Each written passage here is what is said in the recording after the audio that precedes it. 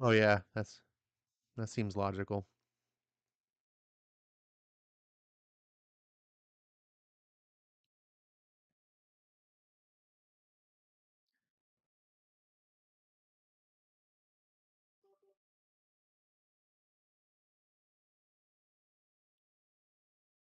There we go. All right. Sorry about. I don't know. I think it's because I use like so many different sound settings on my computer, and when I switch over to my Blue Yeti, sometimes it Streamlabs just doesn't know it. So whatever. Got as long as it's working now.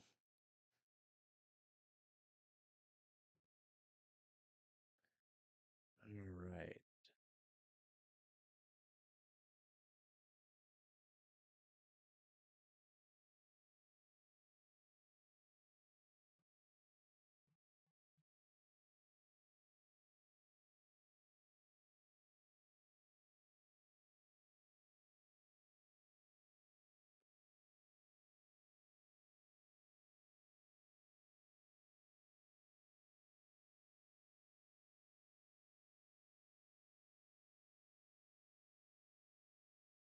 All right.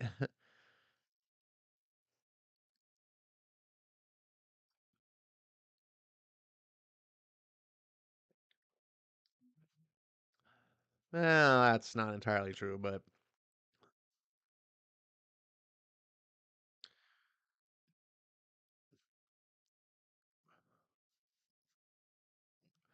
what they need to do, what they need to make it so that it's a slippery slope.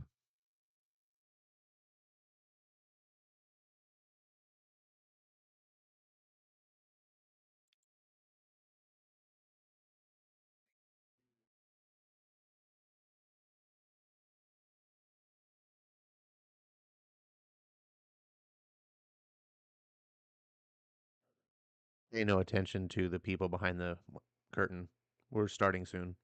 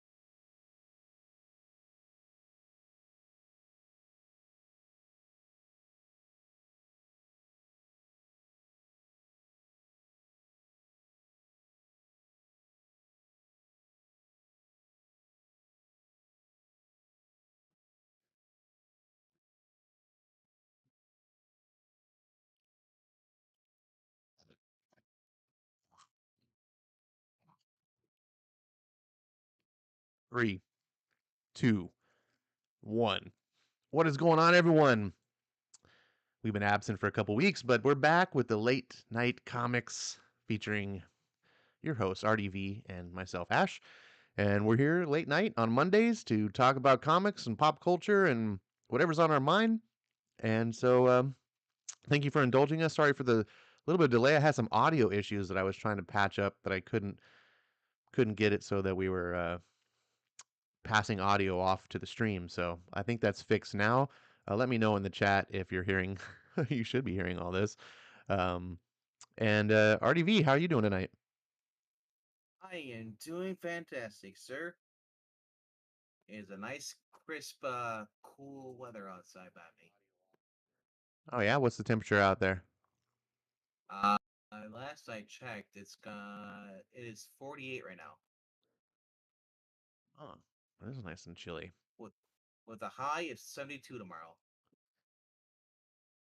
So it's like living next to the ocean. 72 is It's that's perfect. That's what I like. It's 65 well, degrees here in sunny San Diego. 60 degrees to 73, 70 or 74, right around there. Like, and then no humidity, perfect.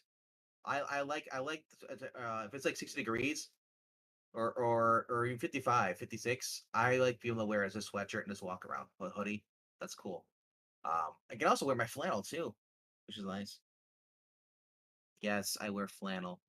I understand that people don't like flannel. You're The so hipsters grunge. tried to ruin it for us. I hate. Like I said, the people that ruined flannel were the people from Seattle. No, You're I'll just you're a say that. grunge hipster. Just admit it. I'm not. No, I'm a lumberjack. You're a Damn it. lumberjack. I live in Wisconsin, bro. I We heard have that about trees up you. here. You really like your wood. I press wildflowers. Okay, nothing wrong with that. But other than that, though, like you said, I mean, yeah, I love it when it's this nice weather here. Um, I hate hot weather, but I also hate snow. But I mean, but I can put up with snow. I'd rather just have like the severe cold weather with no snow, because you think about it, whether you experience it for like 5 seconds and you get in your car and then you drive, and then you get out of your car and you go in the building, like unless you're spending your whole entire day outside, the coldness isn't gonna bother you. It's when you have to drive through freaking snow that's what irritates me. Because unlike most states, up where I live, we have 4 seasons, and whatever reason, whenever it goes from winter snow to just rain, people forget how to drive. It's crazy. I Oh can't yeah, pin it that on. that's So true you like everywhere. it's Colorado, same thing. It Oh, snows. You're like, oh, what do I do now? What do I do? And then it warms up, and you're like, okay, it's fine. Oh crap, rain. that was the one thing I just so true about Colorado. The first snow of the year, that was the worst day to drive. Like people just it was just do not drive. Oh my Right? gosh. Colorado is nut. Like and the other thing too, Colorado, if you're by the way, if anyone's listening, people in Colorado know this, but if you go to Colorado, stay away from the people in the SUVs. I kid you not. Oh yeah, well, yep, Those are the ones that are always flipped over on the side of the road when it's a snowy day or whatever, because the people in the SUVs think like, oh, I can just drive like it's normal, and yep. every single time, it's like they're just nuts. And I had an SUV when I was out there, so I mean, I kind of understand you do kind of sense with the four wheel drive and stuff. It's like okay, you get more stable, but it doesn't matter how many wheel drive you have when you hit black ice. Yep. Uh, that's the thing though. People think that like oh, I have a truck, I can just barrel through anything. Like we get the heavy rains, like oh, it's just rain, it's fine. And you get to the bottom of the hill, and then there's a big giant puddle there. You're, oh, it's fine. They're like, I'm gonna barrel through this, and then it's up to their door, like in the handle. They're like, oh, it's steeper than I thought it was. Yeah, don't. Yeah, people, I guess, aren't really trained. And as far as I guess common sense is pretty much what I'm saying. Common sense was not beat into them as a child. How's that saying go? Common sense isn't common. It's very uncommon now. I have. It's so uncommon. It's like, I just think people just don't think. I think that's really what it is. I watch people and I'm just like, you're just not thinking it through. Like I think everyone is, just so in the moment, and every decision making, part of their process is just like what's going to matter a second from now, and it's like stop for a minute, pause, and think about you know 3 or 4 steps down the line how this is going to matter, and well, people just that's what I don't. think about. Yeah, that's what I think about people when they tailgate. It's like, Right. oh, if I tailgate this person, they're gonna push the front person in front of them that they're tailgating faster. And the guy in the front is like, I'm just gonna drop my speed down because you're tailgating me. Oh, I went to thrift shopping on Saturday with my older sister and her family stuff up near Madison, the capital, and that's super packed. It's like Madison, the traffic is pretty much like being in Los Angeles, except that we actually move a little bit. Um, but I mean, like it's so crazy because driving up there and whenever people get on the express, I don't care what state you're in, but they see a state trooper, they're all afraid to pass him. I don't know why, but they just don't want to pass him. So they hold up traffic. I'm disappointed. I'm like, because I knew I saw a trooper, 2 cars ahead of me getting onto the on ramp, and then I didn't see him. And then I couldn't figure out why is everybody just bunched up. And they're like, oh, it's because I bet you it's a trooper. Yeah, it was because nobody wanted to pass him up. Like the dude's doing 5 over. Just match his speed. If you do 10 over the speed limit, he's gonna pull you over. Yes, but most likely they don't care. The weird thing though was that the state trooper was driving in the far left lane, which is the passing lane, the whole entire time Right. before finally getting off at the. Like they normally don't do that. They're not really supposed to do that because it's a passing lane. Remember, there's 3 lanes: the middle lane, and then there's a slow lane on the right. I want to say about if I'm being generous, I want to say about 5% of the population understands what the passing lane means. In my Like, personal experience, like right? it's it's not meant to be the driving lane. It's meant to pass the cars, and if you keep it clear, then if you're in the second to the left lane and you come up as someone's going slow, you can pass them, and then you can get right back over. Yeah, That drives me nuts. Like it was one of my biggest pet peeves is when I'm in the fast lane and people on the right are passing us because the guy, it's like get over. Ah, which I understand tailgating a bit because it's kind of hard to drive on California freeways and not tailgate. That's how you get people to pull over. What I hate though is when someone's tailgating me, but someone in front of me, like I'm practically tailgating the guy in front of me. Like I can't. It's like I see you behind me. I can't do anything. I can't go faster. So tailgating yeah, me, right. it's the only time I ever tailgate is when the fast lane is clear, except for one a hole who wants to drive the speed limit or something, and it's just like, dude, Yeah. get over. It's like, The only uh, problem with that is if a cop sees you, you're the one that gets a ticket because you're tailgating. yeah, yeah. It's not safe to do. I definitely wouldn't. I wouldn't do it with kids in my car, both for safety and also for trying to set an example. But I mean, it's just one of those things you learn. Like the only way to get them to move is to like kind of crawl up their butt a little bit. And most people get the message, but every once in a while, there's that jerk that just sits there and goes, "Nope, I'm gonna slow down now." And you're just like, "Come on, dude. You got wide Like, open country in front of you. It's not, you know, just it's not gonna hurt to move." see, I usually end up driving in the far left lane because everyone else is going lesser than the speed limit on the middle lane and the right lane. So I just stay in there because everybody has to drive in a pack mentality of where I am. I don't know why, but they all feel like, oh, if we all stay in the group, we're fine. You know, whether we're speeding or if we're going under the speed limit. It's like, what the heck? It's like cows, man. Get off the road. Right. Uh, I've only seen that here.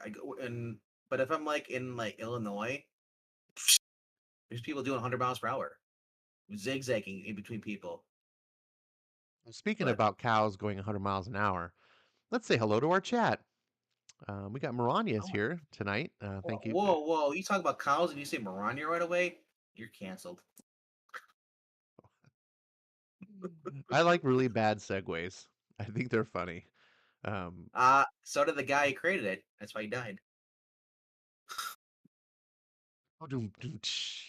Rania's here. She is first.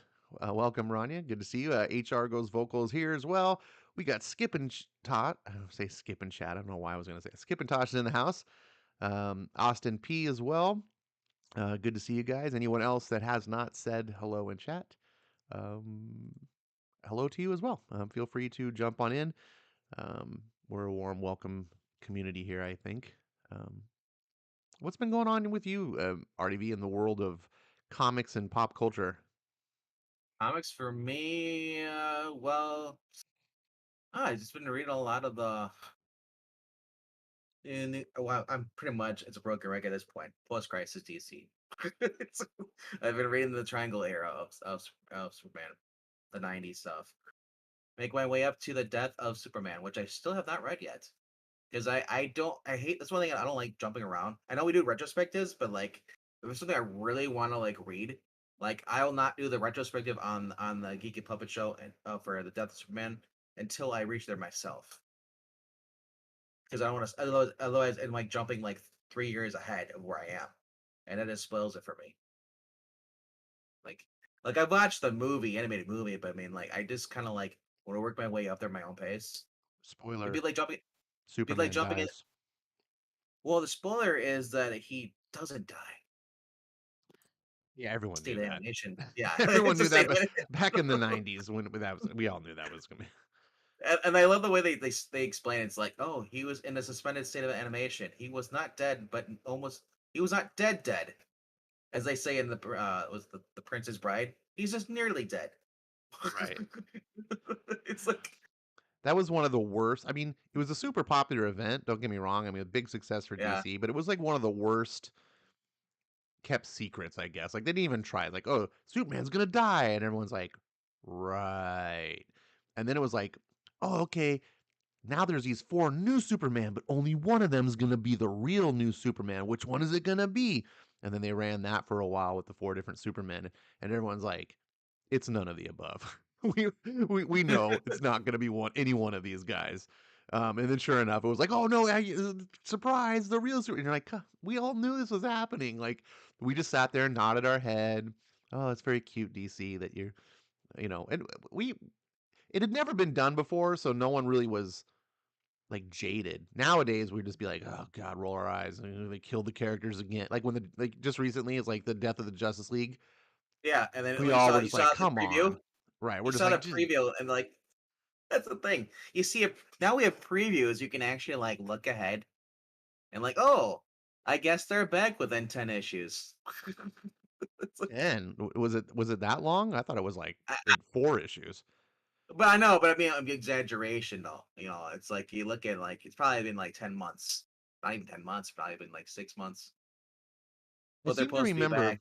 I seem to remember the death of the Justice League going on, and there was already solicits in the previews for the Justice League being back. Like as like I was like, come on, like it's because the solicits are usually like 3 or 4 months Yeah. ahead, and it's like, come on, they're dying right now. The series Death of the Justice League, and we already have solicits about them being back.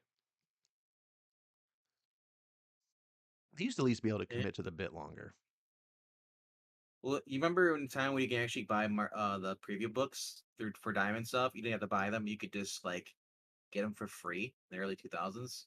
They're like, oh, here's a preview, and then you get the book or two, and they're like, this is that's your I solicits. never, I never And remember now that. now they charge you for it. It's like $20. And it all like the statues, manga, whatever, all this everything that's it's basically distributed through Diamond. Because remember, Diamond did Marvel DC stuff. In the early 2000s, I was going and it's like, oh, here if you want to take one, you can take one. Now, if you want one, it's like 20-30 bucks. I'm thinking like, okay, well, I'll just sit here and flip through it then. I'm not buying it. And I'll take a photo with my phone. Even then, it's like I couldn't imagine being in the '80s and not having like a solicit for like magazines. and then like so he didn't know what was coming on until you actually like saw inside the actual book itself.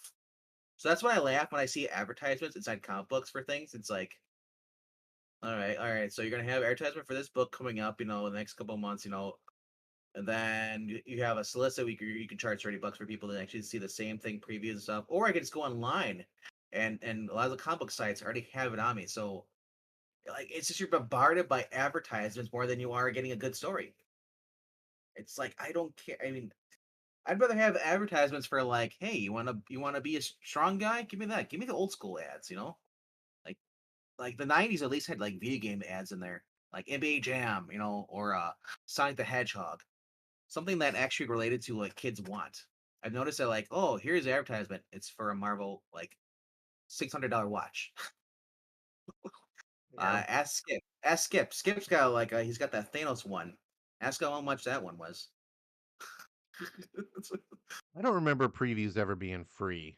Um, they may have been free for the stores, but those are some big, especially today. The previews magazine is like a phone book, Yeah. Well, yeah, but and they those were that's they were. not cheap to make. I used to get Um, them free at one store, and now I know I talked about it because I know said like yeah, some people were paying from now. I was like, really? It's like I don't know. I said I flipped through it and I was done with it. And I just threw it in the trash within like the same day because there um, was everything in there was either expensive or it's like, and I just Now, didn't Marvel, think it was Marvel worth it. and DC both make a consumer version of the previews Now they do, that yeah. are It used free. to be all, The it used to be, the yeah, well, yeah, but it used to be together though. that well, they had DC Connect, and then I think it's just called Marvel Previews. And those you can get for free. But that big trade, that giant previews book is too expensive to give out free. Um, and Nowadays, yeah. that's always been around. I mean, stores need to kind of know what's coming out. It didn't used to be as important though. Excuse me, because comics were just ongoing. You just you just automatically like, oh, you get Batman. Let's say like, oh, there's the next issue of Batman. You're gonna sell it. We'll get Nowadays, look. everything is constantly like 25% of the books every month now are number ones. Think about that, I like, 25%. dude. I liked in during the 80s post crisis when they're in the Superman books. There's three Superman titles. It told you where to go to the next. Like, make sure you pick up this one coming out on sale this week or next week. So you knew that was your reminder. You didn't need to have a full page inside the book. You got it in the very front of the book, not actually usually on the cover or the interior cover, where they actually showed the title and the creators. So that was always convenient. But I noticed they don't really do that as much anymore. Now it's just full blown ads. So Yeah. So Melania says that how they explained the Superman came back from the dead was actually made sense science wise. And then Skip does it? mentions that when Go he ahead. was in the afterlife with his dad, that really hit hard. Yep. So yeah, that Well, was a good example of something. Even though we knew Superman was going to be dead, like we kind of all the ride was still fun to go through. I agree. It does make sense because Superman's legitimately a giant plant. He gets his strength from the sun. He's given some water and some ground, and he's good. Superman skips out mentions too. He says, "I was a kid when the death of Superman hit, um, so uh, it didn't feel dumb or unbelievable. It actually hit him. He was a naive kid and he believed it. It was a true thrill ride. So yeah, that's a good point to make too. I think I was like 20 or something when that happened. So yeah, I'm gonna look at it differently probably than the eyes of a young kid. So yeah, that's a good point to consider. Uh, I don't know what the deal is with this Thanos watch. Am I missing something? Um, and Zach just showed up in the house. Welcome, Zach.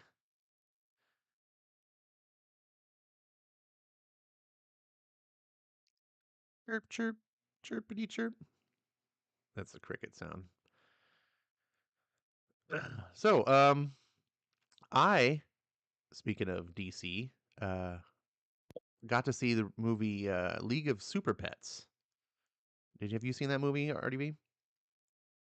Saw the trailer, and that's as far as I got. Okay. Um, I always forget. I'm constantly reading comic books oh, or no working on worries. YouTube stuff. Yeah, Yeah. no worries. Um, I even watched the werewolf thing, Werewolf Night. I didn't know it was even out until Pixel's like, "Oh, you I know haven't this movie watched it came yet out." either. I haven't watched it yet. Yeah. I think they released it too early. I was like, why don't you release this like the week of Halloween? That's when. Why didn't they release it before Moon Knight? Let tie into Moon Knight. No, no, no. I don't think they need to do that. Because then they Um, could have had Moon Knight spawn out of there like he did in the comic books. they could have, but it's not necessary. But That's they did have, just. but they did have a version of Moon Knight. They did the multi personality one, like the original, which I think is better. I haven't seen it yet, but it sounds like what they did was a little bit of a tribute to the Universal horror movies of the old days, and I think that's great, and it looks neat and fun. I'm like, why'd you release this in September? I just the week of Halloween seems just no brainer. Just wait one more month. So I'm gonna wait a little bit closer. So thematically, I have some cool stuff to watch. But the League of Super Pets was actually pretty fun. I watched it with the family here. Um, we need like family movies to watch sometimes, and my buddy actually suggested it. He had taken his son to see it at the drive-in, and he was surprised. Like he actually liked it, and the boy liked it, and so his daughter hadn't seen it yet. I hadn't seen it yet, and he's like, "Why don't we watch that?" And I was like, "Okay, cool. Let's sit down and watch it." And it's definitely a kids movie. Absolutely. I'm not going to try to sell it on anyone. Like it's not Pixar level sophistication. So it's basically on Zach's level. Okay. Yeah, it's like Zach would love it. No, but it's fun. That about 20 minutes in, at first I was kind of rolling my eyes because I was like, "Oh, this they're not really getting the Justice League right." Like I was being too anal about it. Once I realized that this is a kids movie and it's kind of a self-parody of the Justice League, I got to have fun with it. And there was some really fun jokes. And like I said, it was kind of like wink wink at the camera style and like self-parody, just like we're going to make fun of the Justice League a little bit here and we're going to use these pets. And it's good, it's good fun. And what I really liked about it, because it was kind of a dumb movie, but it had heart. They made the quote unquote super pets like really like heroic, like good heroic virtue. It was none of this BS that we see in modern stories today where it's all like narcissistic, look at me, take a selfie, like I'm awesome. Look how awesome I am. That seems to be a lot of what superhero stories are today. And being a superhero is not about being awesome. It's about sacrificing to do what Wait, needs to get done. are you saying they're all Booster Gold stories? No. Um So, and Booster Gold though that is different because it's kind of a satire. It's kind of a parody of that. yeah. Uh, but so the League of Super Pets, like there was the moment, like it's these kind of misfit animals that end up getting superpowers, and they have to kind of come together to save the Justice League. And it's like I said, it's silly. The villain is another animal that like worships Lex Luthor, and it's just it's dumb, but it works because it's dumb. And then you've got these like misfit animals, and I just think it works better than even if it would if they weren't animals and they just told the story with like a bunch of kids because it kind of feels like they could have done that, like a bunch of misfit kids coming together, but it's the animals. And like I said, just how they have to kind of learn the lessons that they need to learn and like what matters. And it was kind of a heartwarming wholesome tale. So if anyone does have young kids, um like preteen, I absolutely think um, that they would love it. And so like my buddy's kids are 11 and 13 and they loved it. Both of them just were laughing and having a good time. So, All right.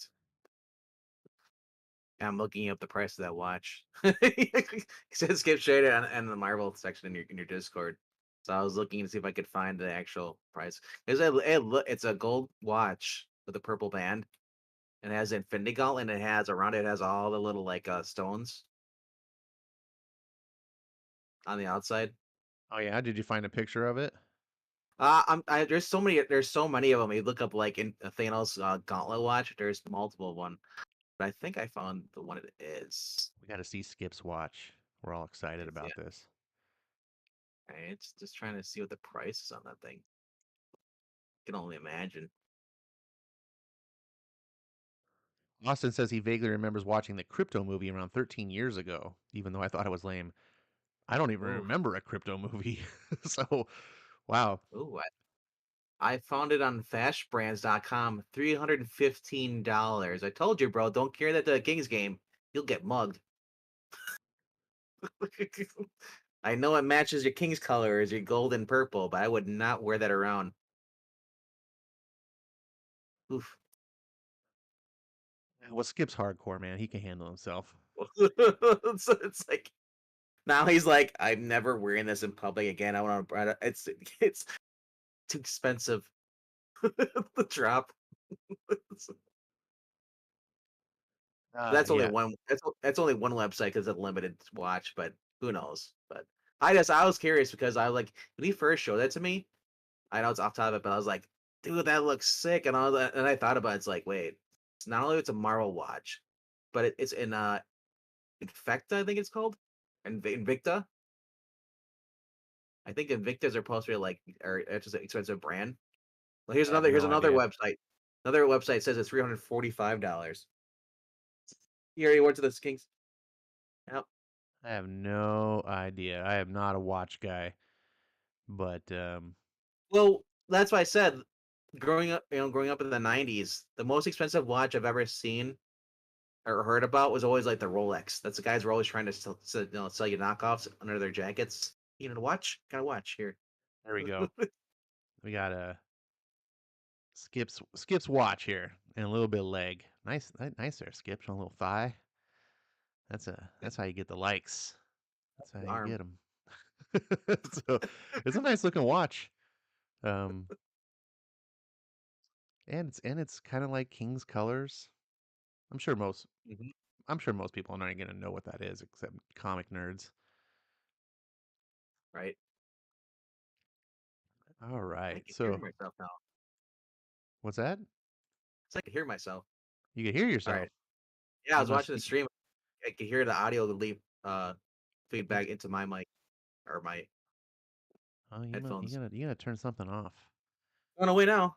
So what else is I'm going like, on? I watched League of Super Pets. I haven't really done much of that. I've been trying to read some comics. uh, I got caught up. uh, Skip got me to try out do a power bomb, and I've been really at your enjoying it. age, you're kind of not that flexible anymore. Yeah, yeah. I would never want to actually do a power bomb, but I got through the 4 issues so far of Do a Power. Have you read that book at all? No, I haven't. I've been thinking about doing a video on it, because it's not. I have issues with the book, but like it's like 10% issues and like 90% love for it. So it's really it's a really good story. It's a good story. It's really well told, like issue by issue. It does that really great thing that comics do, where like each issue is kind of its own little story, but then it continues on to the bigger story. So you don't. It doesn't just like cut off. It doesn't feel like it's written for the trade, where it's like if you reach at the end of the first floppy and it's like, oh, it just stops and I have to wait. Like you get a resolution and a cliffhanger, and then the next issue picks up from there. And so each issue kind of almost feels like a sequel. And there's a ton of heart in this book. Like every issue just surprises me where I'm like, oh my God, it's going this way. So I read the next issue and like, oh my God, it's going this way. And I don't want to spoil anything for those who want to read it. But yeah, there's some nice reveals in there that I was like, oh, I can't believe I didn't see this coming. And the art is fantastic. Daniel Warren Johnson is his art's kind of muddy. So I think some people, like myself included, when I was first introduced to Daniel Warren Johnson, I did not like his art. And that was when he did that Wonder Woman book, which I'd really want to read now because I've become a fan of his. But at the time, I was like, oh my God, what the hell is this? Like they made Wonder Woman look like what? It's just so ugly. in Which one the is this? ugliness Like of his art is the Black Label? yeah, the Black Label Wonder Woman book. Okay. I The forget one who where it was. she's using like she made a shield out of Superman's like chest or something like that, or torso. Is it that I one or is haven't that read it, Death so Metal? I can't tell you what Uh, happened in oh, it. I haven't um, read it either, but I've heard bits and pieces from multiple different Wonder Woman stories. So I'm just trying to guess which one it is. But now there's the Black Label one. I heard was supposed to be like art was kind of like Sylvester. That's the way to describe it. oh no, Silvestri is lot, like lot, lot of lines, in the pages. So that's the way he draws everything. Everything looks like the background has a lot of lines. You can tell well, do you remember the Beta Ray Bill miniseries? Did you read that? I do not like Beta Ray Bill, so I didn't read anything about Beta Ray Bill. Oh my goodness, you're incorrigible. I am just anti horses with hammers. It's He's not a absurd. horse, he's an alien. He's alien God. horse, okay? God. Um, someone in chat can tell. I'm looking. Oh, Wonder Woman Dead Earth. That's the That's name. it is, yeah, yeah. I know it's a Black Label because It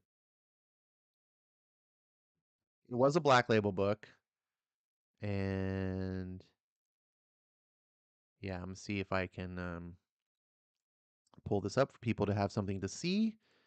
There we go. Let you see it.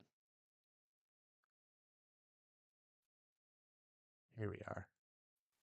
So yeah, so here's the cover. Let's try that again.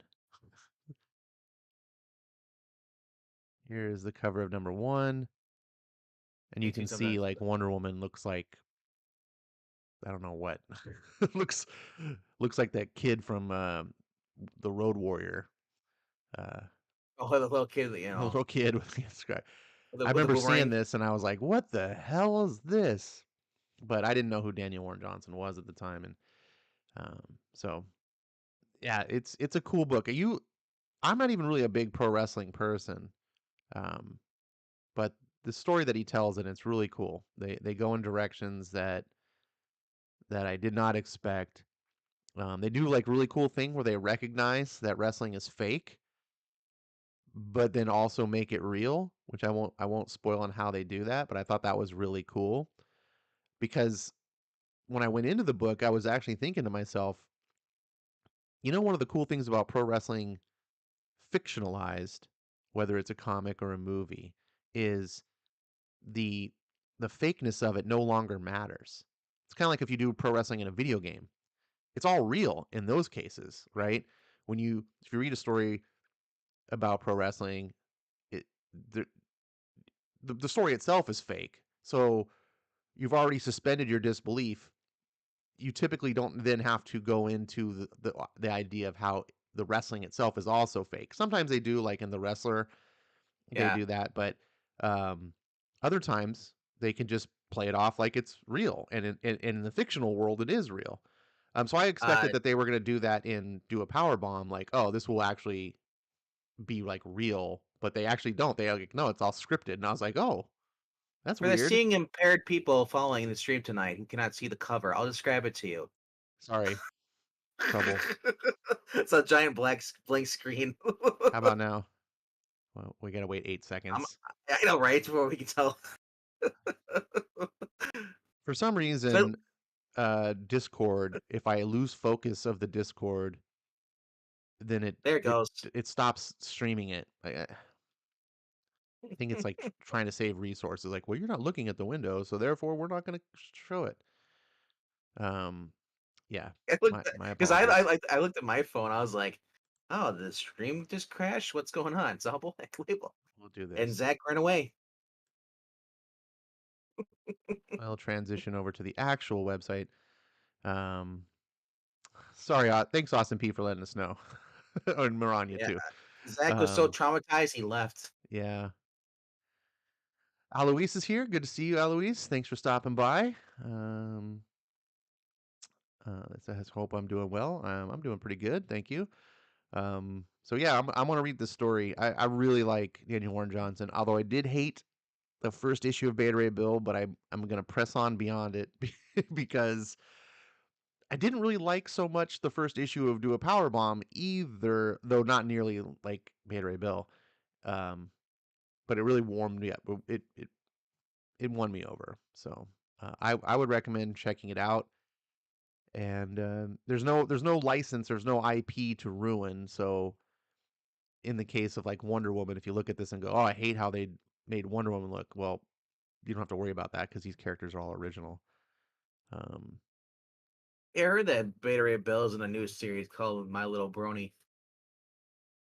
You can like brush his mane and everything like that. oh It's my really cool. goodness, here's more Oh, art actually, I thought there's only 3 books, but apparently there's 4 or 6. of the Wonder Woman Dead Earth. Which one are you Yeah, thinking of? you went before you clicked on this one. I think I was looking to see how many there were. It looked like there was a bunch. Yeah, it looks like there's four Oh, oh, issues. oh, there's 4K, 4 issues. Okay, it's a hardcover too. All right, and then two Yeah. cover out. Alternate covers 4. So I'm a massive fan of the Daniel Warren Johnson now. It's weird how you have an artist. There's a couple artists actually currently in comics that are that way to me. Where at first exposure I was like, ooh, kind of put off. But as I just sort of kept looking at their art, being forced to as I'm reading the books, like they really warmed up to me, and then became a big fan. Daniel Warren Johnson is this way, and also James Herron from that series Ultra Mega just really won me over, and they're like among my favorite artists currently in the business now. Um, really great, and these covers don't really do justice either because when you when you read the books and you see how good of a sequential artist um, Daniel You Warren know what I Johnson do? is.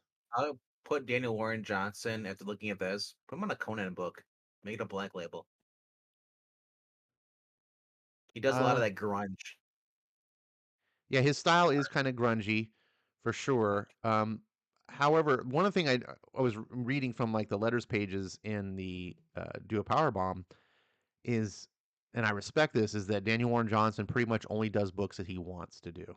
He's like, he doesn't let himself get scheduled on stuff anymore. He's like, at this point in his career, he's only going to do stuff that he has a passion for. So we're only likely going to see him do a Conan book or something for some reason if he loves Conan and wanted to do a story. Um, although I highly doubt it, given the type of style of stories he likes. He tells very heartwarming family stories, so that's not really Conan. I couldn't really see. Um, Said like you said. I mean, I'd say he'd be perfect for doing. I mean, he does the covers, right? This is it. This is on the covers as well as the interiors. yeah, yeah. Because I yeah, I just wanted to give an example of what visually what his art looks like, because but like I it's said, very she looks unique. very cavewoman, Yes, prehistoric, very Viking. yes. And I was originally turned off when this book came out. I was like, "What the f is this?" My only I had question no is, idea. why is she wearing the utility belt? Because she can't use anything in there because it's booby trapped. Like he has everything rigged. Even we saw that in the animated series. We've seen that in the comic books. So unless she knows like the certain like passwords you use in order to unlock his utility belt or Well, the pouches. she is a super close friend of Batman, so I mean, if Dick Grayson can use the utility belt, why can't she? He probably has his own. That's what I'm thinking. But Maybe. I don't know. That's Simpsons comic book nerd question. That's a little extreme. Apparently, this story takes place in like a post-apocalyptic future, where the DC heroes are dead. Um, Yeah, and she's a she's like, "What? Yeah." So, anyways, not to get too far off. Zach says his Jurassic League run is really fun, and it, Austin it is a says I direct. don't like this art, and I totally understand. I hated it too. I mean, it's supposed to be um, Wonder Woman. That looks more like opposite of Wonder Woman. That looks more like Cave yes, Woman. it is not at all Like representative of what you'd expect Wonder Woman to look like, that's not and Linda Carter. I That's like Linda Carter totally got hit. totally understand. Not going to try to change your mind, but like I said, if you read a book, maybe perhaps that's like do a power bomb where it doesn't involve any characters that you already know, um, that might change for you. Um, so yeah. What else? What about you, buddy? I've been talking the whole time. Um, what's been catching your I've eye? been What have you been into? like I said, I've been reading a lot of the well, if you want to learn what I've been reading, uh lately I haven't been really reading outside of the books I review. But I said the one book that did caught my eye last week I reviewed, and the best of the week was a new Saturday morning TMNT, the Turtles, the Yeah, Teenage Mutant you Ninja said Turtles. that was your best of the week. I Oh, think I the remember you saying. nostalgia! If you love the '80s cartoon, this felt like another episode right out of it. Everything down to it, the jokes, Which I did they not, but a lot of people did. they they put on Donatello creates basically a training program for them through VR. And all the turtles go into it, and it has and basically lightning strikes, and they're stuck inside the actual video game, and they have to complete the end. And it's filled basically every single villain they face across. As you got until on the left, there's the guys from the Secret of the Ooze movie. It's in the turtle, and then you have like some other ones in there. You even have Krang and the Bebop Rocksteady in there, and they mentioned like games like Fortnite, Donkey Kong, Mario Kart, and all stuff. Their games are playing, and even Mortal Kombat, the side scroller games. So Hmm. it was kind of cool to see that, and in the humor though, I'm reading the dialogue. This is Eric Burham, the guy who does for IDW, writes basically Ghostbusters stuff. He very much captured the personalities of the characters from the show. It was just fun. It's like, and I'm reading it in the voice actors. I got Rob Paulson, doing the voice of Raphael in my head, and whoever does the voices for Donatello and Leonardo and Michelangelo, and like Michelangelo is the exact same he is in the cartoon. So if you're a fan of that version, you're gonna enjoy this. Now, if you're a fan of the serious stuff, like I know you are, Ash, Yeah. this might be a little bit too childish for you because you were at that age when the other one came out. That was so great, and to see it come to devolve into this, I can understand why. Like, okay, well, it's just not really that cool. That's the closest example I could come to that for me is I love the Young Justice, or no, or not Young Justice, but the Titans cartoon, and then they basically dumbed it down and turned it to Teen Titans Go.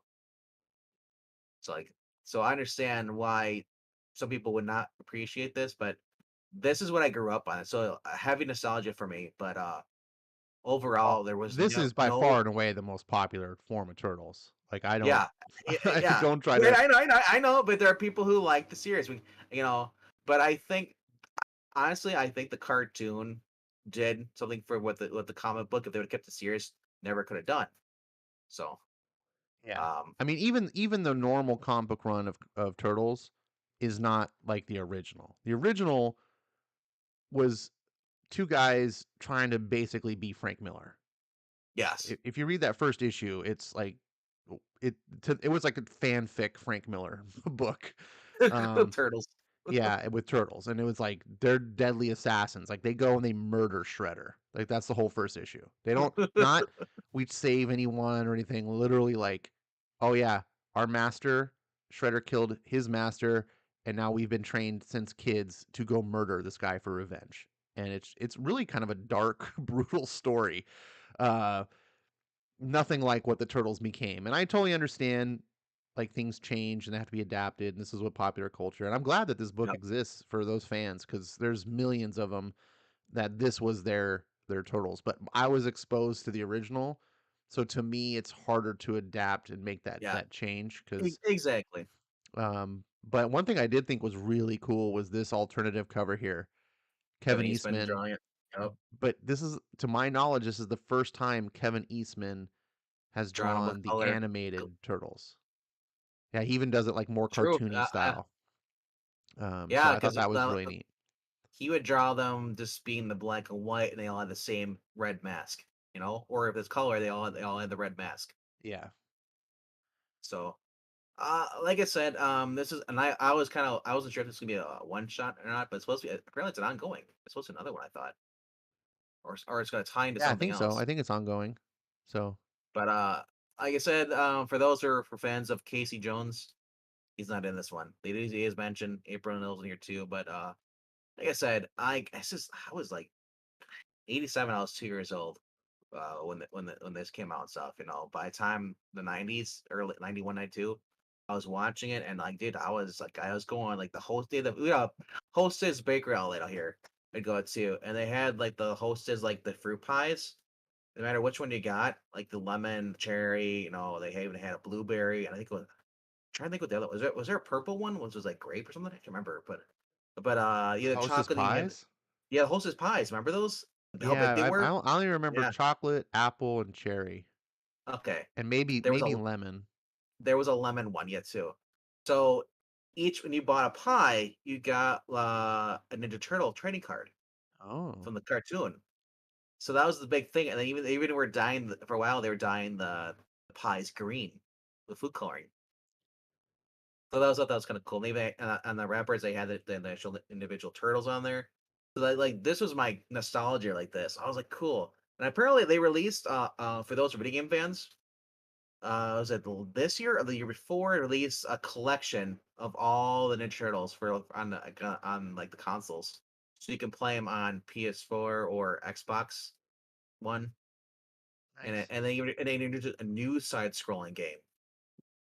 So it's like if you're a fan of this stuff, it's like, dude, it just keeps getting better and better. Now they're doing this. It's like, oh my gosh. So I guess that, and that's probably why I thought it was the best because of the nostalgia effect and the fact they kept it basically to what I remembered it was.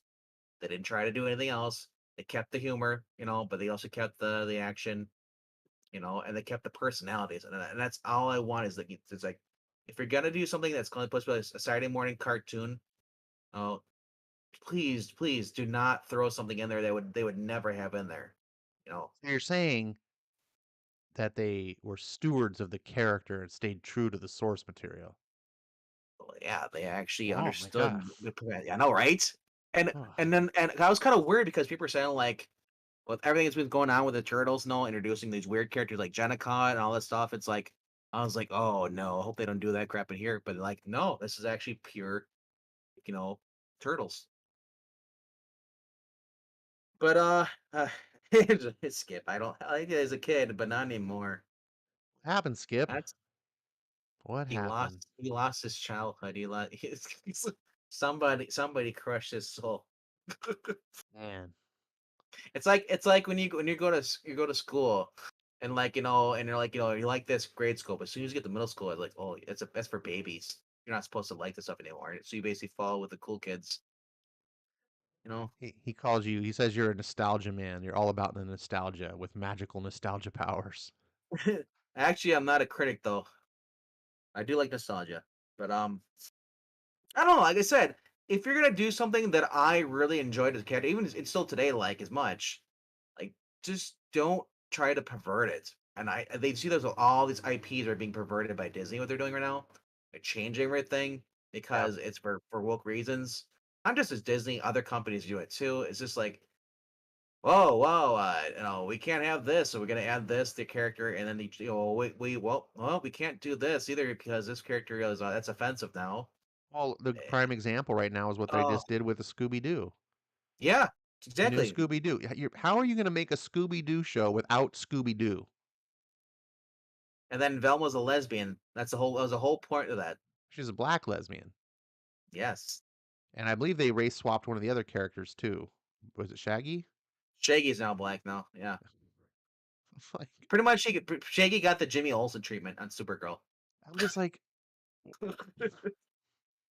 and you know what? And of course it's gonna bomb, and then they're gonna blame everyone for being racist. And it's like, no, we just want our stuff to be what it was. I don't want you to remake Fat Albert with a white guy, right?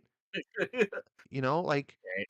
Yeah. just keep it what it was. It has nothing to do with racism or sexism or anything like that. We fall in love. You know, it's a perfect example. Here's the cartoon turtles. I had already been a Teenage Mutant Ninja Turtle fan for years before the cartoon had come out. So I Hurry had up. like cemented what I liked about the Turtles. And when the cartoon came out, I tried to like it because I was excited that my comic book became a cartoon. I didn't hate it, but it was just different to me. I was like, "Oh, these turtles are like way too jokey." It's kind of like how people see the new Thor movies. They're like, "Oh, Thor's too jokey. That's not my Thor."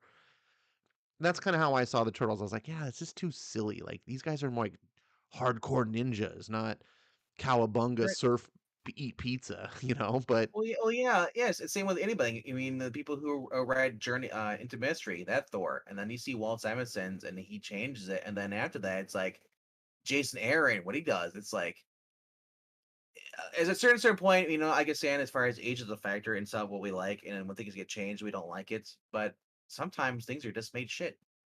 You know, Yep. Austin P in it's the chat says, "I don't know. How do you make a Venom and a Mobius movie without Spider-Man?" To which I say, Sony has still not answered that question.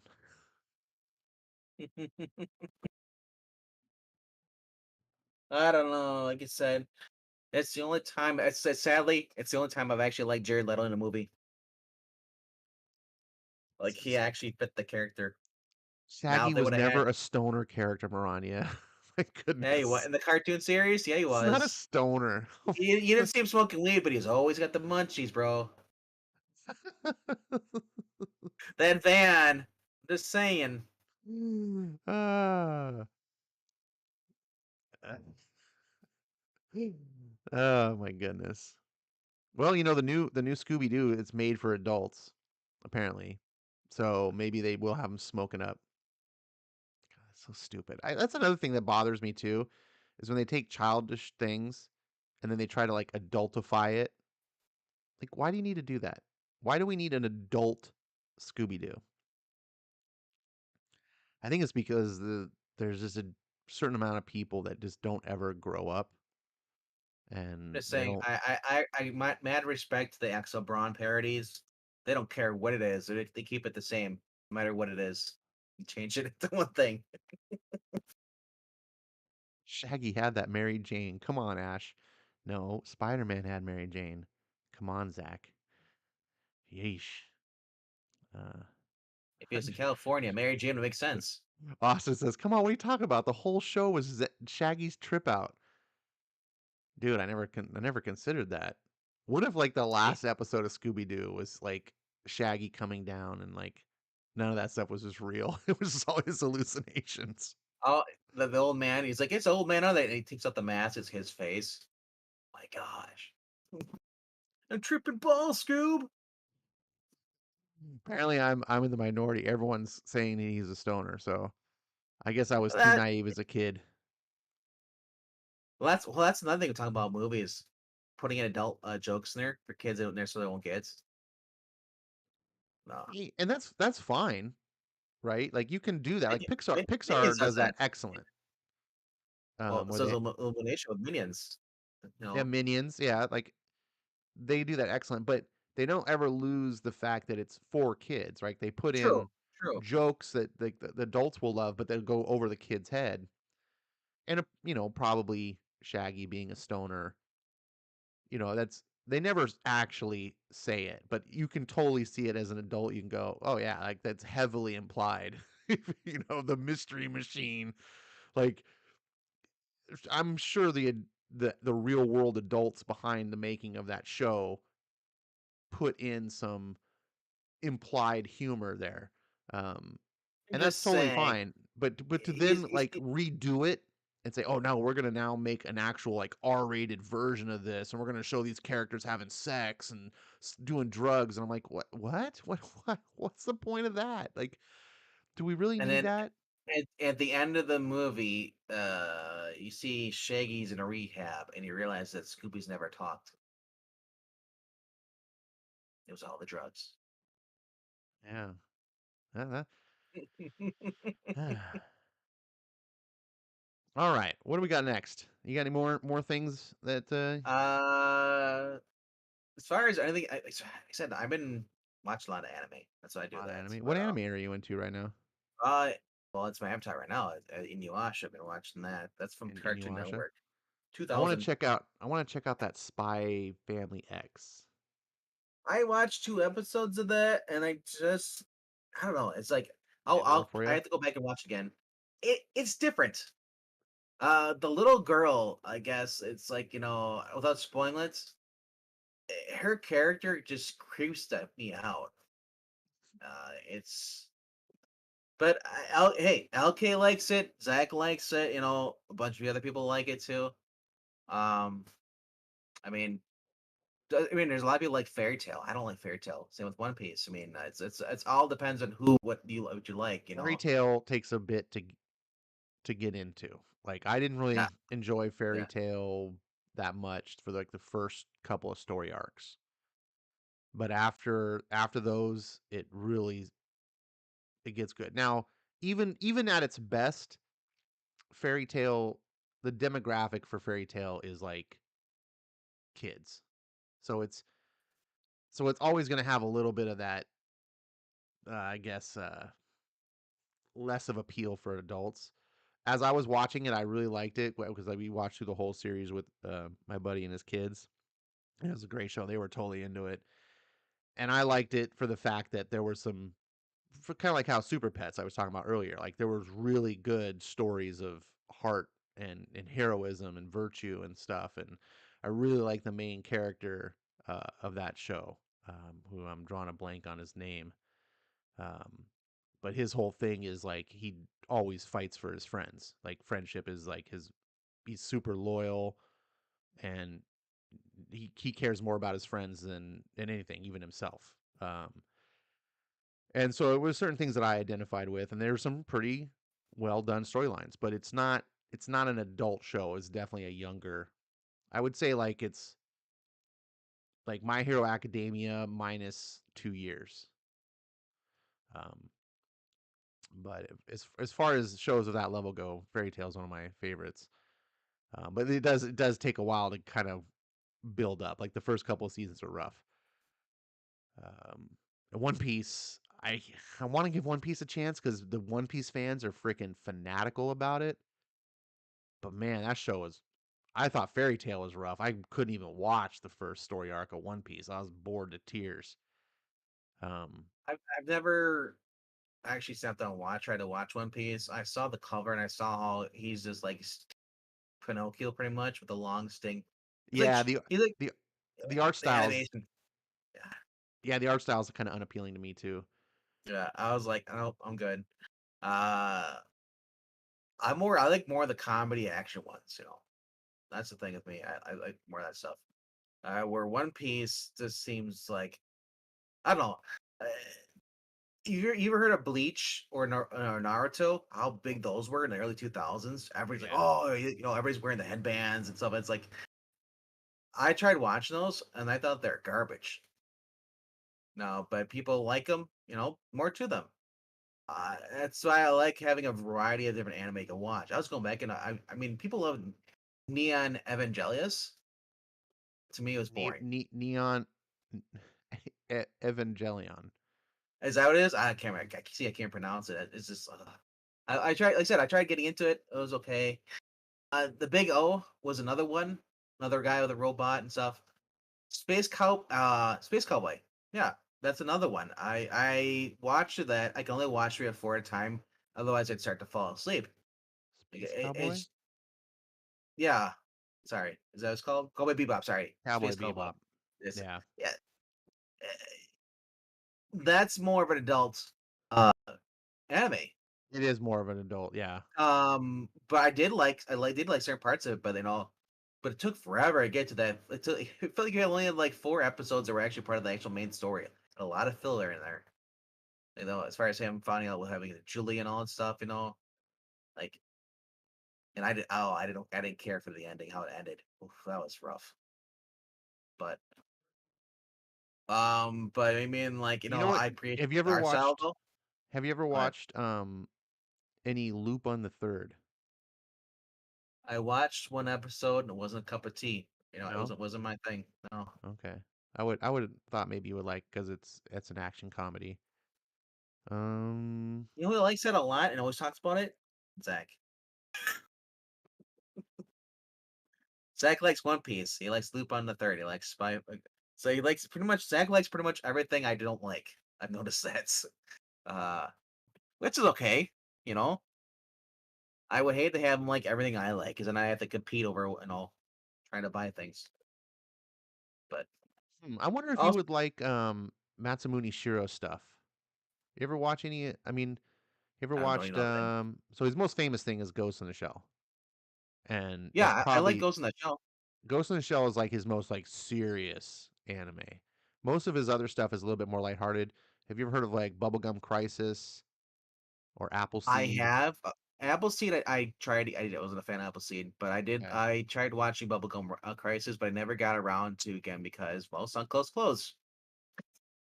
And then like I couldn't find anything. The last time I remember seeing him on the shelves was in VHS form only. So I'd have to. I mean, I don't have any subscriptions to any anime things, so I have to like look for it. I mean, I'm these are really sure. obscure. I'm Uh, sure that you can find a way. well, I'm sure I could find a way, but I mean, if you think about those, they're really obscure trying to find them. Like trying to find a DVD if you want to buy those, collect those things. That's the other thing. Problem with a lot of those animes. Um, eBay, dude. You can find anything on eBay. Gungrave though was one of my top favorite animes though. Even my favorite anime, which no one has ever seen but me, it seems like no, is I could found it on eBay. So, um, yeah. You're the one guy who pays $60. No, I fortunately I have it on DVD. And about 6 months back, I was like, man, I really am kind of jonesing to see this again. And it's called Giant Robo, is the name of the anime. No one's ever seen it. It's based on an old '60s tokusatsu TV show called Johnny Sacco and his giant robot, but it's done like really serious and cool. And totally in love with it. Absolutely love it. I bought the DVDs a long time ago, and I moved to California. I packed things up. I lost a lot of things in the move, whatever. And so 6 months ago, I was Jones, and I was like, man, I really want to watch this. I'm like, I don't know if I have this anymore. And a lot of my stuff is still kind of like boxed up in storage in the garage. Like I don't have everything un like fully unpacked because I just don't have the space. Like I don't like I used to have a whole house for myself, and now I don't. Um, so I was like, man, do I have it? And I couldn't find the box like where my DVDs. I like only kept like 10% of my DVD collection. So I was like really afraid. I was like, I don't think I would have left those. Like that would have been, and I couldn't find them. And I was all worried. And I was like, well, maybe I just go, they're probably on Blu-ray now. So sure enough, they are. It's available on Blu-ray. It's like $50. So Um, do you know what's funny? what? Um, One of the animes I really like is Ronin Warriors, which is basically the samurai troopers, they call it in Japanese. The writer for Cowboy Bebop the movie is the person who wrote or basically wrote the anime I like. So they're kind of connected. Hajime, yeah, Tate, or yeah, I think he also did the actual. No, is he the creator of the actual Cowboy Bebop? Um, Yeah, he did. Well, yeah, he wrote 26 episodes. Yeah, just the writer. He's the creator. So the creator of Cowboy Bebop is a guy. I like his other stuff. He wrote like a lot of the Mobile Suit Gundam stuff. So those are basically more of my animes that I was really into. Uh, Gundam Wing, Gundam Seed. But yeah, when you get this Outlaw Star, that's the other. That was a big, huge one he also created too as well. That's one I want to watch.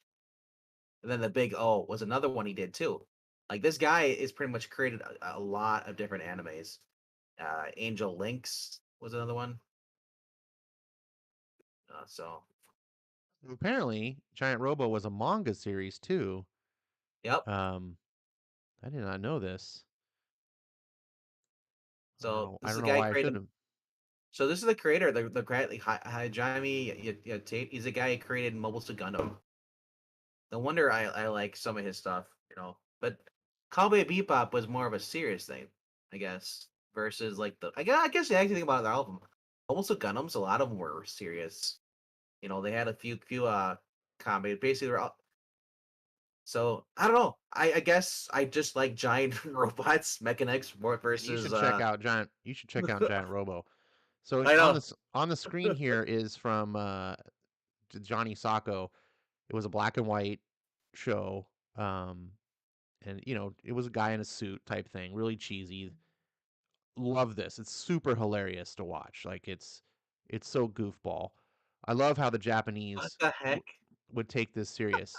So they did this, and then they did the anime, and the anime is slightly different. Like here's a picture of the robot, and You see how the body, the arms, like, super robot. The picture, the photo right above the one you're looking at right now, the one you're uh focused on, super robot, shotgun, giant robot animation. That's pretty much what you'd see in the Zaku's of the Gundam stuff. So a lot I already copied each other, which isn't that bad, you know. yeah, this is so yeah. So here's the original giant robot, and then this is the anime design. Dude, I Um, want you should take some cardboard and you should create your own costume. You can go as that for Halloween. but Go. I absolutely love this. It's an OVA series, so it's not even long. It's like 4 discs. It's like 4 OVAs, which are like short movies. So it's not even like a massively long thing, but the animation is so good. The art style is very simple. Um, There it is. See how it goes down, and you see that guy with the sword and shield. That's pretty much like um Power Rangers. Same thing. Yeah, the giant robot suit. yeah, the What weirded me out though is that supposed to be like Egyptian yes, sort of. headdress? Yeah, there's some Egyptian design in there. The the the art style is very like old school, anime. It's not like the modern. They're harkening back to like an earlier time. And it looks really simple, but man, the animation is so smooth and solid, and just the story is just amazing. Like I just love this. It's my like I said, it's my favorite anime. So for those of you who didn't care, also it's got anime chicks. Cheesecake. Some people like Oh, anime. Some people like anime chicks. Um, oof! I uh, see that gun now, and I can't unsee that gun now. yeah, That going out work at practical means. Skin Ray. Um, so Well, that was the thing with mobile. Mobile suit, like, yeah, they had the hot babes, and then they had either they're crazy or they're just like they nag. Like it was must be like a Japanese culture thing. It's like like Minmay from what's it called? Oh, Macross. oh yeah, Minmay was really annoying. I So in I this don't know. I this don't. Go ahead. I was gonna say in this character, this boy, I forget his name. In the anime, it's not Johnny. That's obviously was like an Americanized Wait, is name. he doing a real stealth thing where he controls it by Yeah, punching? he controls it because he stumbles across the robot. What? He So you stumbles. saying Real Steel stole this from that? No, he just commands it. He's got this watch. He's talking to the watch. Um, you can see like here, he's holding, and he just tells robot what to do. Um, and so he stumbles across. So he's the only one that can command the giant robot. It's got that like cheesy whole thing where, like the scientist that made it is dying, and Johnny comes across the watch, and it's like, oh, and then it prints on him. So now he's the only one. And there's this secret organization called Unicorn. Um, again from the show. I forget what they're called in the anime, but they're like a special organization of kind of like James Bond type thing. They fight the evil bad guys, but in the anime version, they all have like superpowers. So it's kind of cool. But Johnny's only allowed amongst them because he's got the robot, and the special thing about it is it's an atomic powered robot, in a world where there's this new energy that everyone uses this new energy, and atomic energy is it's outdated or whatever. But the problem is this new energy's like been corrupted, and now it doesn't work. Like the good guys can't use this, so giant robo is the only thing that can operate. Anyways, there's a whole big long story to it. It's really cool stuff. I'm gonna go way in the weeds, so I'll stop. But I'll say that. I'll say the biggest reason what drew me into watching the mobile Gundams is whenever like maybe guys fighting in the Zaku pilots are like, yo, yeah, we're going great. All of a sudden, here comes your Gundam show. You're like, oh my god, it's a Gundam! and they like all get slaughtered every single time, and they always scream, "Oh my gosh, it's a condom!" So always had me like laughing. I was like, "It's like you're screwed now." Oh, Eh, That and I think they cloned like Charles Avenel like 30 times. That guy just kept coming back, kept coming back. I was like, "It's like, hey, like really? Can we just get rid of it for this character?" No, that's what it's supposed to be like all these hundreds of years in the future. Zach says looks cool, but I bet One Punch Man could take down. Wait for it. And One Punch. Yeah, One Punch Man. One Punch Man is ridiculous. Skip says, of course it's atomic. The relation to atomic destruction in Japanese animated media is tragically linked.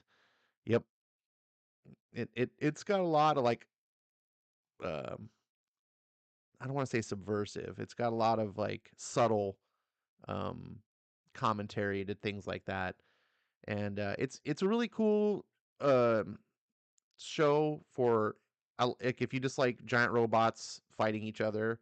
It's got that. There's always like the evil guys always have like their giant robot thing, and giant robo's got to stop it. But then they themselves, like their agents, are doing stuff, and then the agents of Unicorn will come across them, and so there's you get some cool like superhero fight stuff, and it's just a really overall cool show. Great music, everything about it is just 5 star. Um, so speaking of 5 star, let's get into our book. What do you say? Unless you have something else. No, just said I can't wait till we get to issue 38. That's the one you want to get to. The thumbnail, bro. Eventually. Yeah, that's a cool thumbnail. When I saw that cover, I was like, oh, that's got to be the thumbnail. It's yeah, we're getting origin stories this week. Correct. So I thought, as I'm wont to do, and I don't research far ahead, I thought that this next arc was so this trade, this volume has the first part was 4 issues, so it's 8 issues total. Typically in the boys, the story arcs are 4 or 6 issues. Um, so when I saw it with the first arc was only 4 issues and there was 4 more, I just naturally assumed, okay, there's another 4 issue arc afterwards. Turns out it's just a 2 issue arc, and then there was 2 individual issues following it. But regardless, we're going to cover these 4 issues, 35 through 38. The first arc here is called "Nothing Like It in the World," Part One. And you want to take us off here on the first issue? All right. Well, you want us to take us off? Okay. All right. Thank you guys for showing up. That's it for the stream. I'll see you tomorrow.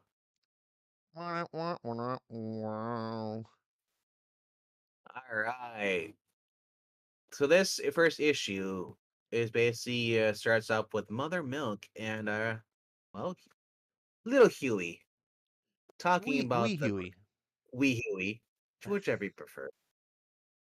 But them basically talking about the bridge stuff and commenting on they're gonna originally the guy who basically designed it uh, it was going to redo it, and then actually no, he died. The original designer of the Brooklyn Bridge, whatever, or I think it's Brooklyn Bridge, Mhm. but he died. So his son took over. His son's gonna basically gonna like was talking about originally the city's gonna have him do something else, do it as a monument. But he's like, and Mother Milk's like, well, it's disgusting it would be. It's just like Huey even mentions like it'd be like it looks like someone's just, like in shackles for all eternity too, like just stuck in the water.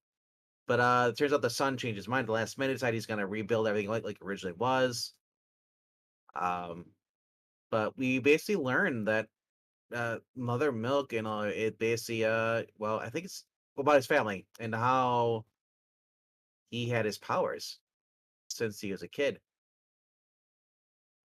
His brother over there, basically we learned his brother is basically a little is mentally handicapped, never been too bright.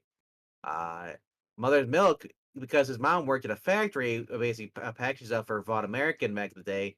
Uh, she was exposed to basically a compound V traces. They used to package everything before they went all automated.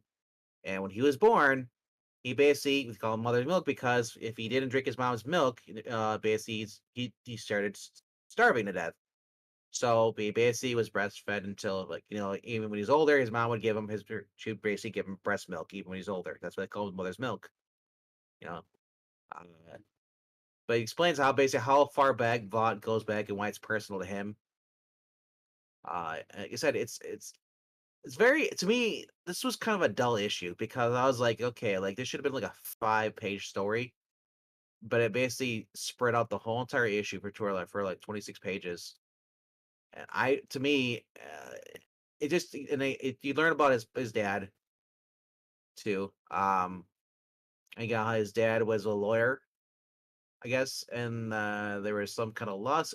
It's been a while since I read this last week, Ash, so a little bit fuzzy on this. But I I could think his take dad. over the reins if you want. Yeah, go ahead. It's up to you. I don't want to steal your thunder, but if it's been, I don't have any thunder. I only have lightning. oh, all right, I'll be the thunder. So All right. yeah, so as RDV was saying, Mother's Milk's mom worked in this factory, and before there was a factory, uh, it was an experimental location for Vought that were secretly doing Compound V and stuff. And when they stopped production or whatever, and they converted it over to this packing factory, like made dog food or something, they didn't bother to clean up, and so there was trace amounts of Compound V and stuff had gotten the food, and basically like poisoned all the workers. And as RDV was saying, this book is a lot of In- basically uh, Information. Mother's Milk explaining the history, his history and stuff. And it is dull in the sense that there's no action. I found it very captivating because It's Mother's Milk's very voice, like him telling the story, I was choking up at parts of some of the family drama that he had to go through. yeah. Um, It's very informational. That if it basically it's like reading a dossier to me in a um, sense. but Uh, this to me was a how do I say it, a great example of Garth Ennis being a fantastic writer, because on the surface it just looks like a big wall of text, but there was so much like I said, heartfelt family drama and like understanding of this character. Like you by the time you're done with this book, you understand what makes Mother's Milk tick. And we get to this part where he's giving this flashback about how his dad his dad had always been a really super intelligent guy, but you would never know it because he didn't have an education. And so, like most people, if you're smart, most people think of smart people based on what they know. And that's right. It's down with the jail. That's what it so was. his dad ended up going to jail because he Yeah, got in doing some involve wrong bad people. things. And in jail, he got access to a library. And he talks about how when his dad got to the library, everything started clicking. He started reading, and it just that untapped intelligence turned into education. And so then he learned how to learn the law and things like that. And they talk about about 300 people at this factory. They say like 1 in 10,000.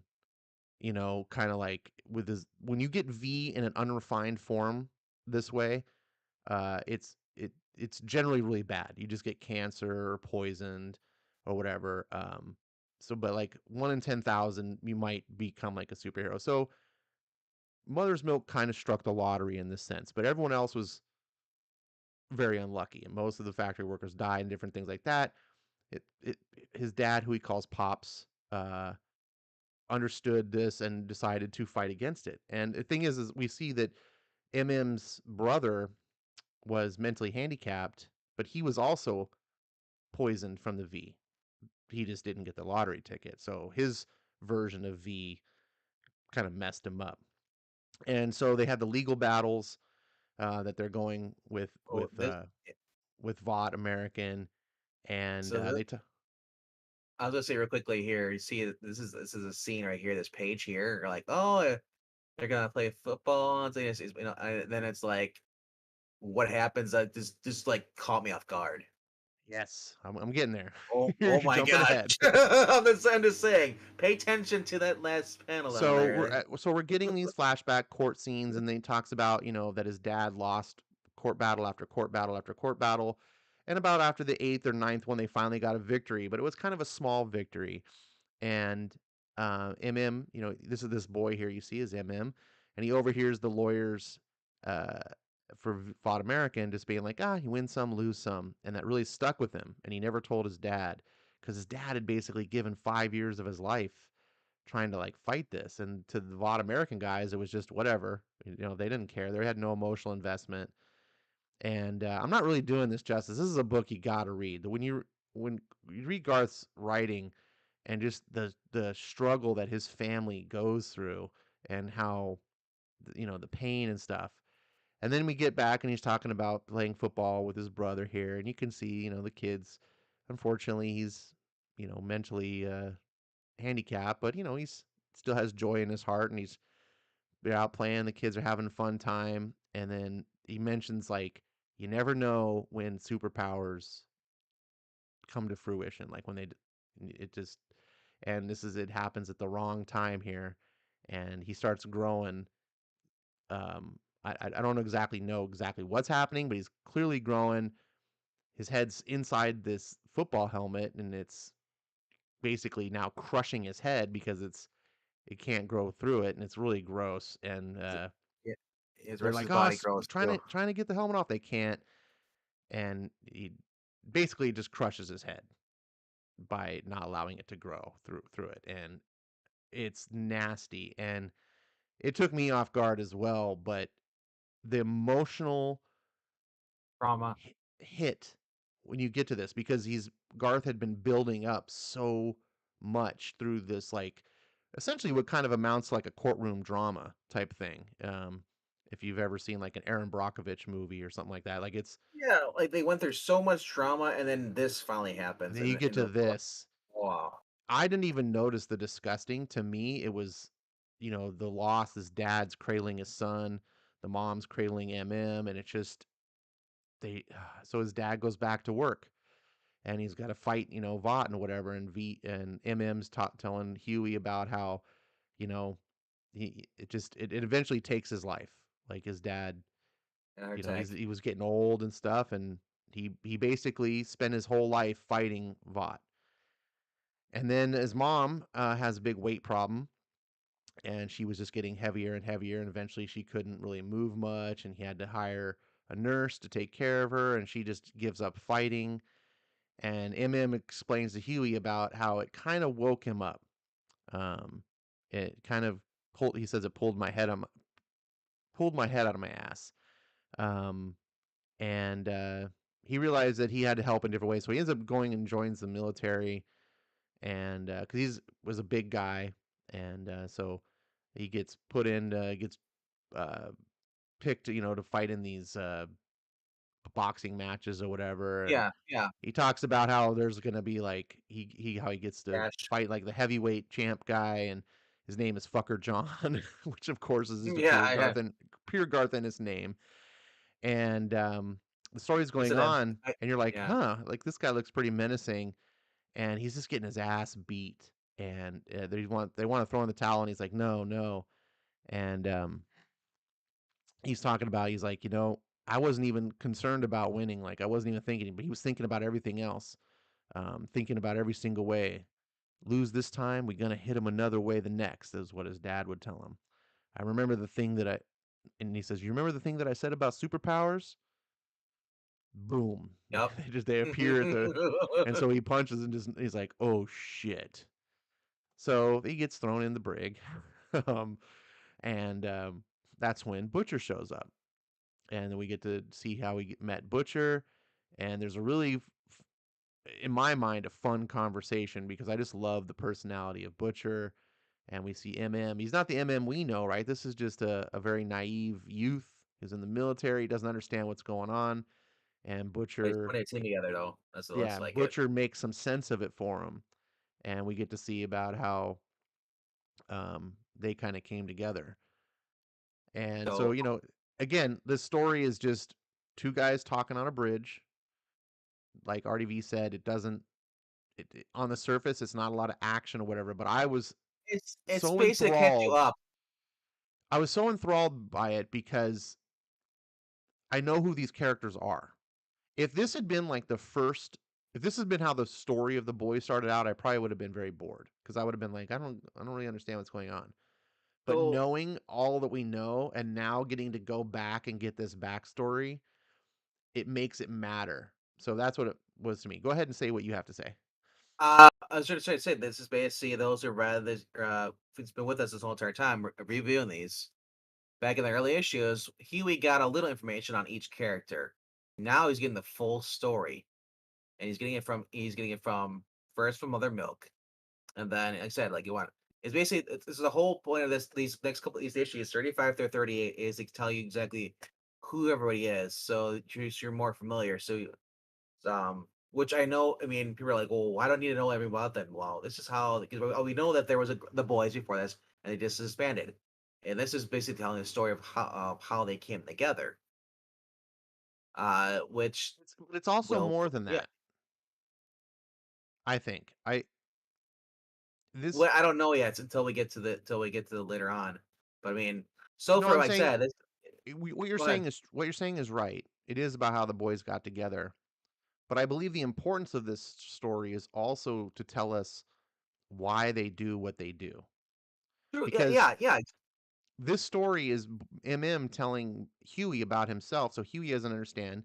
And as you've said quite accurately in previous videos about how Huey's kind of our lens, um, Huey, Huey, as we've seen through the previous storylines, is unsure. Like, is this really something he should be doing? Like, he doesn't really like the violence. He doesn't like, and he kind of wants to escape it all. And this story that he listens to MM, in my opinion, gives him a lot of perspective of like why this matters. This is not about just beating up soups because they're bad. Like, Was also the timing of this is right after they almost pretty much got killed. Mother Milk, got hurt. They went against I guess you call it the Titans version mhm. of and the boys version. And so it's after pretty much everything that happened so far. The female almost died and all stuff. So it's now we're actually getting like since we have some downtime, everybody's waiting before they make their next move. They're telling exactly who everybody is because they're gonna set up with these characters. The whole point of getting you to know character growth to know about characters is you know that something's gonna happen later on. Like it really hurts you more. Such I really hope that's not the case. We want you to know about everything about Mother's Milk and his tragic backstory. Same with Frenchie. Same with the female. So you get really attached to these characters, and I really hope that's not the case. Because oh man, I'll be pissed. Because like if somebody like now we're gonna pull a recommender. Now the character we love, they're dead now in the worst possible way. It's like no, it's like it's like so I'm Yeah, we'll like I'm have to hoping see. that's I don't want that to be the case, but I mean like it's Garth Ennis book and it's like the boys, the most vulgar, and like and just like if you think your characters are safe, you shouldn't read a Garth Ennis book or any other book that has a lot of these books because there's a chance they could end up dying or worse. But This overall, issue, though, yeah, uh, go ahead. I didn't mean to I was interrupt you. overall though, like I said, this it informs you who the boys are and also the reason why they're fighting. And that's a perfect example to describe all these right now. Because up to this point, Huey has just like Huey, we have no idea what their personal reasons. We know they have a reason. We know Butcher has a reason, but don't know what it is. We know there's a reason in the show, but we don't know what it is in the comic book. You know Right. why they formed. So uh, One thing I found and interesting too here is is is this last Jinx? bit. This last Yeah, bit here where Huey kind of stops him and says, I hope you don't mind me asking, but the thing that you had where, you sort of like shrivel up if you didn't go to your mom? If you don't, you know, it says, oh, wait, if you didn't, get, well, I'm just wondering, do you still have to? And then Mother's Milk says, you want a coffee? He was like, give me one too. And then Huey's just kind of like, jings. And it's a really cool way, like, to show, like, Huey's trying to ask an uncomfortable question, yeah, but as the lens to us, the viewer, like, this is the question that we all have on our minds. We just learned that mother's milk, like, he dies without his mother's milk. yep. So what's going on? Like, and then he asks the question, and MM's just like, nope, you're not having it. We don't actually get the answer. So Garth teases us. He's like, here's a little bit, but I'm not giving you the entire. Like, it's gonna leave some of this up to your imagination, which I really appreciate because he walks that fine line of like the grotesque or the sexual, but he never goes completely like beyond it to be, because at that point it's becoming like if sometimes you need to show sexual stuff to to Show the convey creativity. to Yeah. convey the depravity. But if you really go overboard, like I believe the show can sometimes, it becomes more like pornographic. Like it's really Yeah. like the story itself is becoming depraved, and Garth never does that in my opinion. He shows you depravity for the sake of you understanding what he's trying to get, but then once he's giving you that message, he moves on. He doesn't linger around because he's not trying to make depravity in and of itself. He's trying to make a story of characters dealing with it. He's also trying to make it yeah, he's trying to make it seem like, depravity, like, is okay. He's just showing this is a disgusting person, and you're supposed to hate this person. You're not supposed to, favor them, feel sorry for them.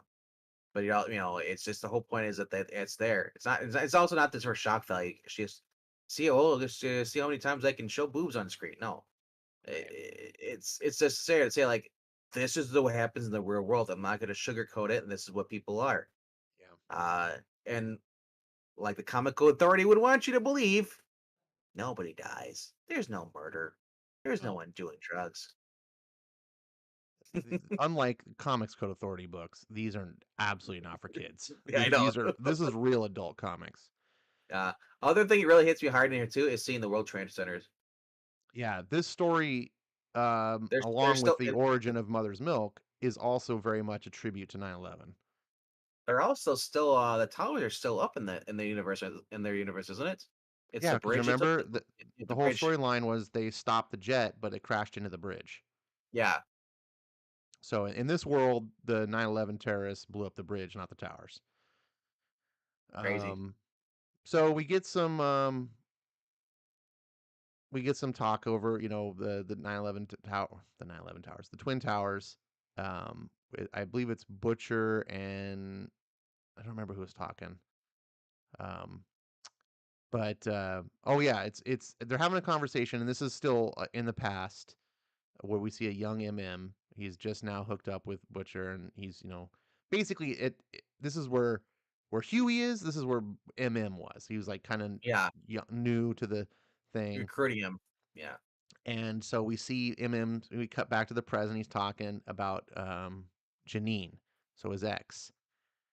Sorry, no, his daughter daughter. from his ex. And he's got two pictures, how she looks like now, and then he's like, and the better one when she was a little girl. And so this is now the story of how kind of like he gets his daughter back.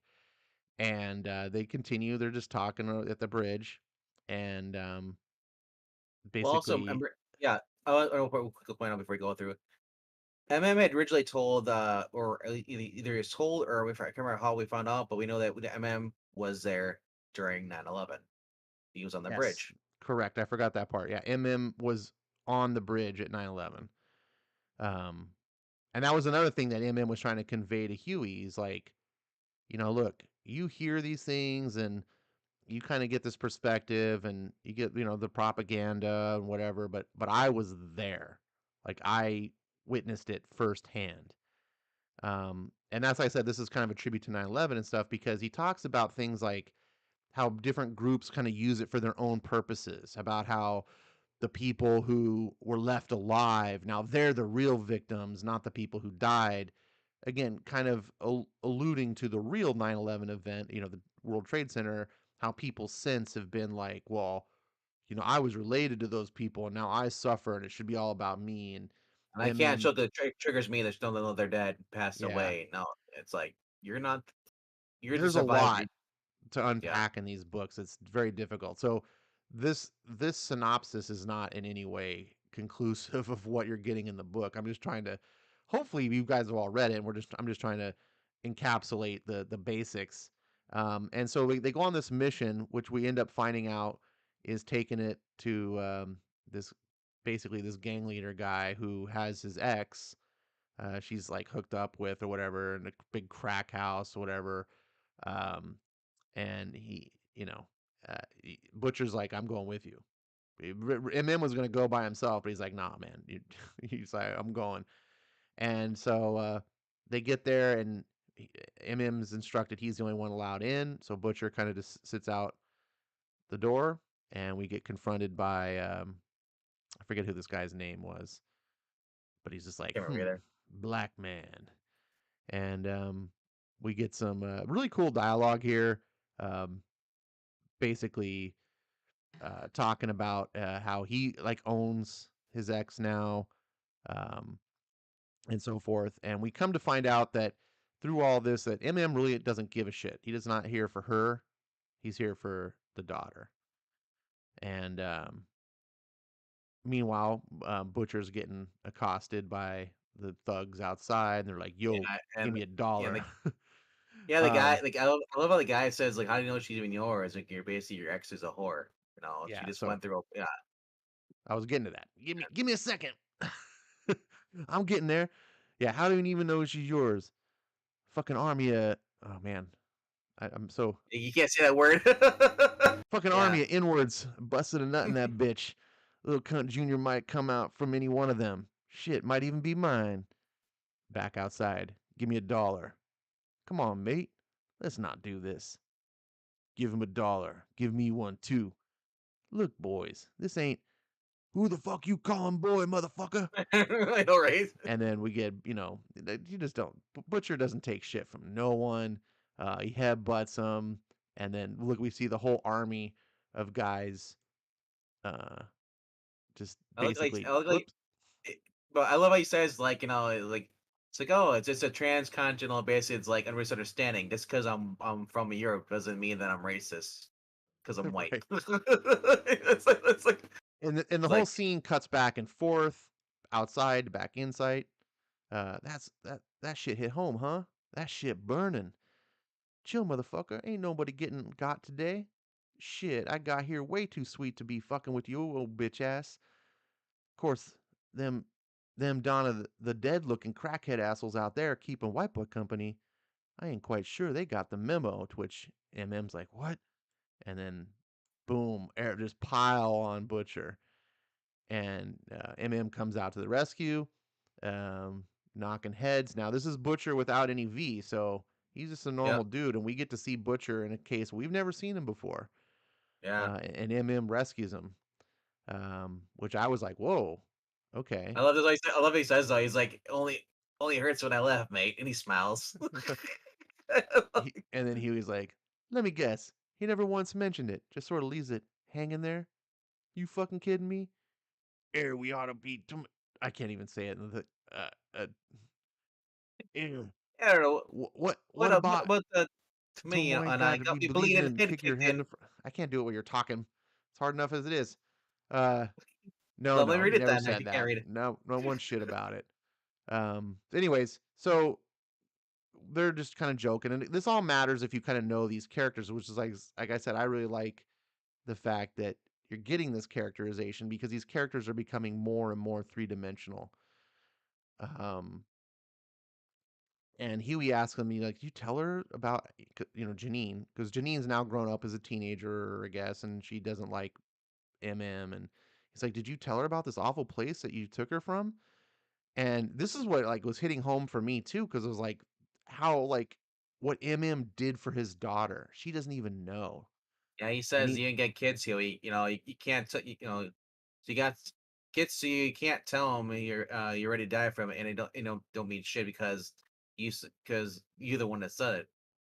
yeah. It's like Um, so it talks about how they went on and um fighting yeah, the more soups yeah, and different things, and it just started to get wear on him after a while. And we get a little teaser here about what Butcher has over Homelander, as looks like some blackmail pics. yep. They don't really talk about it, but so you can kind of brush right by it. Um, and then he starts talking about the bridge, and it's interesting too because the Brooklyn Bridge has its own history to New York, and so they allude to some of that. Um, I thought about how Peter Tomasi has a book. I think it's just called The So Bridge, which is yeah, about the and Brooklyn then Bridge. And I was like, making me want to read it. Um, but they use the Brooklyn Bridge to be like the 9/11, and he's talking about walking the bridge and how important that is, and what you'll right there, see. go before you go back. Right there, that's you see Healy up there, but then the bottom though, it's that's basically the day right there they're showing right there. That's the day remembering again to basically when 9/11 happened. Right. So he was at the So bridge walking it and just looking, kind and of stop, look over. Yep, he looks, and you're like, what the hell's wakes that up. all about? And then boom, it's because The plane the crash. plane crashed into it, and you just see, One guy holding his arm. yeah, it's like just a nightmare scenario. Now And here then we this go. happens where he's The looking woman in the down. car. We yeah. So this is I Are you want to gonna let me quickly. finish? What are you doing? Yeah, I want to point out this is what I was talking about before. This is what we saw a while back. We never got the full story about this.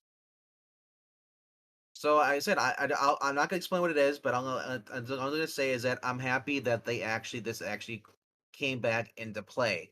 Not that again, it's forgot about it, but go ahead, Right, explain. right.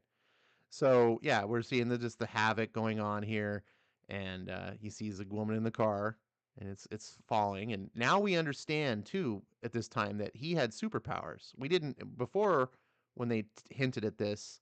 We just thought MM was the guy, and so the car is slipping, and he's grabbing her, and he's like, pulling out of the car, and he's like, "My kids!" And then the car falls, and he's holding on. And your first thought is like, oh, did she fall with it? Did he maintain her grip?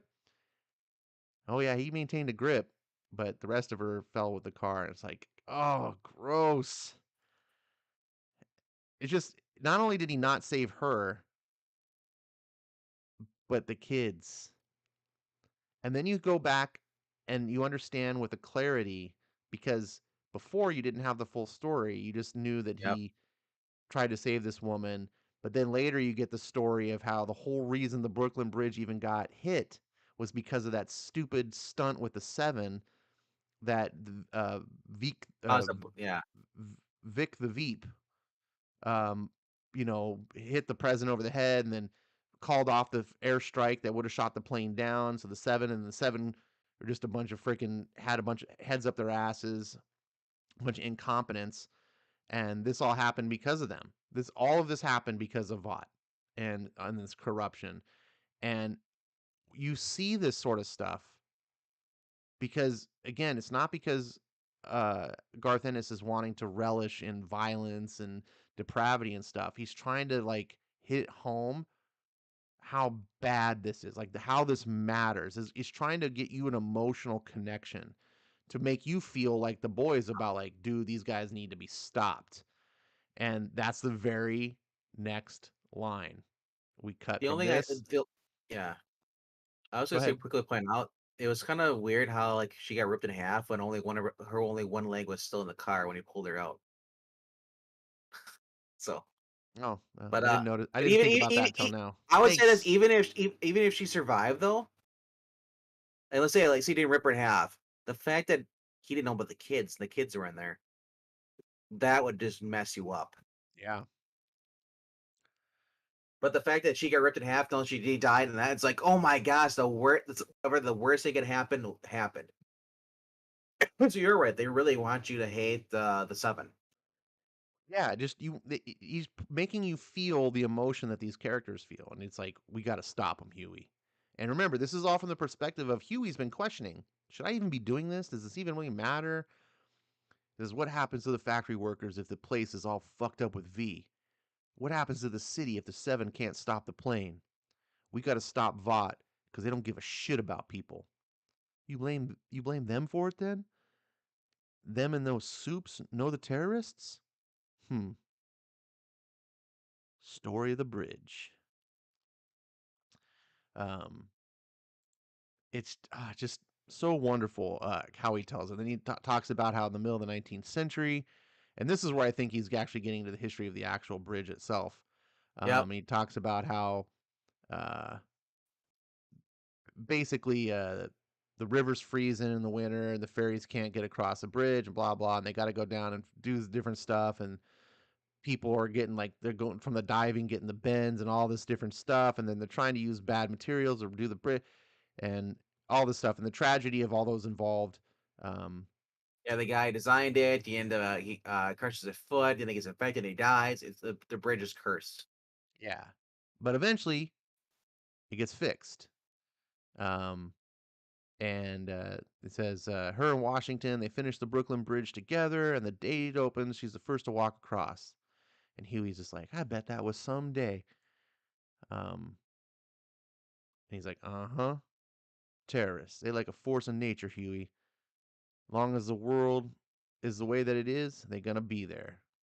You got someone with a dream, and they build something, something makes people say, "My God, something wonderful." Then along comes someone with a cause, and they smash it to the ground.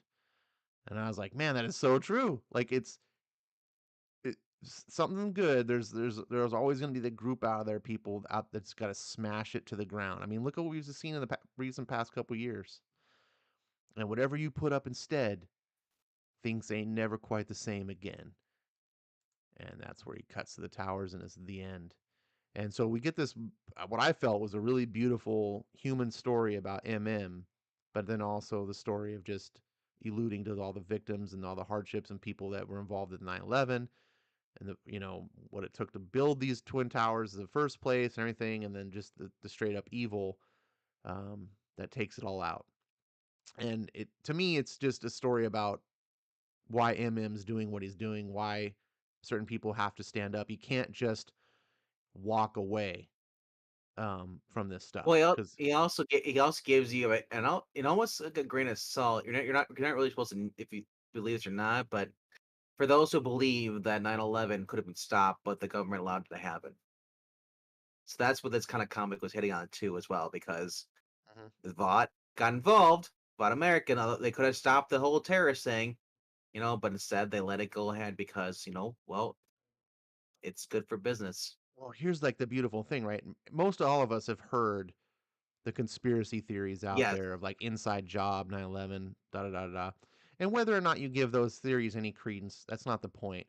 But here, Garth Ennis, he decides not to tell the exact history. He makes his own history, uses the bridge Yep. instead, and that allows him to create his own story, put his own conspiracies in there, and not have anyone be like, "Oh, this is dumb," because it's a different story.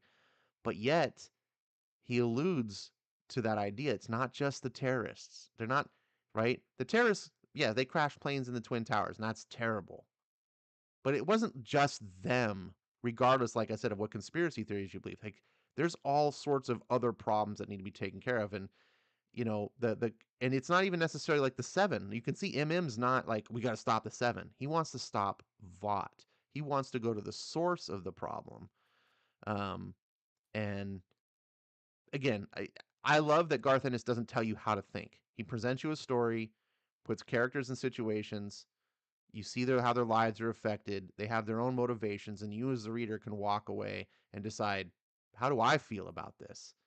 Um, I'll tell you what I personally feel is I feel for MM. Like that guy has gone through some heavy shit, and MM is already one of my favorite characters in the TV show. Um, but this version of MM to me is better. I, in the TV show version, it's like a little bit too simple that his daughter's this nice girl and the mom's understanding and it's fine. But here with the total crackhead that and his daughter not understanding and all the things he does and he still does what he does to me makes him a stronger man.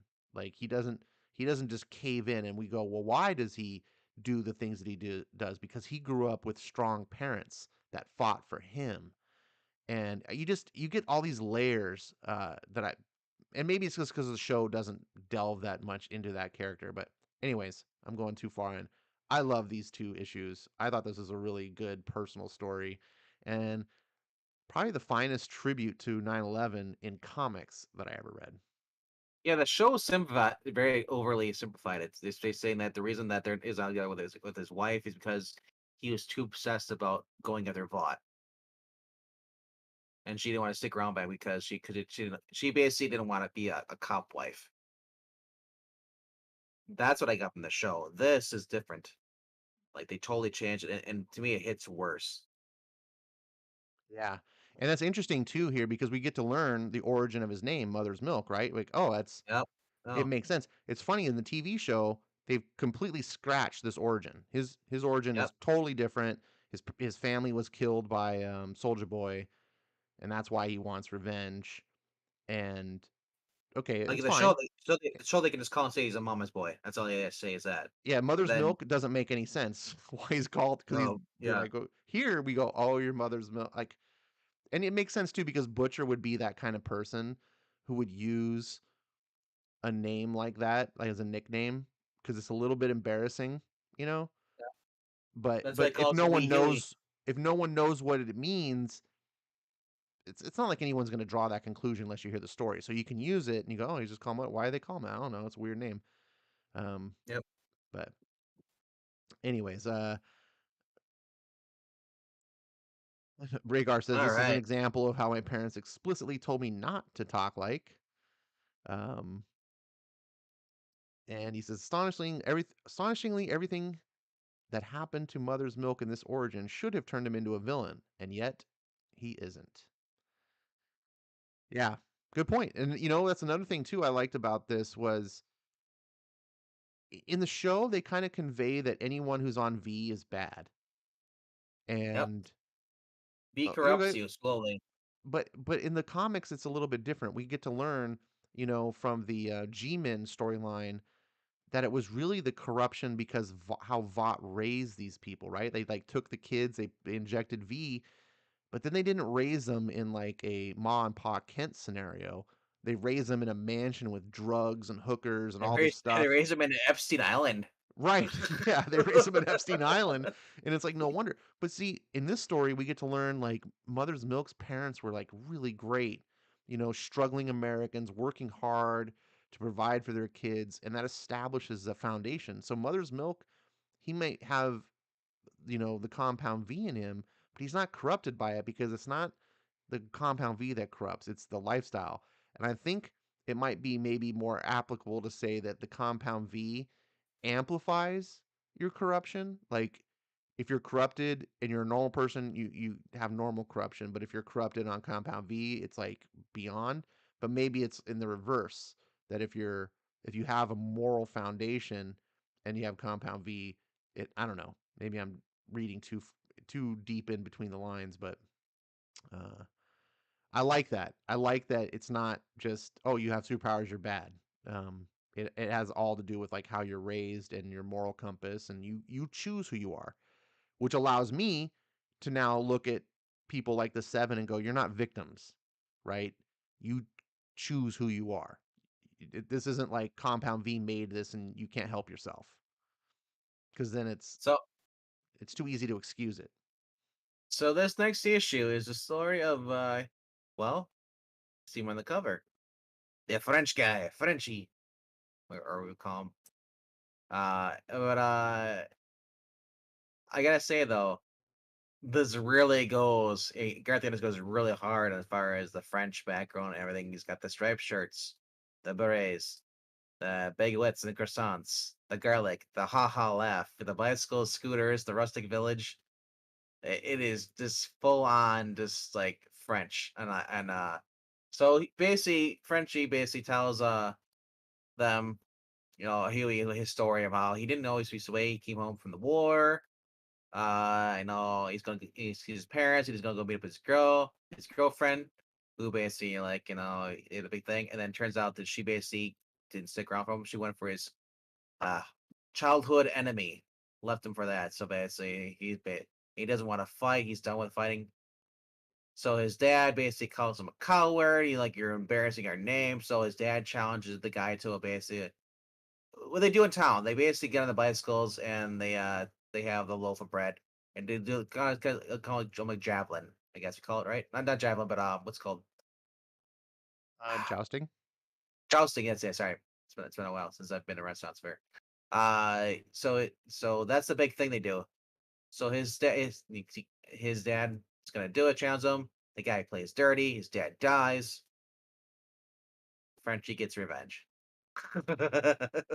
But I gotta say though, like seeing him with blonde hair, seeing him much younger, because all we ever see him now is he's got the goggles and his head shaved. But I'm just saying, like, I would not want you to be around the French guy. That guy is pretty much look at the guy. He took the garlic, shoved it down his throat, and out the guy's butthole. Hung him with it. Like, wow, it's like what the hell? That's some strong rope. And then you see and later on he's at a bar. His hair's growing back out. His American's basically like, you should, because you basically talking about the guy's drink, and Frenchie's like, you're gonna pay for that. I'll give you another one. And the guy's like, no, dude, bro, like we're American, like we saved your ass in France. He's like, and then he's like, really? That was you personally? He's like, what? You seem so young. Were you with Pan or are you with no with the Hodges or the guy's like, what the fuck you talking about? And he's like, you stupid, worthless, knuckle dragging lump of dog shit. You seek to invoke my country's history, but you don't even know your own. You're a disgrace to the United States. Fuck you. I love this. Like, I think majority Americans are who don't even know their own history, and they're talking about the people's world's history, or just in general, should take example from this and just should shut the hell up. I'm like today, like I'm tired of the whole Columbus Day and all that stuff. It's like Yeah. most people don't even know what the heck they're talking about, and they're getting all angry. Yep. It's like, dude, like, because I was talking to some guy earlier off topic. I'll quickly get back on. I was talking to someone and they tried to say like, "Whoa, no, no." I said, "Well, I guess you and I had different world history class." Like, no, no, we got the same. I'm thinking like, how do you know? And he's like, I just did more research and I read between the lines. He's like, oh, so you basically formed your own opinion. Okay, doesn't mean it's fact. Opinion's not fact. Opinion's based on what you've learned. Doesn't mean it's fact though. And I'm just, but I just don't understand how people can just be so ignorant. And I love that Garth Ennis plays that trope though, because there are ignorant Americans that'll go to other countries and try to boast. Even in here, they think they're smarter, but it turns out they're actually just a big bunch of idiots. Now people are like, be like, I if you if you're thinking like, oh, Garth Ennis, he shouldn't do that because not all Americans are like that. It makes Americans have a bad name, but you see in our culture today, there's a reason why they don't like Americans in their country, the tourists, and that's why they take advantage of you, especially in France. You don't speak the language. You don't even bother to learn their language. They have every right to take advantage of you and overcharge things because you don't respect their culture. Why should they respect you? But getting back on this, we see. Well, here we go. We get basically, uh, Thunderbolt Ross, or actually not Thunderbolt Ross, but what's his name? Samuel L. Jackson showing up again, recruiting another Avenger. That's what it Butcher. reminds me of. It's like Yeah. it's It's funny. Yeah. This whole time, like he's in a bar fight, and it's like a butcher's like, oh yeah, just watching the whole time. He's a mad cunt. get the little fucker. Yeah. And then it's in that now Huey's or not Huey's basically saying like, oh, you've been with the boys ever since. He's like, with the boys, Petita. He's like, he's like to the bitter end. And but I love that fact that he's got the better like origin story out of all of them. I mean, his girlfriend did leave him, but she was kind of a skank, but wasn't as bad as Mother's Milk. Well, he's And got a less tragic, I would say. I don't know if it's a better. very less tragic out of all of them so far we've seen. Yeah. Um. Um, Overall, though, like I said, Frenchie has just been one of my favorite characters, even on the show and even the comic book so far. Oh yeah, all the characters are good. And Frenchie's. This particular story was a lot more lighthearted black comedy. If you Yes. can have lighthearted black comedy, Yep. it does not take the total serious route. I mean, Ennis even goes out of his way to like make some cartoon. Like, look at the villain here. His name is Black Pierre. I mean, just look at him. He's a total mustache twirling comical villain. And you know, we see the flashbacks of he's like Black Pierre was my childhood rival.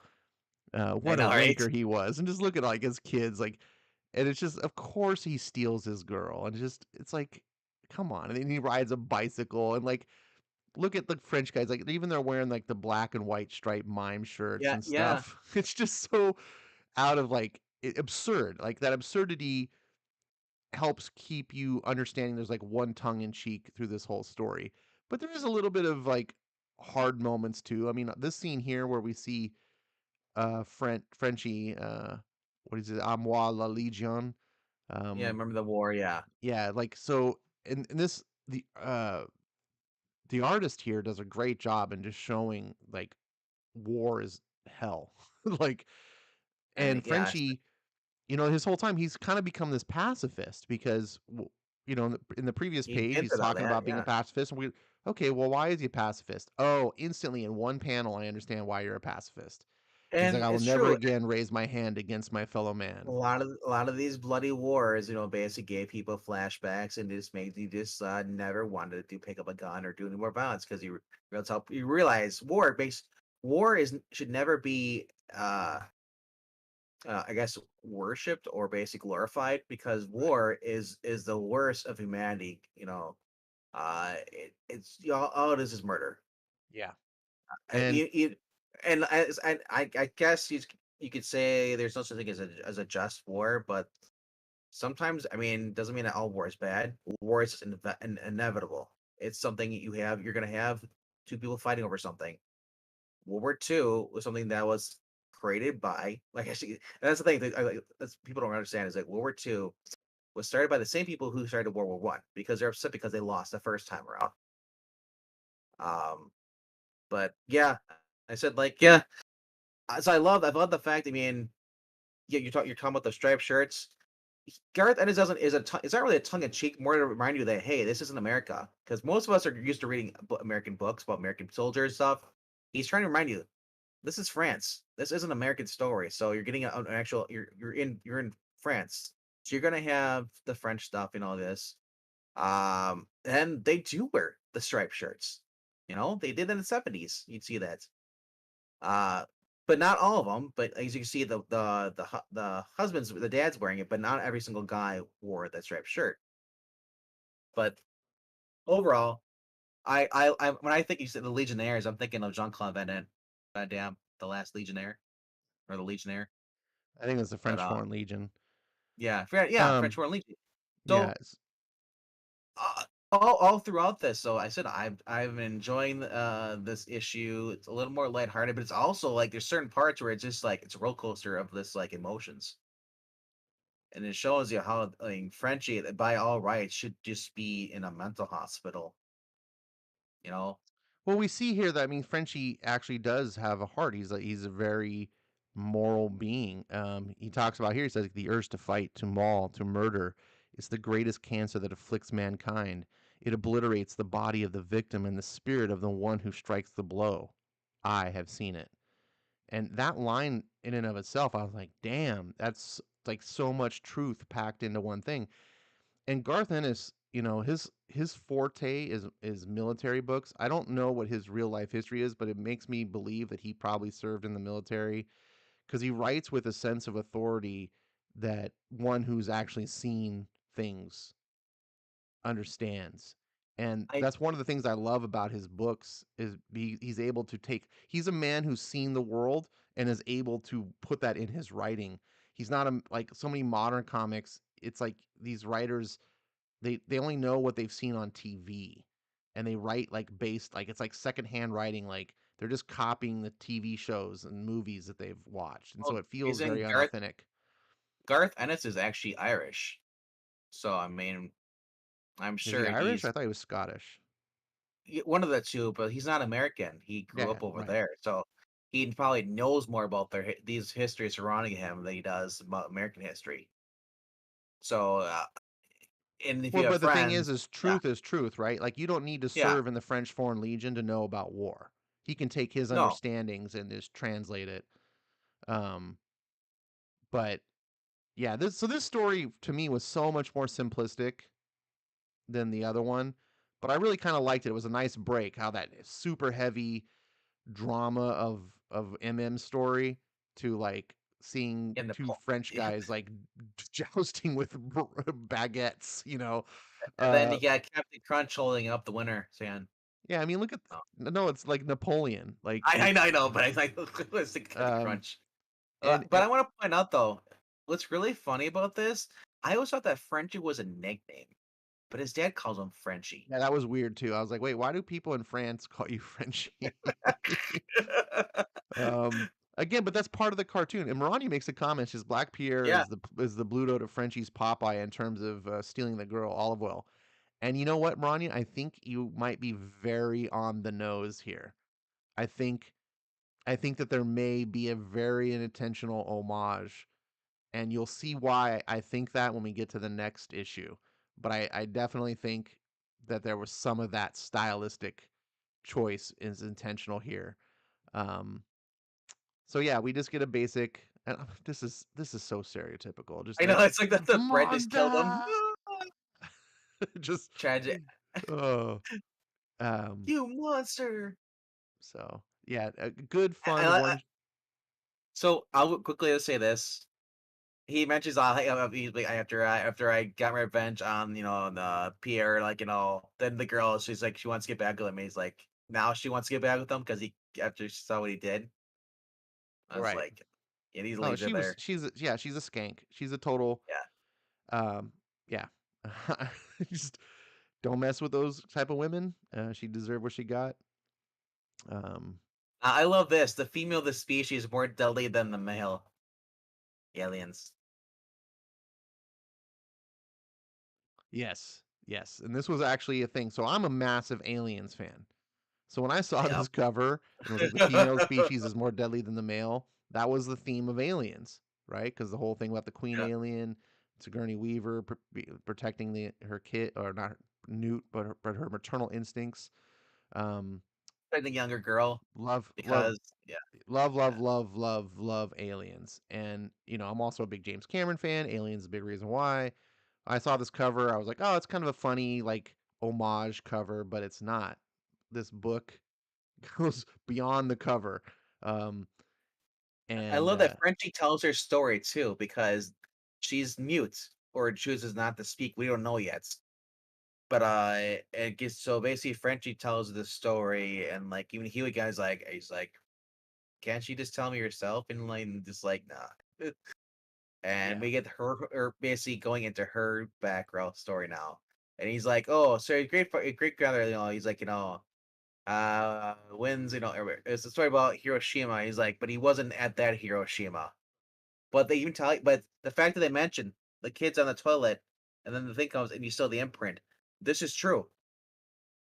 After Hiroshima was dropped, atomic bomb was dropped, you could see the imprints of where people were. Like that's devastating and disgusting to think about it too. You know. But no, how did her great grandfather died? Oh well, whenever we're at the believe like, well, maybe he was. There's another guy who was going out because there was people are testing the water, see the radiation because of the testing of the nuclear bomb and stuff. To see this guy gets pulled down by a crab and he drowns. But I know it was never Hiroshima. It wasn't that. It wasn't that. That's not how her grandfather died. The next panel. Well, her father was crushed beneath a giant German woman during a culture misunderstanding at a sumo championship. That's how her grandfather died. And then he goes to say that how her basically, there's people that get ahead, people who you probably shouldn't deserve it. Her mom was pretty much she said was just a dumb shit. That she all the luck would happen to her, everyone else around her would die or get worse or get hit by a bus. She'd nearly or avoid getting hit by the bus. The bus would then cram and hit somebody else. Like I don't know, her mom didn't have any superpowers at all, but her mom had just had that convenience of the luck. And it shows her how she just kept getting shows her picking her nose to imply how stupid she is. But the here and but the next story is we see her at the panel here because her mom didn't have any way of basically it was too cheap to pay for daycare. She stayed in the basket on her mom's desk until one day she decided to crawl out. And now this is interesting here. This next thing where they show this guy talking about this doing some experimenting stuff, and then he's like talking about the chemical wasting. This is actually a callback to an actual French comic book um, called Asterix, and there's also Obelix or Obelix was another one. And since the Japanese doctor here, his name is actually Doctor Adurzo. Albert Adurzo was the name of the French comic book artist. Um, and the character Obelix, who's basically in the actual book of of uh Asterix's thing series, he had fallen into a magic potion cauldron as a baby, and that's how he got his powers. And as you go through this, as we go to the next page, you see the baby crawling here. She's looking at the bottle there. The guy goes saying she ends up crawling inside of it, and I guess like drinks the chemical waste or something.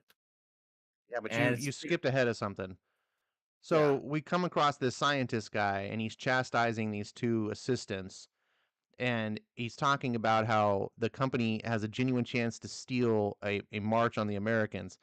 So long, Comma and so V, yeah, basically, they're trying to synthesize, like they're trying to reverse engineer Compound V, which is very interesting because if nowadays it's all China, but back in the 70s and 80s, Japan was the steal all the technology, reverse engineer it, and make it better. That was what Japan was known for. Like, oh, like, take American cars. Oh, we'll make them better. TVs, make them better. Like, they just took everything. They didn't invent anything themselves per se. They just took the things that were there and just made them better. And that was how Japan. And so naturally, I think I was thought it was very quaint that Garth Ennis here would do the same thing with the Compound V, which I had always assumed that the female had Compound V. She doesn't. We discover it's from this Japanese corporation. yep. So go ahead. So basically, the guy gives him the finger. The two assistants, doctor goes to experiments. She walks in. And he's like, you guys complain all the crap he has to deal with. So you see the bucket there. The next page, he's experimenting, and you hear gluck gluck. Someone's drinking it, and he looks at the bottle. And he's like, "What's going on there? What the?" And then you hear him scream. The guys run in, the doctor, and you see his face. It's just like in That's her mouth. gross. I know. So and he's like, and I love how Huey looks over. He's like, "Oh, what the?"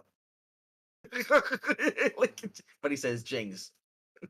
Now we know what Jings means. Jings is basically shit. Express, I guess, or fuck. Or, Yeah, uh, it's an so exclamation. that, so this is Huey basically telling her story, but he's also, it's weird how he tells the story. It's like, instead of saying like, oh, well, the female, she was doing this. No, it's actually from her point of view. So it's I was doing this. And she explains uh, how they basically wanted to get a sample of her blood, but it turns out her blood didn't have any properties. Couldn't figure out. So eventually, she escaped a few times. She's learned stuff, and then she overhears how basically just, if they can't do anything with her, this is just gonna basically execute her. So then she escapes, and then we get the aliens reference. She's in the sewers down below this thing. They're coming in there, and she starts picking them off one by one.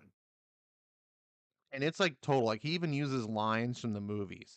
Yes, Check those corners. Check those corners. Um, tighten up. We're getting a little, yeah. It's like it's like yeah, and like I just love it. It's like okay. I love how he's like, guys like cool shotgun, dude. Oh yeah, bro. I like to keep it handy just in case. Oh god, close It's encounters. ah, they're Another coming line. out of the walls, man. They're coming out of the goddamn walls. It's freaking aliens, man. Oh, I like they shoot, and of course, because they fire in there, the bullets ricochet and kill them all. They shred them apart. He's like, and then you see, like, what's happening? He's like, don't worry about it, mate. We'll take it from here. And you hear the guys screaming down there, and just like the one guy, and you see one guy just tries to leave. He's like, please don't. And then, like, you see the mouth, and then she bites the thing off, and then the next page, you see the alien kind of tribute. Don't forget the "We are leaving." Yeah, yeah, yeah. Another Look line at from the the mouth. movie. See it? There you go. There's the teeth thing. Yeah, there's the. And I love how like he's like Mother Milk's like he's like, how come they didn't use the gas first? Then go Scun. Cause and I love it. He's like Butcher's like, cause they're assholes. That's the trouble with these macho geeks. They think gunfire is the answer to everything. So I love how, like they're on the plane and they got wrapped up. And he's like, so who's gonna teach this one to sit up and beg? And then you want to give it a go? It's and like Frenchie says, like, you know what? Because his thing he experienced the war, he volunteers. He's like, like, cause she said they basically treat her like she's some kind of pit bull. She's not an animal. She's a human being. And so Huey has a fondness for her. And And I'll pause. never. Not Huey. Frenchie. Oh, sorry, not Huey, Frenchie. But Yeah, my pause for bad. a second. I just want to interject because that last story we got to see like how humanity of Frenchie. So this whole Yep. scene of why he's the one that volunteers makes a little bit more sense. Yep. Go ahead, continue.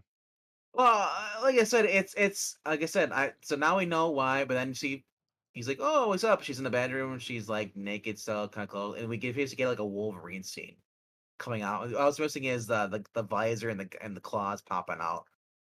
But then he's points. He's I like sidestep. He sidesteps. She sees the clothes, and then she looks, and then she's there's food, a shower over there, and she's kind of like, "Huh? What? Kindness? What?" Because she's been in the sewers this whole entire time, covered in poop, mud, and just guck and blood snow. And the clothes panel there, where she sees the clothes on the chair, that actually is very relevant because She hasn't had previously clothes there this was whole a time. scene where she's talking about how every time they would have to drug her and she would just wake up clothed later on.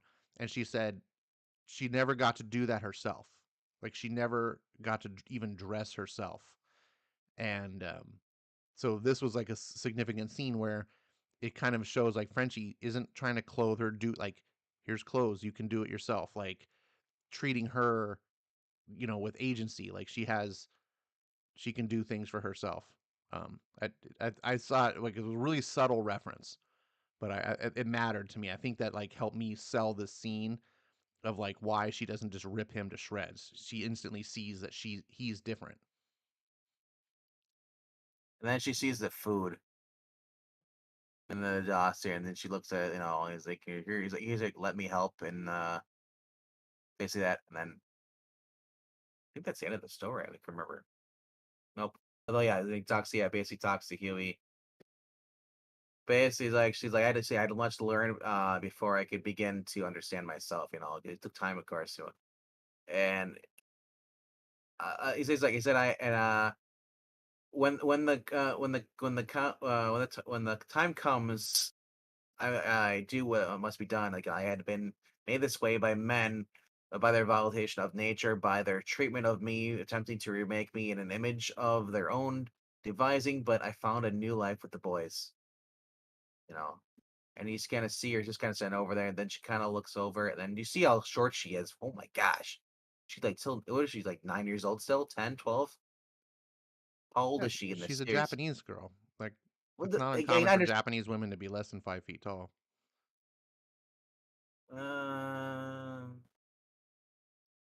I'd say it's at least be like 5'2", 5'1", but I mean, like she looks like she's like 3'6". But like I said, like but so I love how basically it's like how who is like every some of your story, but so what about Butcher? Good luck with that. Dude, those fellows are sealed, my friend. Assuming, of course, such a fellows actually exist. You see her walk out. You see her walk towards the subway. She gets on, and that's how it ends. So I'm like, okay, where's she going? Yeah, this ending She, kind of threw me for a loop. I mean, she mentioned before that she had no idea her mother didn't know that she even left, was even taken. How stupid her mother was, didn't care. She was held hostage all the time. Her mother came once, so she basically was dead to her mother. So I kind of wonder if she's having nostalgia factor after hearing the story again. Maybe she's gonna go look for her mom. Yeah, I think my take on this is that she's a very lonely girl. Um, she she puts up with a lot. She's tough or whatever, but no matter how tough you are on the outside, we're all vulnerable on the inside, and Um, you can see here just the expression on her face, the sadness. Um, that yeah, it leaves me a little bit pondering. It seems to me like she is sad, probably due to loneliness. Even though she's with the boys, she's still kind of an outsider, right? She's the female, um, and she doesn't talk. I mean, so her existence is kind of tragic, you know. Where even the rest of them have a tragic background, but now they have purpose and camaraderie. She still doesn't, you know. Um, and just it's like, wow, this kind of hits you like a ton of bricks of just like, whew, what it's like to. If I were to pick any person on the boys who I'd want to be the least, it would be her, or at least whose shoes I would want to be in. Yeah.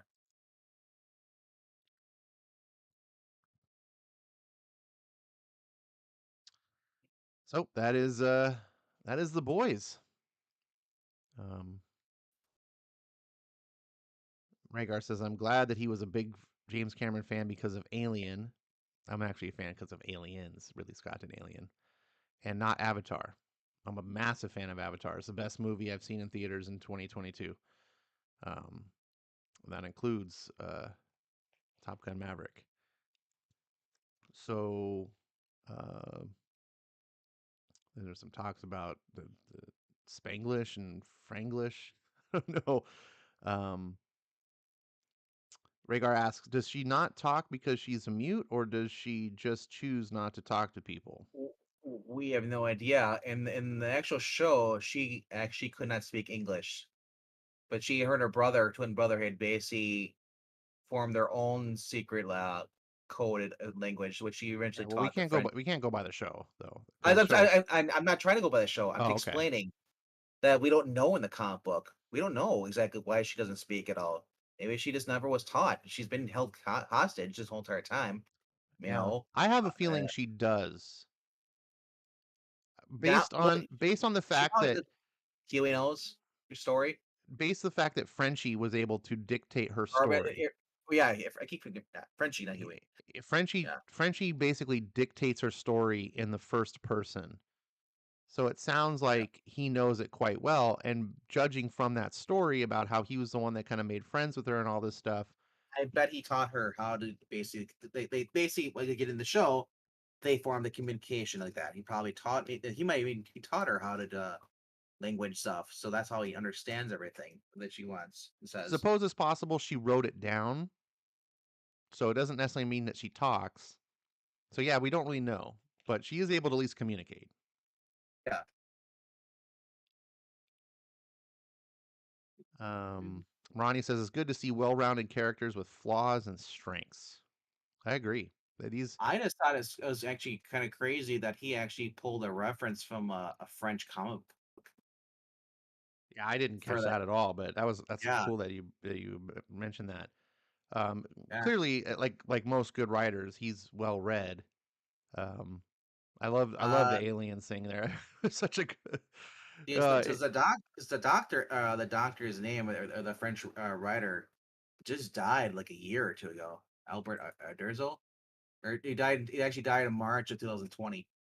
I didn't know you were such a connoisseur of French comics. I do when I look up things. I sometimes I look up names and especially with we're pulling out references. Garth Ennis pulling up that reference as far as the doctor's name.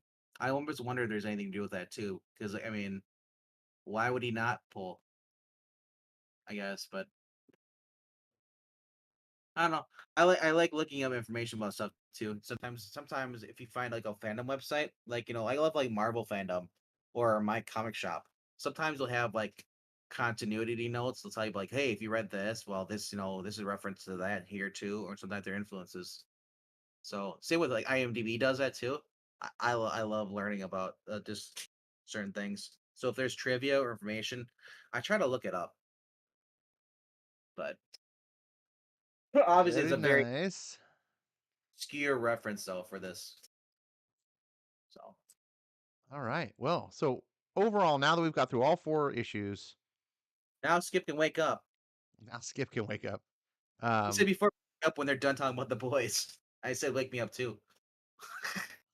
man, I think Skip. I know he doesn't. This is not his cup of tea. Like his some of the violence and the just the overall level of the way these books aren't to his liking per se, or not to his I'm just preference. saying. I do I'm just think saying that I think he would probably have liked these first two issues. if hey, if they talked about the Sacramento Kings in this book, he'd probably read it. Yeah. Or if one of the characters was a musician, he would he likes books that has music in it, which is really weird for comic books. Like you can't really have music. I'm sh- It's not I'm an sure they'll get auditory. a. I'm sure one of them will do a power bomb. So what did you think overall? Putting these four issues as like a reading experience, how did it measure up to everything so far for you? Before that, like I said, I did like the ones before this. Out of all the four that we just went over, I gotta say I like Frenchie's the best. But Maybe because it was as more far lighthearted. as the whole boys experience, Oh, so whole boys experience, like I we've said, done it's 10 episodes so far, so we've had 10 arcs that we've done. I How gotta does say this fit in? it's a good story. As far as this adding to it, though, like I said, this kind of just was a kind of like a DOS here. If you want to learn more about the boys, this is their back issues. To Mm, me, I don't think. I mean, it does add more depth to the characters, but for me personally, I could have just skipped these and then went on more into the actual story. But yeah, knowing Garth Ennis, though, yeah, if I were to skip this, is easy somehow something in one of these issues is going to tie into something later on. for sure. So you can't, yeah, there's so you can't just skip stuff all the time. But Well, for me, as usual, there's not been a single boys story arc that I've disliked. I've loved all of them to varying degrees, some more than others. Um, I would say that the first half, which with the MM story, I really loved. I just think it was such an excellent like it was more of like a character study type of story if I were to characterize it. And it really just impressed me how Ennis was able to build this character and tell this story, and basically it's all two characters standing on a bridge talking, and to put that powerful of a story in it just impressed the shit out of me. um really loved it. The next two stories, Frenchie and the the female, were very fun, made me smile, but they were so light that uh it just felt like I don't know, like when you're if you sit down for you go get a meal at a fast food place, wherever, and it's like the French fries. Like they're tasty and fine, but not the reason per se why I you went there. disagree. I prefer those over the mother's milk thing. Mother's milk thing should have been one issue, instead of being two. Oh no, but hey, that's why that's why we get variation because different things appeal. And again, I'm not saying any of it was bad. Like I just the last two stories, when I compare them to the previous volumes that we've read, were much lighter in story. They were just good fun. They felt like filler issues. Mm. Um, I'm not complaining. I very much enjoyed reading, and I do think that they're very important because all of the stories mattered to us knowing who those characters are and what makes them tick. Um, but um, yeah, that Mother's Milk one, I was tearing up in parts of that Mother's Milk story. And when a comic book can elicit emotional reaction from me, that's very powerful. That I don't often get emotional reactions from comic books. Novels, yes, movies sometimes, but almost never from a comic book. So that was and it's probably the only time I've had an emotional reaction of the boys. So yeah, that really hit me hard. So I hope you guys, if anyone else read it, of course, put your comments in. Love to see what you guys said. Um, I don't know if I read this comment already, but Ronnie said good to see well-rounded character. Oh, I did read that. Well-rounded characters and flaws. Rhaegar says he expects you to just randomly start speaking in French during bad comic book reads. We That'd be funny. Can you speak French? no, I can only speak German. 9. You can say yes Uh, in French and no in German. yes. Right. um, They're practically neighbors. yeah, right. Uh, yeah. I'm more like Claire Griswold. If I go to Europe, I'm not going there because I'll piss somebody off by doing the wrong thing. If I ever go, uh, I'm gonna make sure I'm gonna tell everyone I'm Canadian because you're right about before, man. The world does not like Americans. we complain about not having freedoms when we have the most freedoms in our country. I know, and It's like, the least amount of respect about it. Like yeah. that whole bar scene was just so on the nose for me. I was like, oh man, this nails America to a T. Um, Ronnie says this kind of book I didn't think I'd like, as I'm not fond of gratuitous violence and gore and language, but it fits the story. That's the thing. Yeah, it fits the story. If it didn't fit the story and you just randomly had it in there, it would ruin the book. You know? Mm. Rhaegar says the Um, strongest emotional reactions usually that he's had are from video games, shows, and movies. Some novels, not usually comics. Some of the video games are very well written. I well, agree. Some video games are very well written. the way they use the gratuity as far as the vulgariness and the nudity and all stuff in here is no different than like watching a Blade Runner story or anything that's cyberpunk, and you don't have any of this in there because the whole point is cyberpunk or games or stuff advanced. It leaves you a lot of their dystopian futures.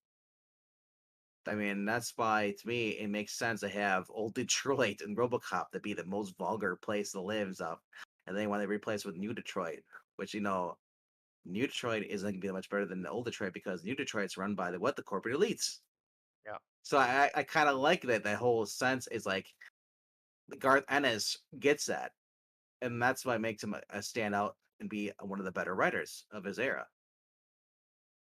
Yeah, for sure. Yeah, he touches on real His Punisher things. books, yeah, Yeah, his that Punisher, his Jennifer Blood stuff. we I all recognize it instantly when he broaches these topics and comes across we relate to it because it's like, oh yeah, we understand like the corruption of Vought and stuff. We very much like you said how RoboCop was able to do the same thing. Like we Yep, understood OCP. He didn't have to sell us on it. We understood like how evil and corrupt big corporations yep. can be. Um, And I love it with RoboCop. The whole story is that it's like it's not an OCP. It's the old man is actually he's the heart of the company, but the younger ups, runner ups, want to basically don't like his fair share his vision. And that's pretty much all any corporation. You could have somebody in there like at the top, they're waiting for that person to die off so they can take over because they don't think the old man knows it's a basic it's a common trope you see all the time. Why? Because it's true. It happens today, still today. Um, I mean, like I said, it's one of the things that really draws me into basically reading Garth and his books. I like the fact he's more adult, more serious stuff. No matter what he puts it, whatever he writes, he basically puts in realistic, as much as he can into the realism into his stories. And I'm trying to think of there's another one he was writing too that I liked, really enjoyed by him. Oh, the Peacemaker one shot he did.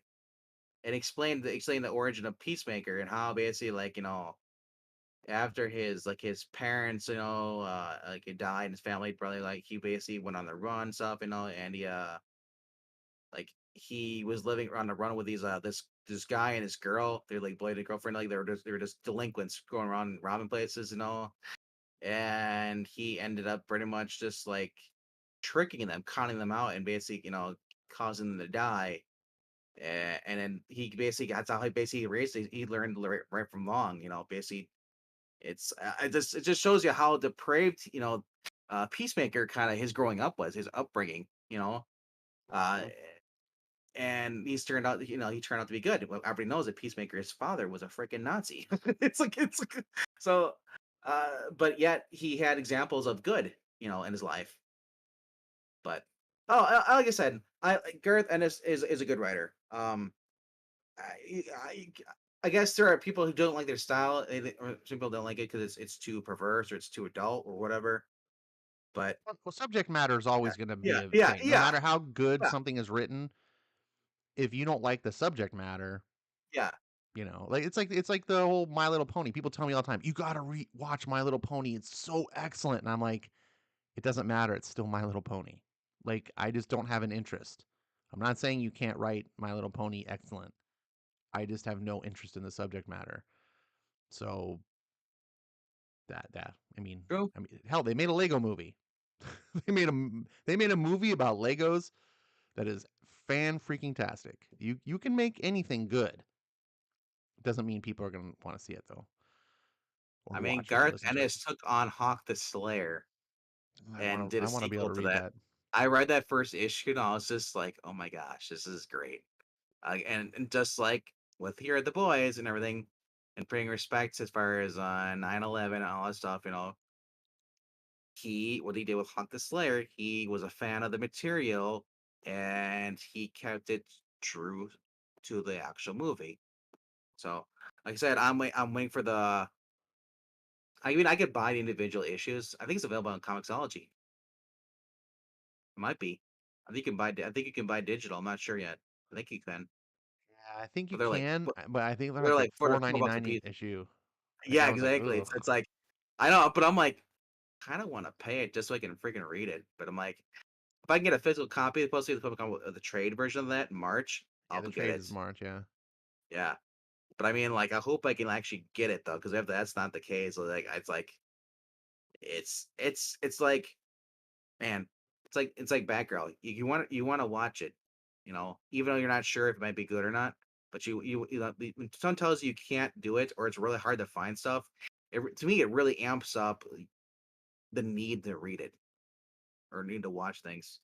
Yeah. And Garth Ennis already being good as it is on something a movie that I like, and it's here and I've already read the first issue.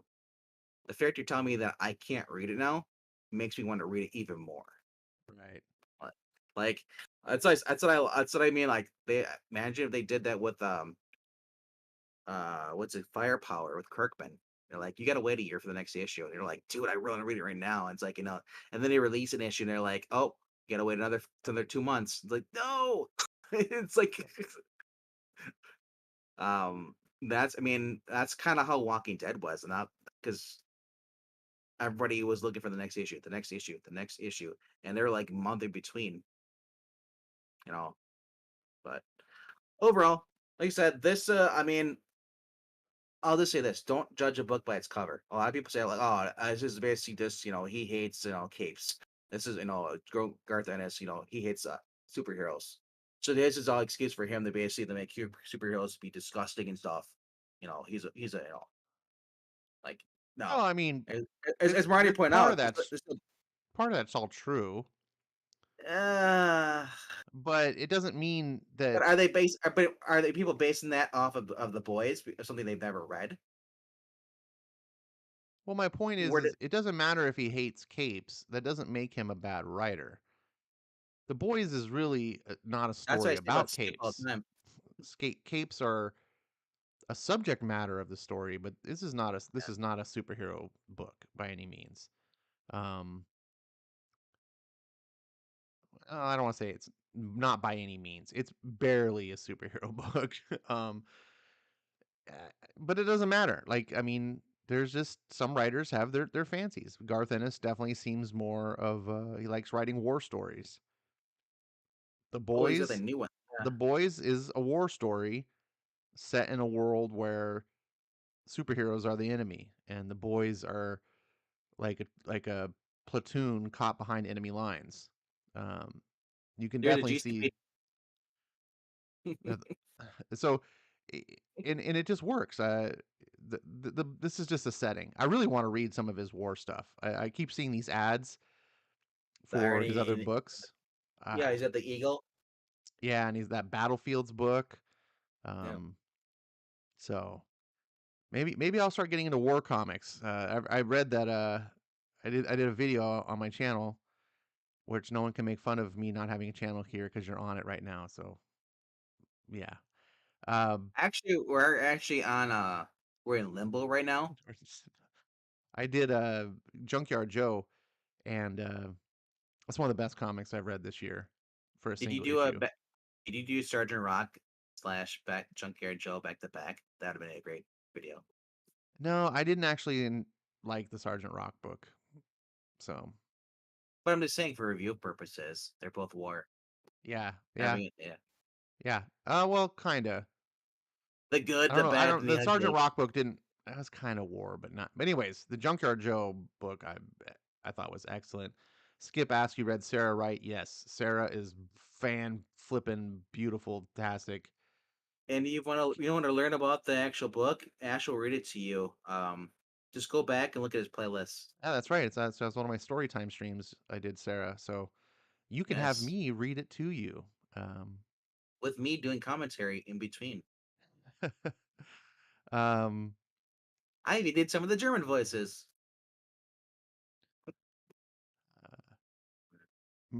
Mariah says, "Wait, are we all on a Shaggy's Munchie trip? Once he sobers up, the live stream goes away." Pretty Hardy much, har yeah. har. Um, I thought I was on one bad nightmare. It yeah, never Garth is ends. becoming one of my favorite writers. I mischaracterized him. I think I judged him too much based on his Punisher work, It's and phenomenal. as much as I like his Punisher stuff, is fine. I just didn't see the depth of his writing like I do in The Boys. Like The Boys just hits me on another level. So To me, the boys and Punisher, as far as Welcome Back Frank, are in the same kind of tune a little bit. Punisher, now that's a little more lighthearted. You talk about the Frenchie thing story, his background. That's more as the Welcome Back Frank with the yes, I would mock 100% hell. agree. Yeah, yeah, The Frenchie which story, and even to some yeah, extent the female story. Both of those felt like how he writes Punisher. is really cool. I mean, because it's like I was wondering how he's gonna do as far as the female story and stuff, and then I'm just thinking like, okay, so it's not too bad, you know. But like you said, like I love the way he writes things. So like I love his take on certain things. That's why I was like, I'm pretty sure Garth Ennis, if he hasn't done so, he needs to write a Batman story. I'd like to see how that goes. Like Batman versus Terminator, or actually no, Garth Ennis on a Deathstroke series. That'd be kind of cool. All right, as we come up to the final stretch for the evening, we got a tradition on this channel where we warn people about comics coming out on Wednesday to avoid. They could be possible trip mines. It's tight. The economy's tight. Inflation, gas prices. It can be tough to put food on your table. The last thing you want to do is spend $4.99 on a book they thought was going to be good and regret it. We want to save you from regrets. So, RDV, are there any books coming out this Wednesday on the 12th um, that anyone you'd want to try to steer clear your fellow comic book fans and say, hey, put your There is money a to somewhere else? Marania. There is a book coming out. It's called Namor the Submariner, number one. Written by Christopher Cantwell. You gotta go down.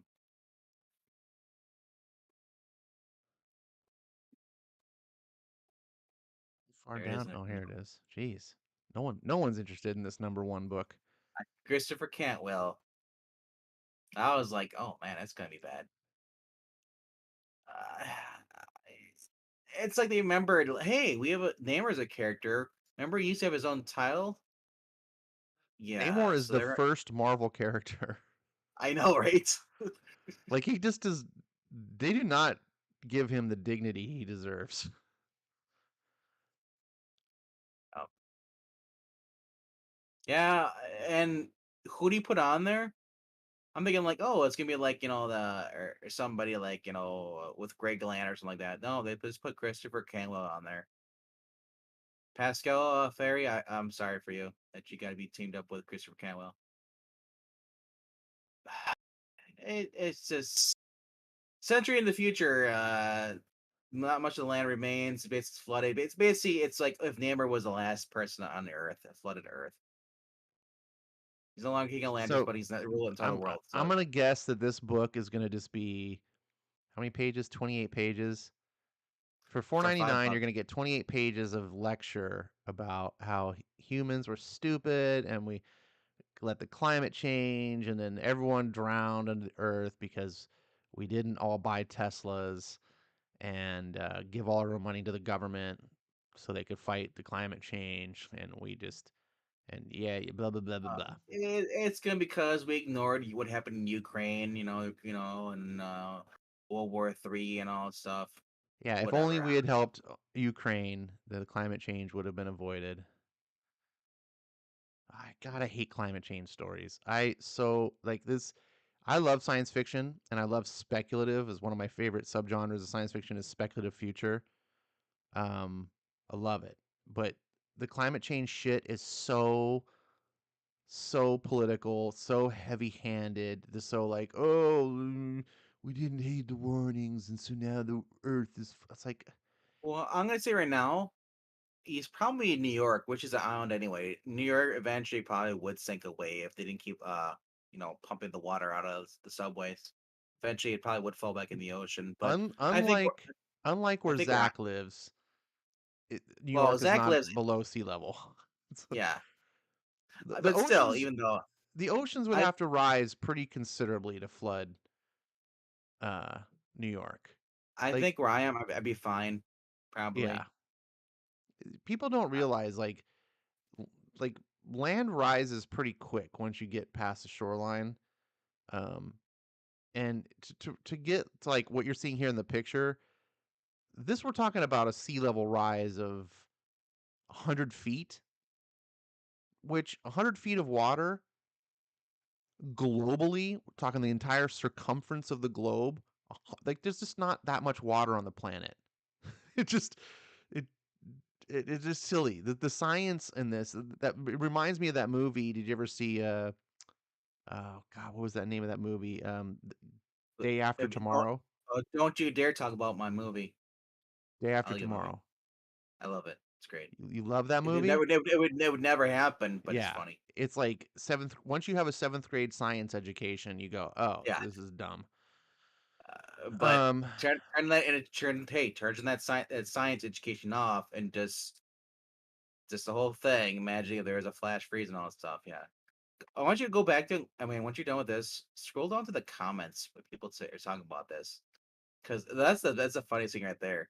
Oh, this this looks looks so so good. good. I feel like Namor will be a perfect character for Cantwell's writing style, and Fairy's art will beautifully portray everything that's underwater. I'm really excited for this. The next That's one or ex- below is hilarious. that's exactly how I sit on the throne after having Taco Bell. I can't not think about that every time I see this cover. I actually took it off of my pre-orders because of this.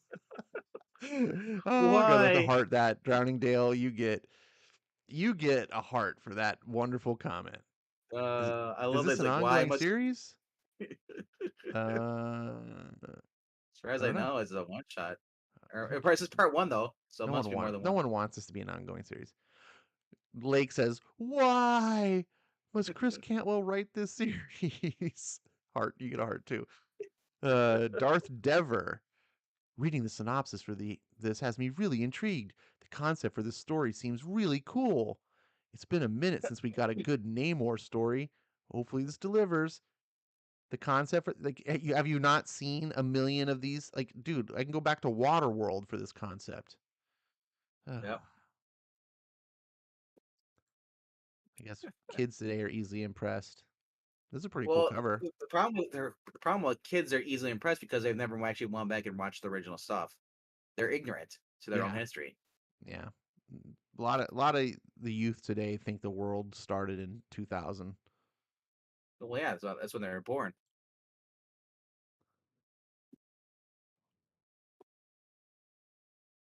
Man, this looks just like the actor they got for the movie. Oh wait. No, Not even close. All right, let's move on from Namor. No one cares about Namor. All right. If you thought that's bad, well, maybe this next one might be a little bit more entertaining. It's Batman Incorporated. Oh, this is the one you're warning people off of. Go over Where the top. where is it? Where is it? It's at the top. Is it at the top? Should be. Should be. Oh, maybe it's not. Oh, it's not at the top. Okay. Keep going. Wow, it's below Batman Urban Legends. There it is. Wow, is is it below Namor? No, it's okay. It's above Namor. People are more interested in this than Namor, but barely. I like the cover. Who did the cover?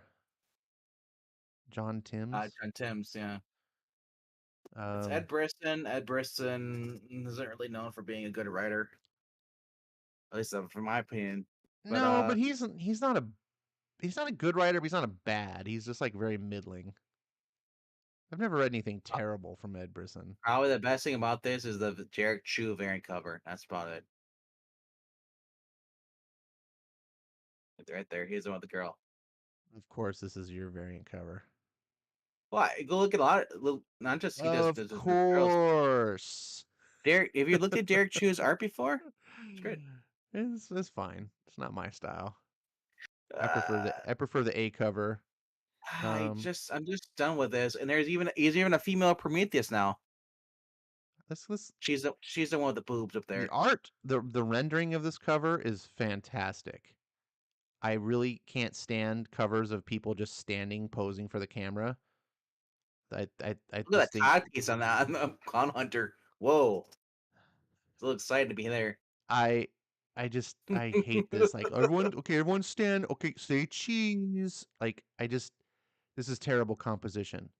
That being said, fantastic rendering. Like if you could actually draw characters in like a cool action shot like this, that would be amazing. Speaking of action shots, uh the Jeff Spokes incentive.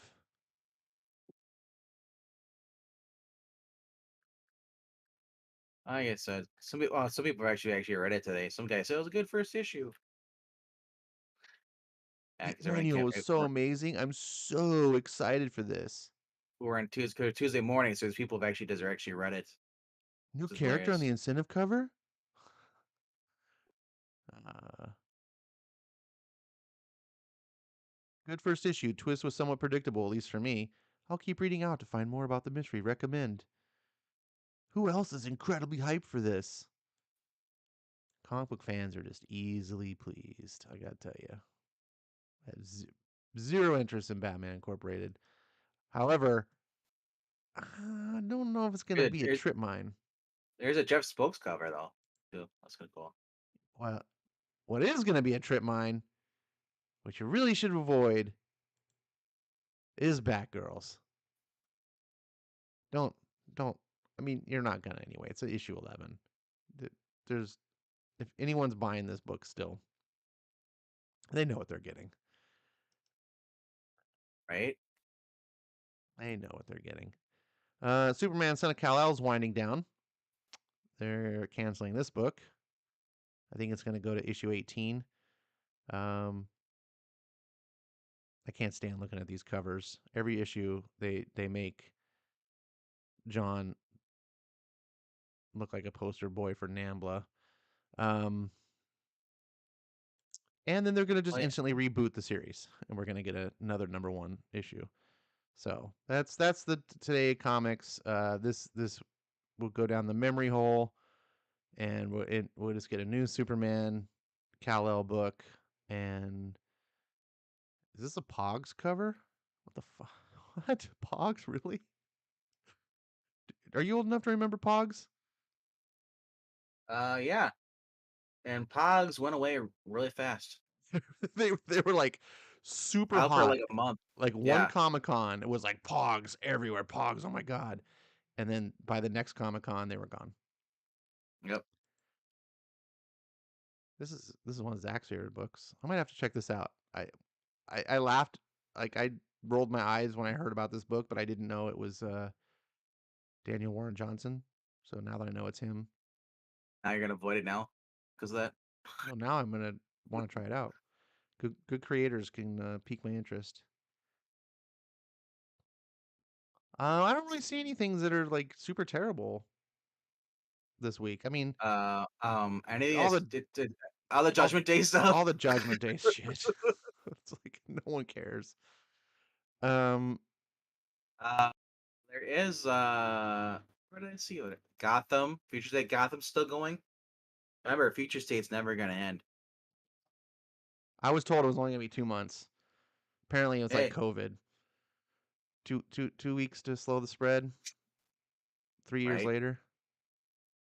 Oh, Um, if you wanna read Ezra Miller Flash, there you go. no, no, Number two's out. no desire. Oh, there the number one you should be avoiding though, and it is it's if you go What? keep going What the? down, Wait, hold on. What the it's fuck is this? oh you just saw that? What the? Oh, she's the new Black Panther in the movie. Sorry, Stephanie spoiler. Williams. Who's Evan Narcisse? I gotta say that's a really on the nose last name, Narcisse. I think Like that person just writes the voices things, Marvel. they Yep, just write Marvel voices. they just write black stuff. Like they're not able to be a real writer. They just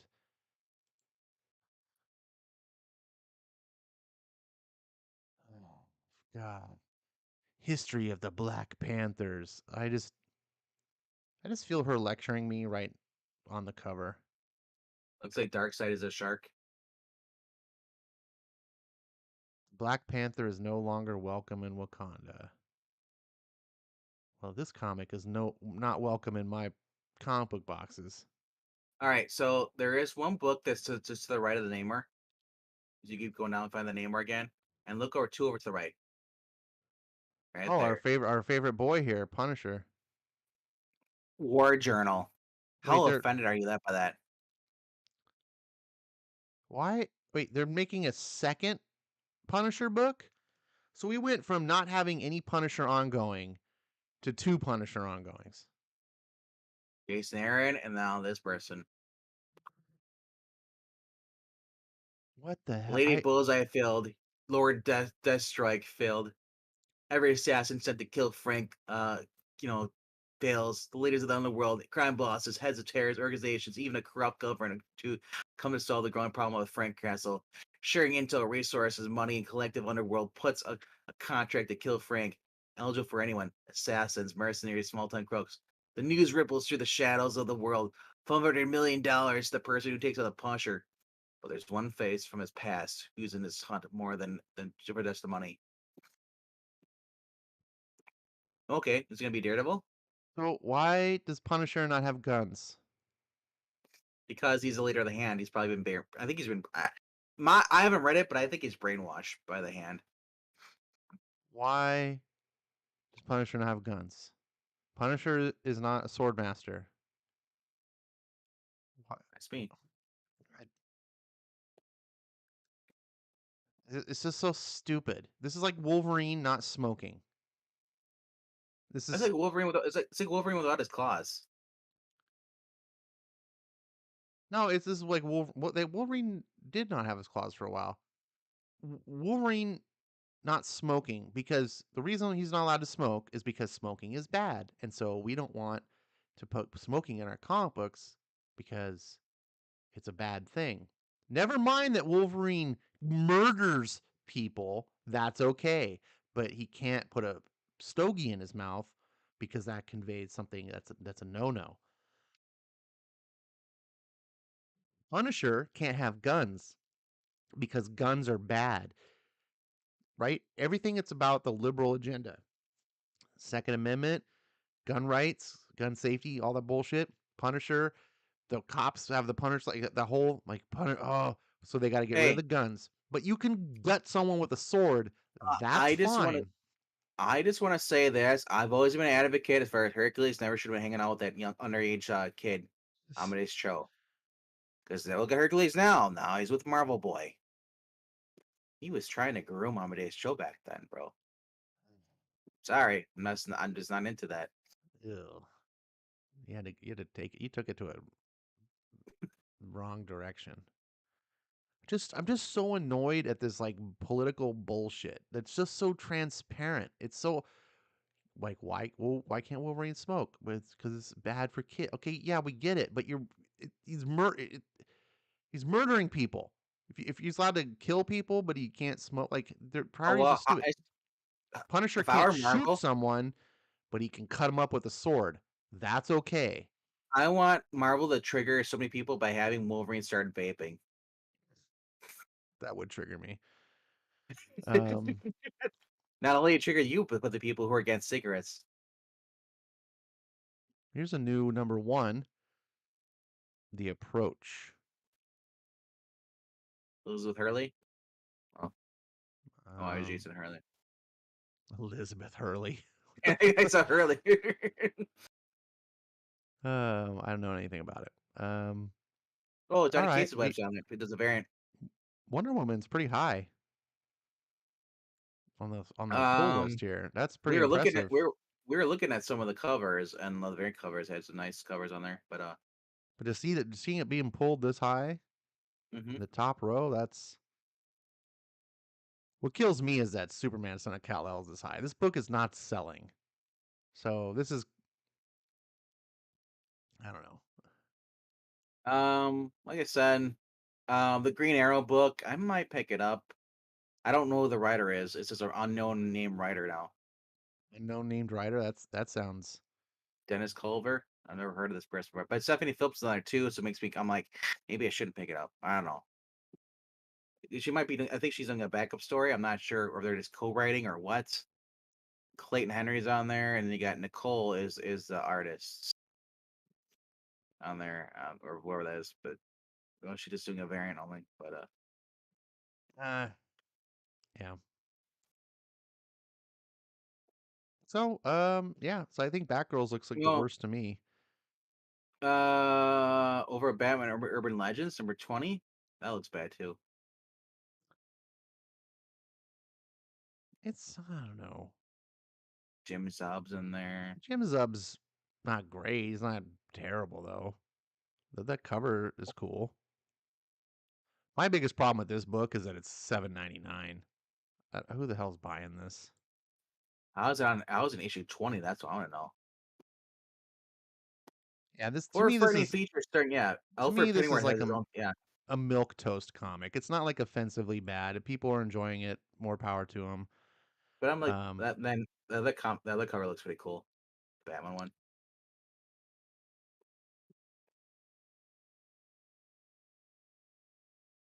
yeah, it's not bad. Not too I bad. like the bats. It's Halloween, bro. I like the bats too. Tell me that Nightwing isn't DC's Daredevil. Tell Tell me me, isn't going into hand. tell me. I It, want. it's the Foot Clan. This is DC's Daredevil. You can't convince me otherwise. Tell me they can't. I'll just stab him at once at the same time. He's dead in that photo. The only difference is Nightwing never had Frank Miller to make him cool. Now that Ghost Rider is that finally being Johnny again, or is it stupid that Robbie Reyes? That's the thing. You talk about legacy characters. The worst you can Oh, do is I'm have I'm gonna convert you to oh the cause, man. Like yeah legacies are stupid. Johnny Donkey Judge Johnny, and then there's yeah okay this is Johnny Blaze, but that's the thing. I was like it was Johnny, and then Angelica, and then there was like Robbie Reyes, and then there's a fifth one now from the Jason Aaron stupid thing, like from BC Avengers BC or 1 million Oh, whatever it is. right, yeah, the beat is so stupid. It's like Why, how many do we need to have? how I'm was there Ghost a Rider. Black Oh, I'm Ghost Panther Rider. before there was ever a Wakanda? That's what I want to know. It's like He created Wakanda to worship himself. back in the time of Pangea, there's what Black Panther. Like what? What? Come on, dumb. Anyways, final issue of Duo Power Bombs coming out. I don't know if Skip is still listening, because he didn't make any comments when I talked about this. But there you go. do a power bomb. It's good. It's pretty good. Not perfect. Mostly, my problems with this book are mostly subjective. So it's hard for me to be Well, critical when it's just I things that don't mesh with my taste versus things that are just objectively bad. This book doesn't do I just objectively bad things. yeah, I just want to know, is that supposed to be John Moxley down there with the barbed wire bat, the jeans These on? are all fictional characters. I know, but the wrestling, as far as the barbed wire bats and all stuff, the kendo stick, the chains, the ladder, the steel chair with the barbed wire, basically like ACW or AEW now, right now. But ECW used to be. Yes and no. I mean, they're pulling stuff from.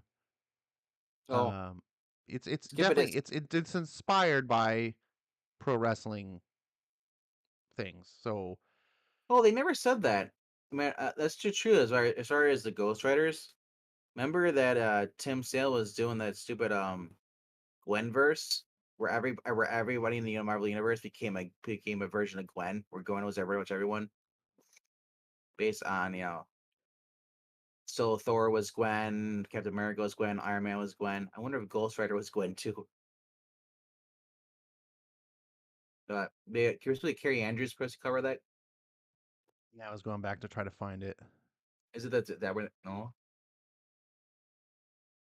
is that it? There, I guess that's it. Andrews Beyond Amazing variant. Wow, that actually looks good. It's no Ghost It is. Rider. It doesn't even look like Carrie Andrews' art. That's what's great about Oh, shut your pie hole. it. You know I'm Um, right. It doesn't even look like Carrie Andrews. It just looks like Spider-Man. Looks like you're a right, and Capcom. that it's good, not that it's good because it doesn't look like Carrie Andrews' art. That's the part I disagree with. It also looks like the Ultimate Spider-Man covers.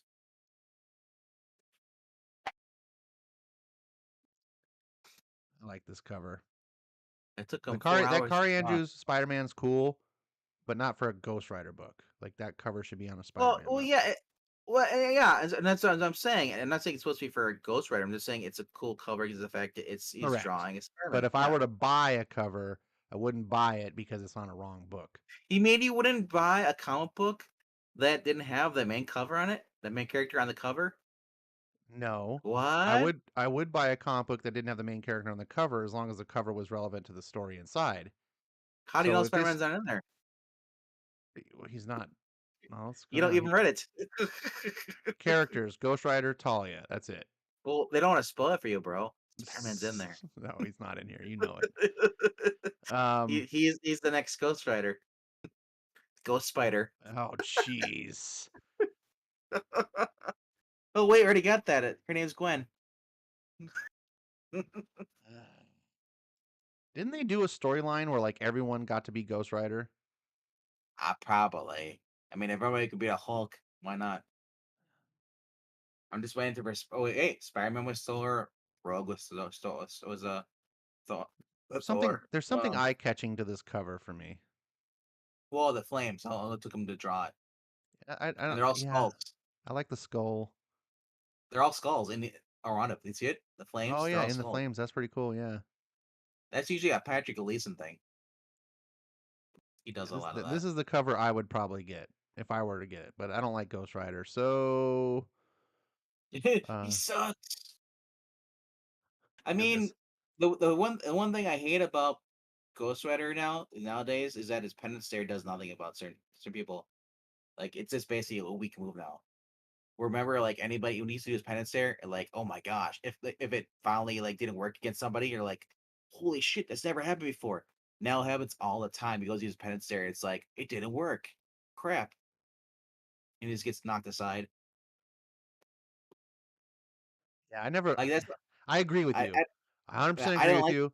Ugh. I also don't like the pen and stare. I think it's one of the dumbest powers of all of comics. It should only ever be used once, great while on a certain villain, but I mean, but it shouldn't be like the one thing that ends everything out. It should be like, oh, that takes out the care of that person, but the Right. other It's like with person, Doctor Strange at the Eye of yeah, Agamotto. It's yeah. just like, oh, I need to defeat you. Eye of Agamotto, I win. Okay, great. That There's no Well, challenge. There's no conflict. it's the formula. You call in your Dragon Zord, the Green Ranger, and then Right, exactly. he defeats you. Yep, is exactly right. It was like when I was a kid growing up, and I would watch. I for whatever reason, I love Voltron cartoons when I was a little kid. Probably Yeah, just because the concept of Voltron was totally cool. yeah, but But with the every lion, episode was they would form the big Voltron, and then they would start winning they were losing really or bad, so they formed Voltron. Okay, now that's kind of even, but the only way they could finish off the big is using baddie, the sword. pull the big sword out and then cut it in half. And it was like Yeah. every time it was like I was like, why don't you start with that move? Even as like a 7-year-old kid, I was like, can you start with the sword? It's like, Well, that was Power Rangers 2. Power Rangers who did too. Oh, like we need to summon the Megazords because we're getting our butts kicked. You know. And then then they had to bring in the Green Ranger into the series because the one Megazord wasn't enough, so we need to have another one. And then the Megazords would combine together, forming one giant dragon Megazord. I was like, are you freaking kidding me? I was like, this is like Transformers Combo Wars, you know? It's like I'm like, it's all about selling toys, so it worked, you know? I just gotta say this right here. Um, Yeah. this is a What's better awesome. Captain America than Sam, and a better Thor than um, Jane Foster. Just gotta say. I'm just saying, I'm getting Wasteland Avengers or Old Man Logan themes, vibes because Doom had all. He had the hammer, he had the shield. He had pretty much every souvenir of every hero he killed up on his wall in his office. You saying that Marvel is reusing ideas? No. No, I'm saying someone else's at Marvel is using an idea. I'm thinking Marvel's just too stupid to realize editors. Oh wait, this is a story before. Well, no one will really notice anyway because it's all new readers anyway. Heroes Reborn, great title. I'm so glad I thought of this. I love Doom, so it's kind of silly, but seeing Doom with the hammer, I don't know how they're gonna pull this off. That's not stupid, but Using magic, he made himself appear that he's worthy. Oh wait, I forgot. They took rid of the enchantment. You don't have to be worthy to be a Thor. You can just pick up the hammer now. oh, that's right. Anyone can pick up the hammer. Oh, so maybe there is a reason.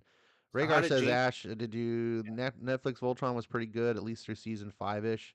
I watched the whole season, the whole thing of Voltron on Netflix, and it was Well, pretty good. the new Um, one or the older one? the The Netflix original? Voltron. Okay, yeah, the Netflix one, which was the DreamWorks one, I believe, right? Yeah, it was I didn't pretty care for good. There the were there twist were at the things end. about it that I But yeah, didn't like. I really hated the whole gay agenda shit that they started pushing towards the end about those yeah. characters gay. I was like, I shut will up. say this though. No, I don't care. Shut up.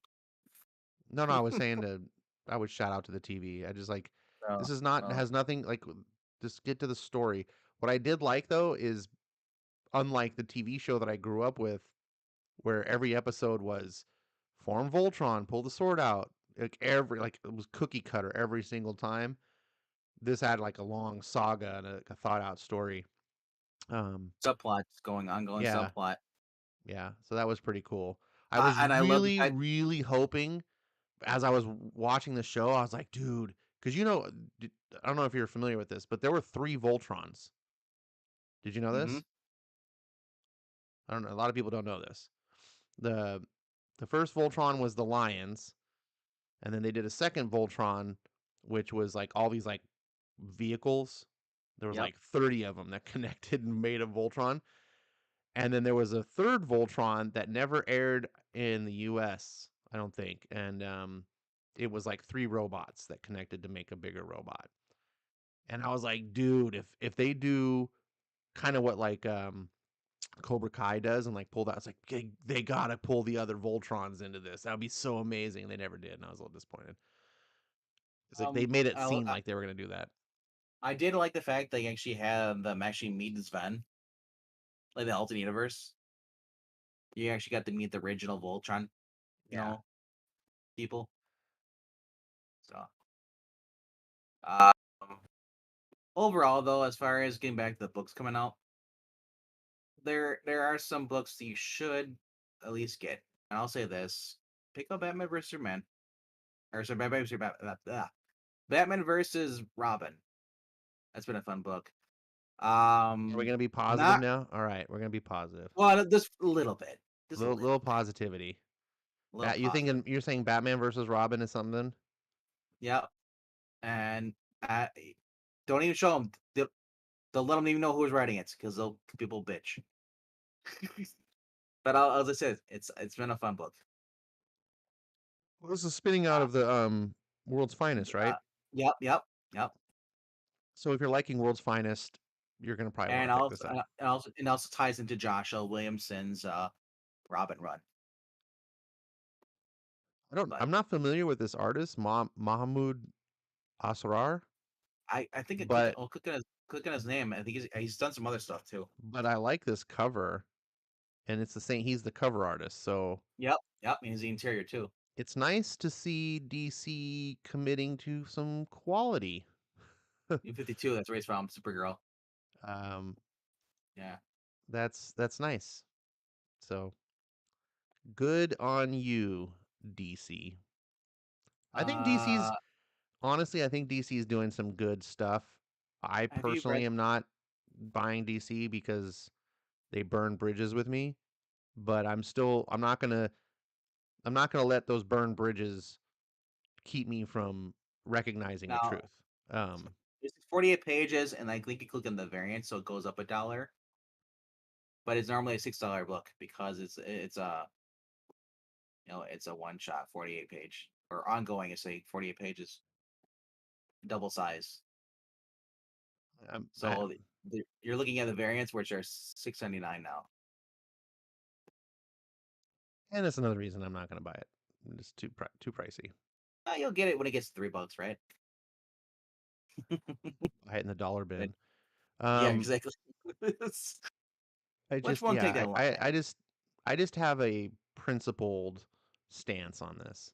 I know some people it's like I don't care, 6.99 is I'll not borrow you much to my me. copy. You can read it. But to me it's not just about being able to afford the book, it's about the principle of it. I just don't think comics should be Should be $7. $7. No, It- if it's 72 pages, sure. we're just heading to a bad place.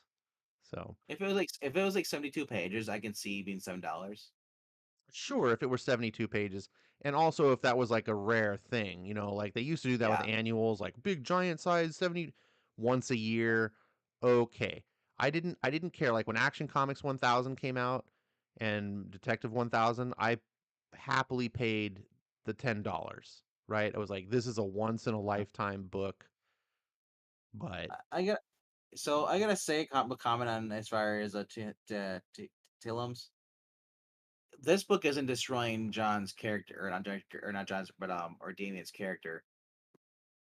Um, I would say outside of this though, outside of Josh Williamson running and stuff, Damien really has been basically dumbed down, just changed everything about his character. Um, definitely you saw as far as Jonathan Kent has pretty much been just screwed up tremendously. yeah, that would be my I don't even blame Tom. I don't blame Tom Taylor or even Bendis. You know who I blame? Dan Didio. I blame the DC people the guys in charge who allowed this to happen. Jim Lee, who sat back did absolute shit. Those are the people I blame. Because if those people would have put their foot down and said, no, that's stupid. We got a good thing going here with Super Sons. We're not going to touch that. If you want to do that, we're going to make that an Elseworlds thing. Then you can have their story. But the main continuity has to stay what it is because that's what people like. Now, the fact that they didn't do it, that's on them. Because Bendis and them would have did like, okay, I'll just go do something else then. But Didio and Jim Lee were in charge. Oh no, I don't know about Jim Lee. I think Jim Lee stepped down. It stepped down, right? I don't think Before the Jim Lee has a lot of the executive decision making that people think. I think his position at DC is more honorific. This is But purely yeah, suspicion. I have no evidence or facts to back it up, but just from we'll my set let observation, I feel like DC is more of like how Stan was in the later years at Marvel, how he's just kind of like, hey, like the face, like Jim Lee's kind of like a face for you DC, know, and but they even just then, give him this VP title because that's what you do for a big thing, so he can yeah. justify his paycheck or whatever. But when it comes to making the hardcore decisions, they're probably like, yeah, Jim, let these But guys do it. I but let's say let's go with your theory. That's actually that's what's happening with Jim Lee. Jim Lee still could have stood up and said, you know what, this is a stupid idea. Maybe he You did. know, we don't know, and we never know, well, because When you if he work did for a say something, corporation, like yeah, your dissent stays behind closed doors, and yeah, the quickest way to get fired is to go out and publicly dissent. Like you just don't do yeah, that. So it's possible behind closed doors. Jim's like, I don't like this idea, it's stupid, and unless you're Gail then Simone, Daniel who Cherry cares, was like, sorry, Jim, I'm in charge. I'm gonna do it my way, and Jim's like, all right. And then that's just how it goes, and no one ever knows. You just present that solid front. So I don't know, but regardless, DC's doing some dumb things. They are starting to turn things around. They're doing some good things, but I'm not willing to till it give them all a connects. medal, and be like, "Oh, praise be to," like you have a lot of fixing to do, DC. Like we've If been down this it, road before. you know, like I uh, said, bring Robert Venditti. That put Robert Venditti back on Superman. Put him on Superman. Let him write that. Hell, I take Scott Snyder back on Justice League. Like, get rid of Bendis, get rid of all these people writing Justice League. Get rid. Um, I don't know why. Yeah, it amazes me that Venditti does not have more work at DC. It may be that he doesn't Jurgens is want it. Like he's going oh off, man, he's doing yeah, some true. bad idea books. I don't know. It may not be a DC thing, but if Venditti does want to do work at like if I were a head editor at DC, I would be soliciting that guy hard. I'd be like, "What book do you want to do? Like, tell me. Give me some pitches. I want to find a project for you." That Right? guy is slam dunk writer. Like he just does not Then fail. yeah, so uh, Venditti, and then there's also Dan Jurgens, who pretty much got the shaft from DC after his blue and gold thing. The next thing he's doing is writing Tarzan for Dynamite, which to me is a first for him. I don't think he's ever written any indies outside of the Marvel DC, has he? Or DC in general? I don't see Dan Jurgens really doing any writing outside of DC, to my knowledge, at least. So I know he's done some covers for Marvel, I don't but his know. art is Dan Jurgens has got a DC book coming out. He's going. what's he doing? What book is it? He's. Is it a one shot miniseries? It's one of I know this. he's So Action Comics is turning into an anthology book, starting with so 1050. wait, is it going to back to it was in the 90s? It's going to Yeah, Action Comics Weekly. yeah, like when the Triangle era. Not Okay. weekly, not weekly, But but I mean, you know what I mean? Like each Action Comics is going to be a three-ish, like it's going to have three stories in it. It's an anthology book. Dan Jurgens is m- doing one of so the stories. here's He's doing. Let me finish. Hu- hurry, because you already said the Hush. three thing. I don't go hurry, Patience. hurry up. Take a No, breath. no, I don't have patience. Breathe. So Dan Jurgens is doing Action Comics, one of the stories, and it's going to be a sequel to his Lois and Clark story, that miniseries that he did back in the day, which was great, which introduced Jonathan Kent, and it's going to be a back in time story, and we're getting 10-year-old Jonathan Kent again. So he's doing So Lois and Clark on the farm with Jonathan Kent. Da da da. Now that's very exciting to me. Not as good as if it were Tomasi, who I think did it better, but Dan Jurgens is good. My problem is it's only one third of a comic book, and it's still like it's like getting crumbs. Like fix Jonathan Kent. I don't want a backup story or an anthology story in another book where I may not care about the other two. I hate these. I hate what they're doing right now, like with Detective Comics is doing the same thing, where it's like you get two books in one. I don't care about the second half, right? I care about one story, but I got to pay for two. the Superman, I want that Dan Jurgens story, but I don't want to pay for three. Um, and I think that's a big mistake. But All right. what are So your thoughts? follow-up question to that. So is it going to be three people? So three creative teams, basically doing three stories in the book. That's going to be like continue on to the next issue. Keep going on in the same book. So you basically like you did with the weeklies. Remember, you'd have a Green Lantern story. You would have basically five characters, five in the book, the weeklies, and then you could as each one came out every other month. It was a continuation of those specific stories. Because if that's the case, then if they're good, if they're actually good talent or good writers on it, it can actually be pretty done well. But if it's just gonna be like, oh, these are just be like random image stories and that don't continue into the next issue, they're just one shots and like and like kind of like they did with the Marvel was doing it with the Black, White, and Red for like Moon Knight or whatever it was. Yeah, I think it was Moon Knight. It had different people each week. It was basically all one shot stories, which I'm not a fan of. I like having like continue on because it makes me excited for the next issue. Like Kaibon X did that. You had this. I mean, if you had the like, remember how Walking Dead was throughout all of them? Imagine the other two stories in there were all throughout all five of them. Like that's what I liked about Weekly. You know, so I always knew I was like if I have someone writing on there like oh it's like if it's like here's my dream team right here. You have like Jurgens, Venditti, and Tomasi are writing three stories they're gonna span off for the next five issues of Action Comics Weekly. You know, and that right alone would get me to buy those. But you're right. If you're only buying for one story, well, that came down to where I was back in the day with Action Comic Weeklies. Even though they're cheaper, it's like if I'm just want to read the Green Lantern story, like I don't care for the Wild Dog story, or whatever else is in there too. But I wanted to read the Green Lantern, so it made it more easier for me to buy because it was cheaper. I was buying back issues instead of paying. What do you want to pay? Like what, $7 now? Today's stuff, and they're not even by good writers. But um, Yeah, let's- I don't know. I know that the Jurgens one is going to be obviously ongoing for a oh, while. Leah Williams. Ooh, of course Skip would know that. So looks like so 1050 has Philip Kennedy Johnson, Josh Williamson, and Tom Taylor, Two and out then of I out of think three are good, um so this is 1051. and then So it's this is where then Dan Jurgens starts on 1051.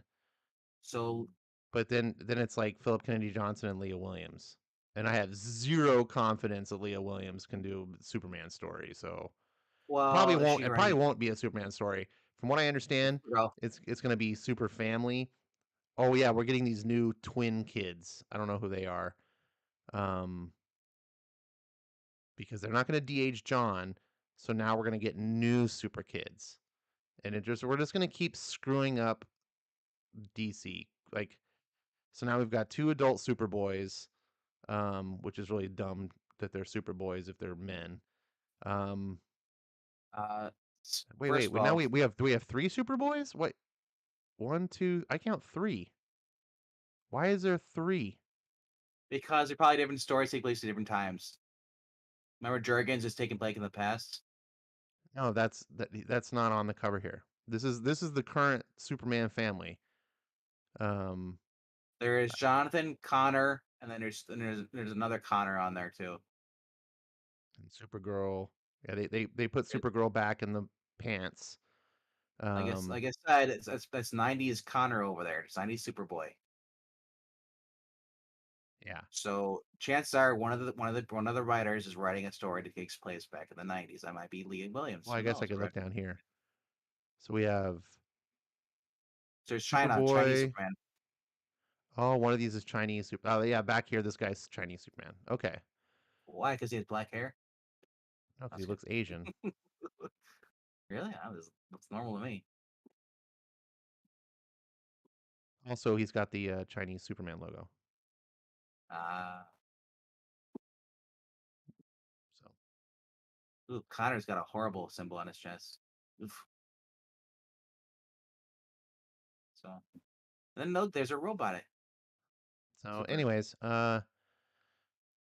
is there any good Natasha books you all Iron want to talk Steel. about? We were talking about good books. We talked about the We Batman and were. Robin, Yeah. Batman Then you versus drag Robin. and then My you drag me so into this. no, I was you would not let me talk.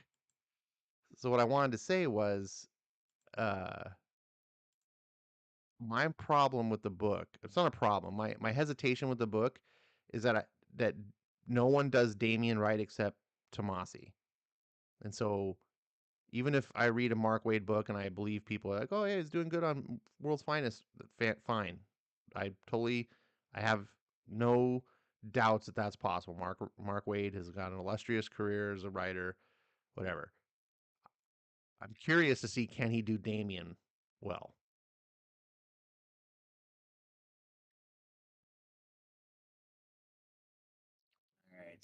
All right. But yeah. So speaking of good books, I am going to say I did talk about do a power bomb, so that's I fantastic. I for am me really shocked at how good this is. for me, I'll say Gambit. I've been enjoying that. Chris Claremont. Okay.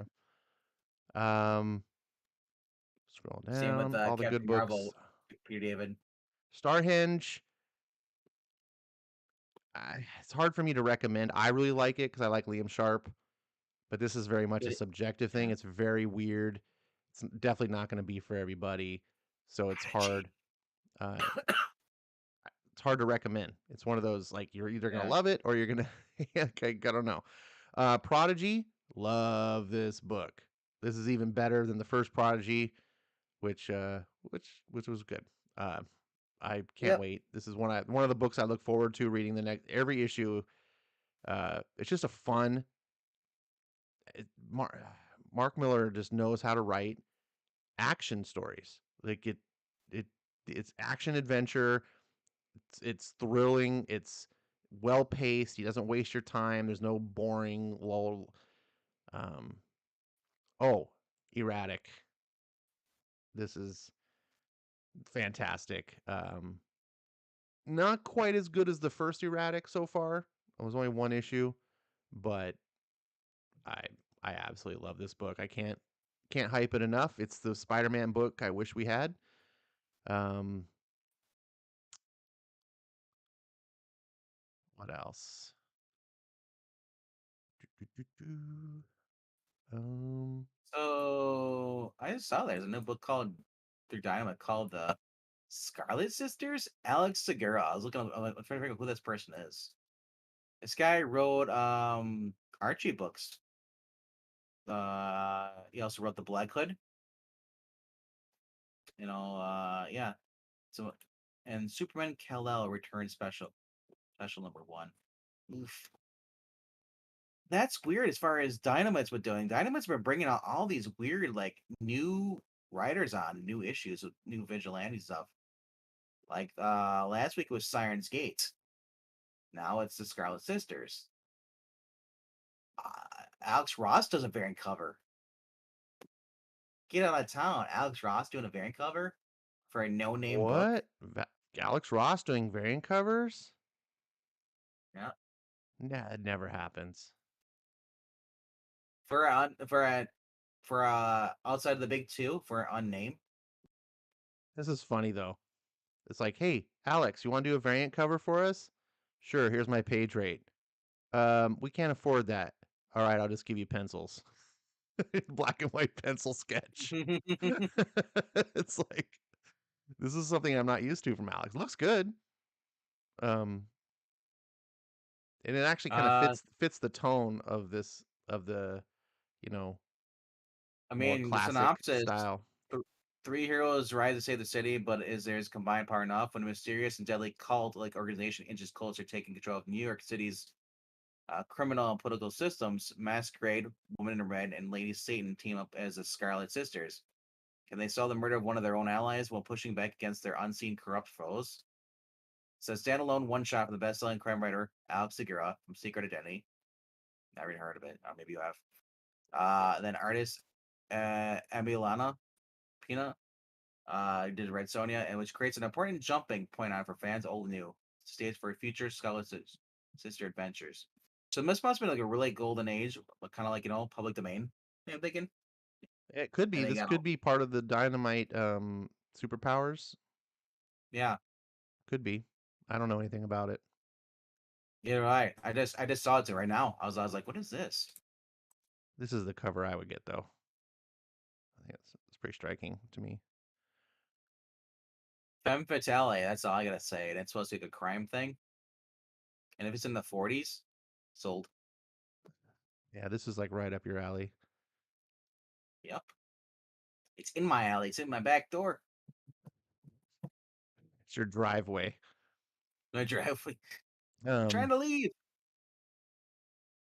I'm If I surprised you didn't get. erratic, I'm yeah, surprised you didn't get ninjets. I would have. I didn't know anything about them, but they were just pretty much spoiled little rich girl hacks that were killed within like a panel or two in Jennifer Blood. So I was like, oh, and then I'm looking like, who's writing it? Oh, the guy who butchered Jennifer Blood, Fred Van Lente. It was like usually a good writer, but man, his Jennifer Blood story sucked so bad.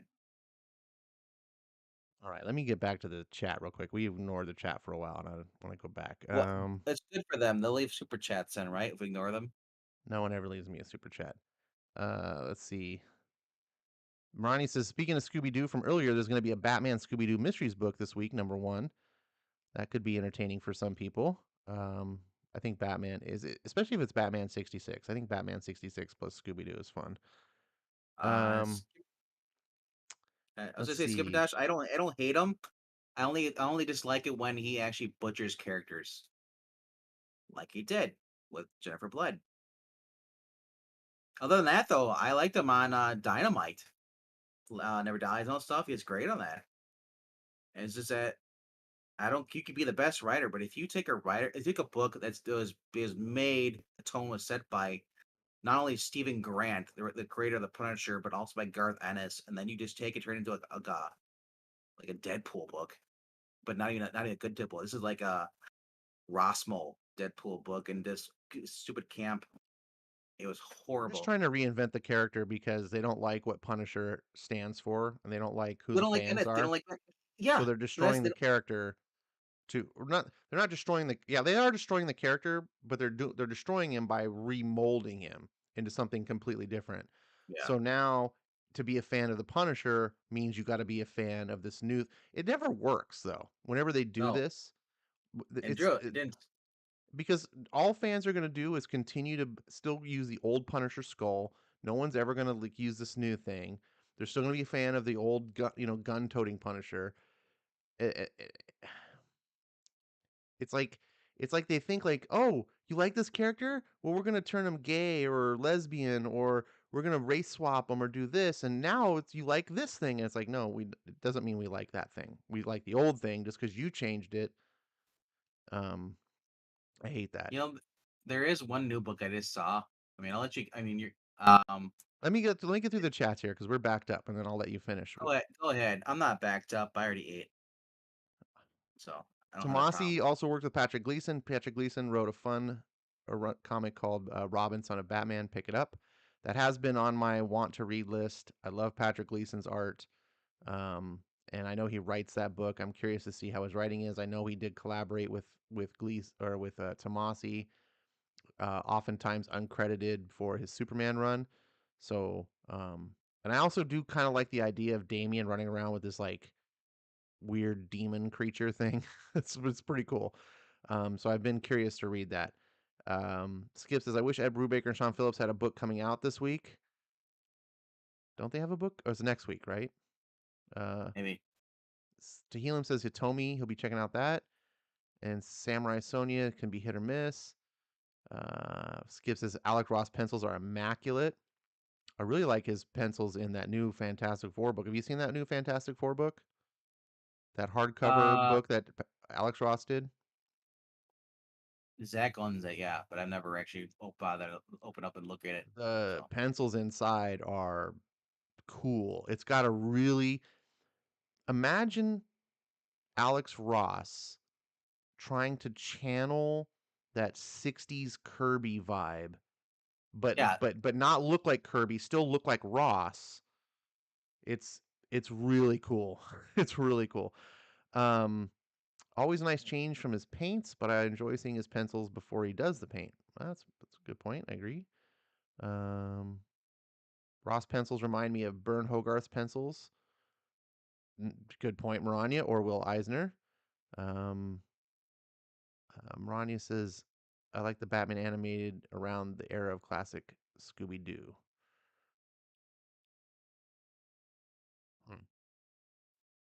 Skip says the book comes out this week. The book comes out this week. Hold on. Hold the phone. Why what is it not listed down here? Reckless? Reckless is not. Why is Reckless not on this? I think it's next week. Let me look.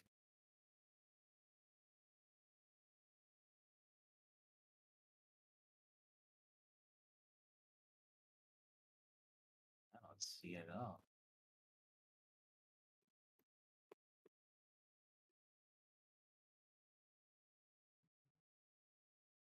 Hold the phone.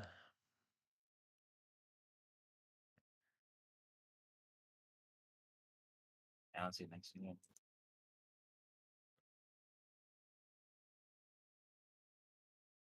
Follow me down. Clearly Look. says October 12th.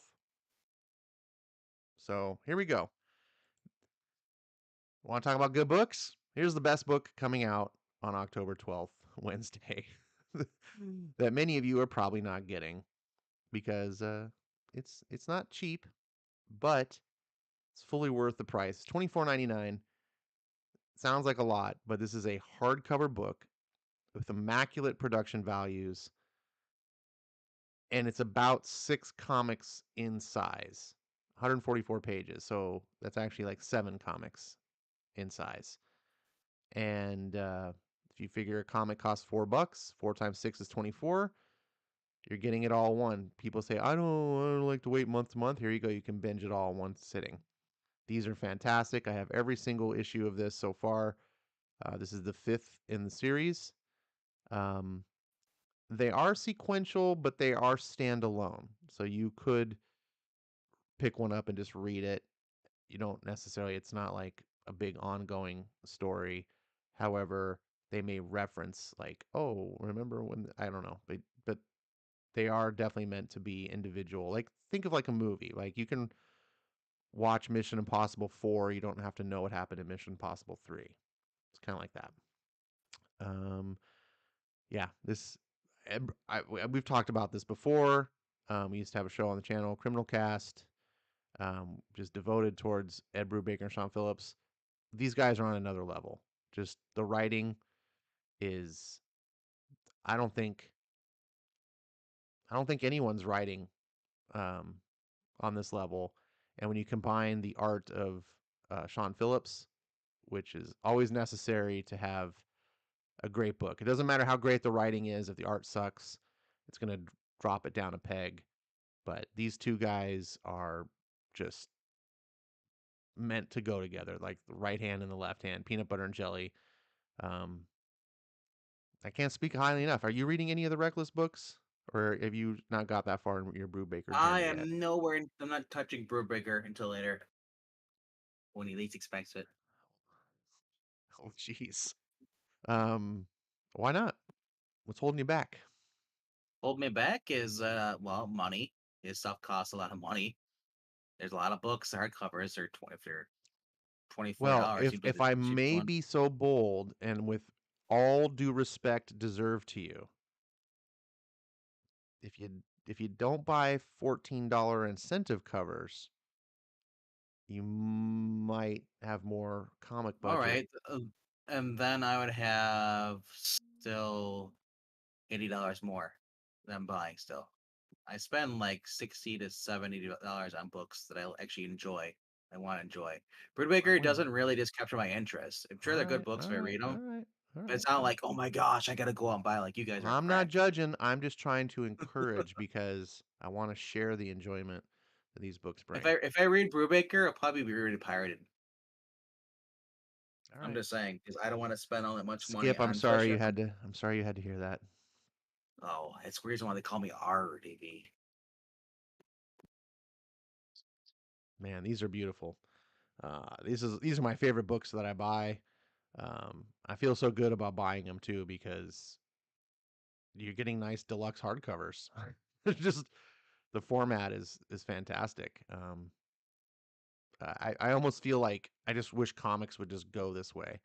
The only reason they can't is because there's no way I would ever pick up an average writer's book for $25 and take a chance on it. With Ed Brubaker, it's like a sure thing. It's I don't need to know anything about the book. I don't even need to look the cover. It's like, oh, it's Ed Brubaker, Sean Phillips. Just buy it. Like, Also, I mean, I don't know. I might read this later on. I mean, Jay Leno with a sledgehammer. Come on, I want to watch. I want to read that. of course you yeah, see? Yeah. Well, it'd be great. I mean, you got that big deluxe hardcover for Criminal. Yeah, I'll Yeah, so eventually break that open and read that. Like I yeah. said, but I got so many stuff I got to read before I get to Brubaker, All right. so All I right. want to get Well, I want to get caught up. you absolutely should read it when you want to read it. I don't ever want to force it because then you won't enjoy it as much. So you want to do it when you're Quick, feeling it. talk to me about it, man. Jeez. Man, I'm just trying to talk positive about good That's all books. I ever see. All I ever see in your Discord group is it's a cult of Brubaker. Dude, I'm telling you, they sold me on it.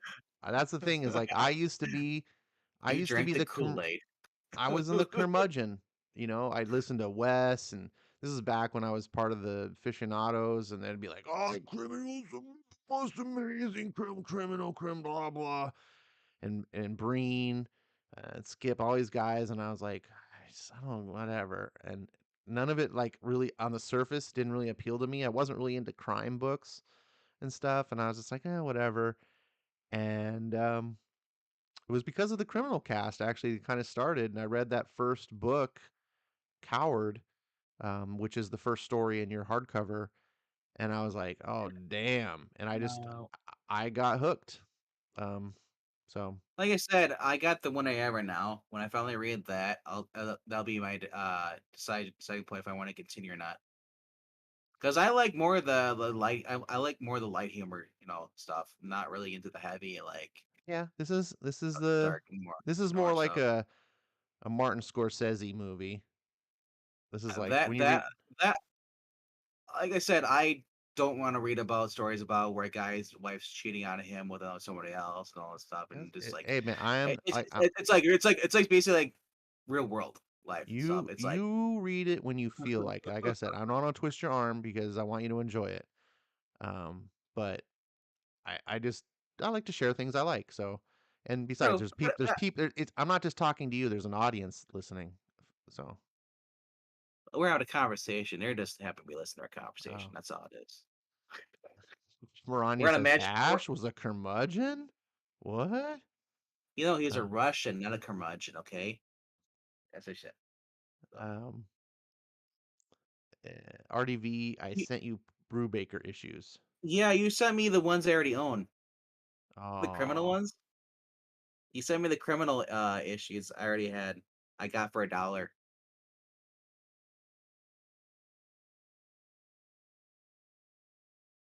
Now, Skip, I'm gonna burn it on camera just for you guys as a cry. But like I said, I'll read Brubaker when I read Brubaker, but it's not on my go-to or anything. It's just there's a lot more different interests. it's fine. You don't Like need it. You like don't need to. I You don't need to like keep right telling now, us. I love Garth Ennis stuff like that, and so I love the boys. I love that's more of my stuff. Uh, this just seems more serious and like well, I know maybe there is a happy ending end to this, but it seems like everyone just dies. That's my vibe I'm getting from these books. And the Reckless series is a little different. So the Criminal series is much more your like mafia style things. Like if you've seen Martin Scorsese movies like Goodfellas, if you've watched Never like watched it. Godfather, Never watched it. um, it's more in that style. These are criminals. Crime doesn't pay. people always kind of meet their end. Um, they are kind of like dark. They're noir. They're noir stories. Yeah, yeah. Reckless is a little bit different. Reckless is more like a Magnum, like an adult Magnum PI story. Think about that. The main Ooh, character, Ethan I hate a Magnum Reckless, PI.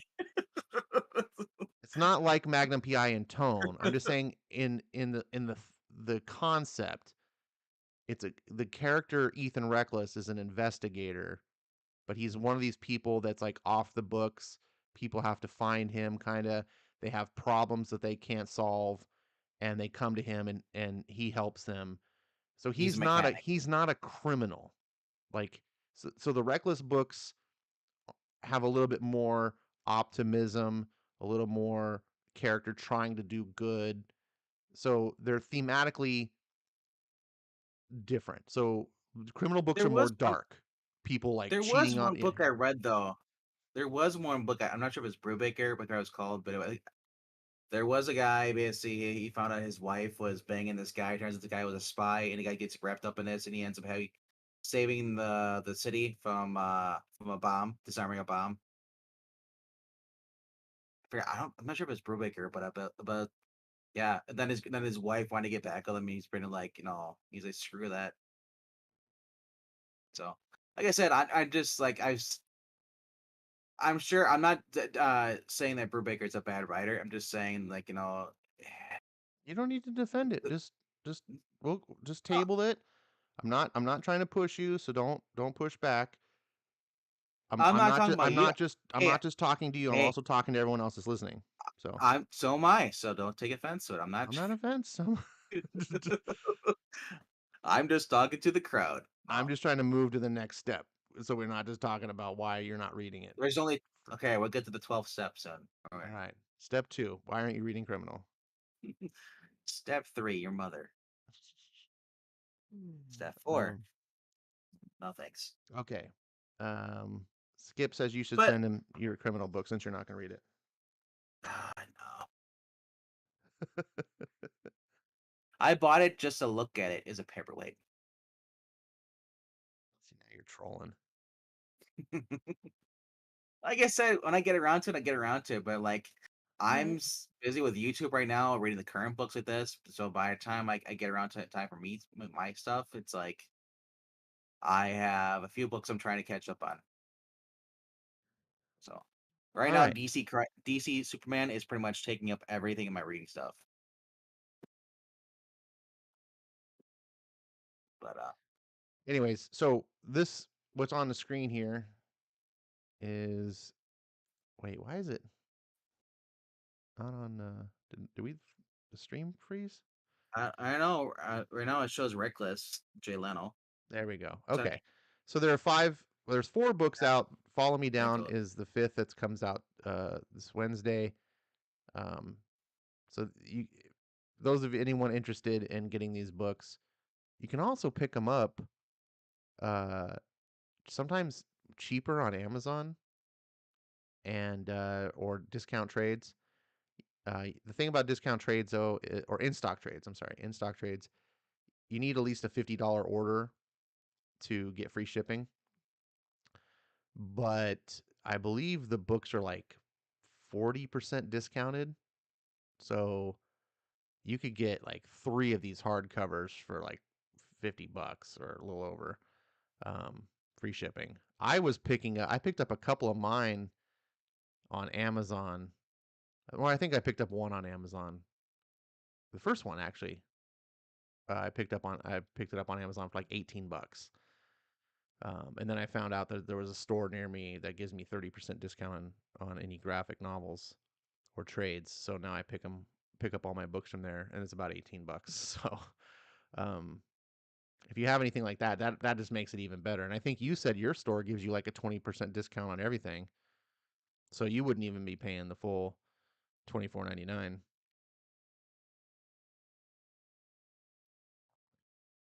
Um, and it says Skip says I got an extra copy of Ghost in You as well. Hit me up if interested. Sure, I'll add to the books I'm not gonna read. Wow. um. So I don't know. I'm just still confounded of like why it doesn't appear And the on normal thing, the because normal well, thing. because you got to add to the filter. Go to the upper right corner where it says filter. Check hardcovers. Oh, look at that, you bastards!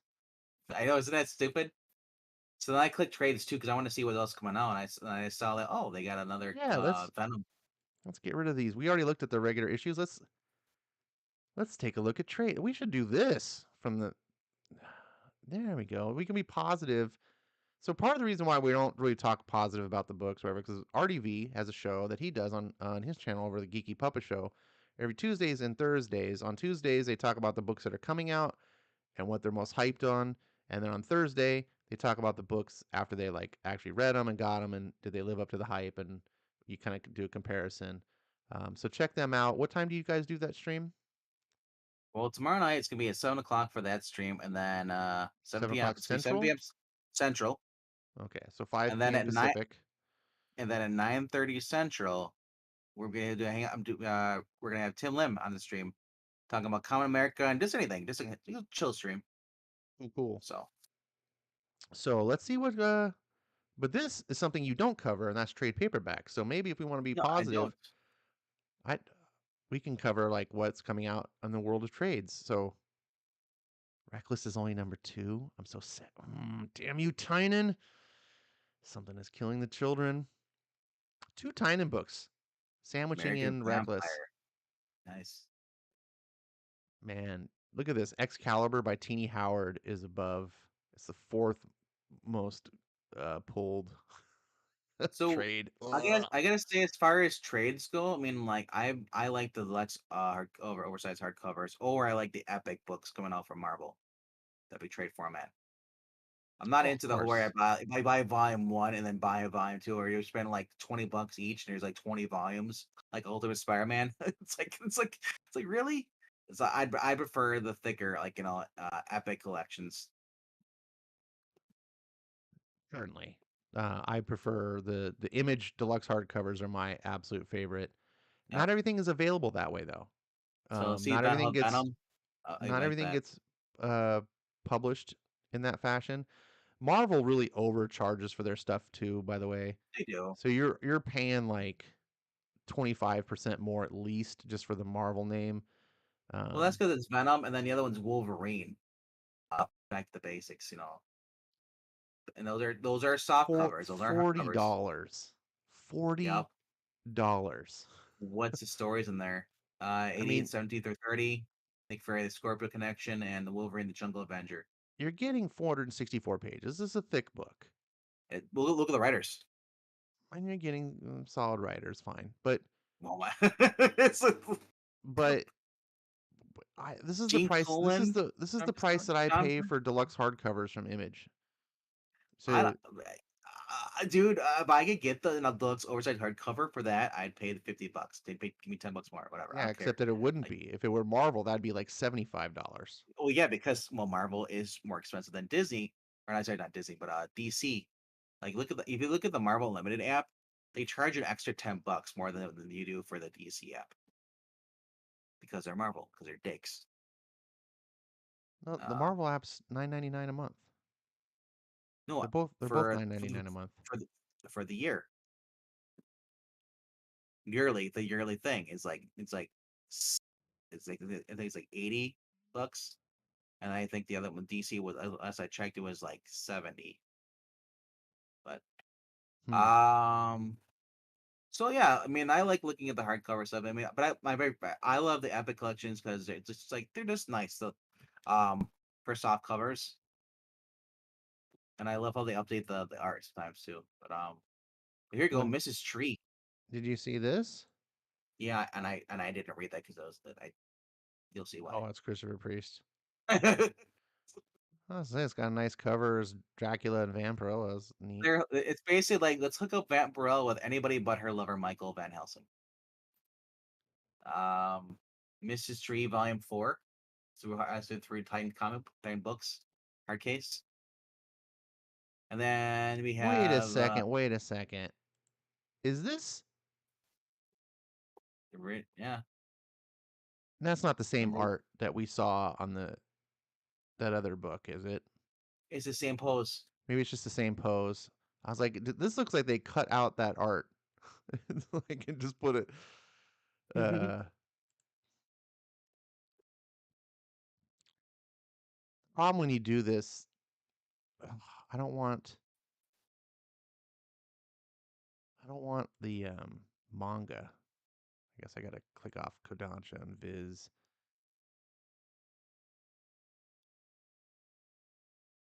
Yeah, it's really disappointing, like how much Marvel charges um for their trades. Moon Girl. There you go. Yikes.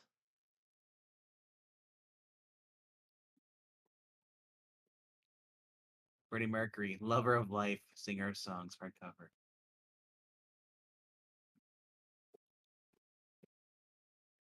That's where I am.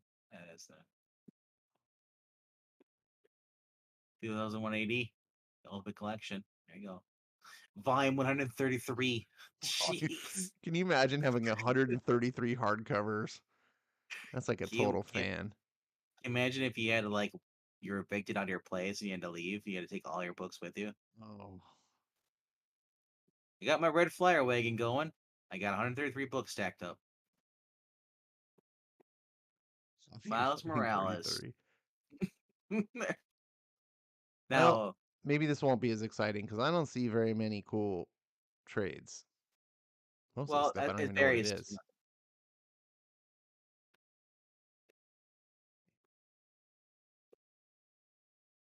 Black Panther, Oh, Jungle Action. the Joneses trade came out.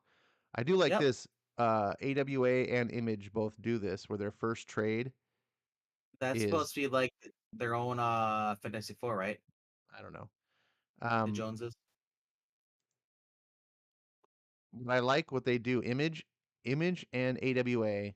There may be other publishers that do this too. I'm not sure, but these two companies for sure do. So keep aware.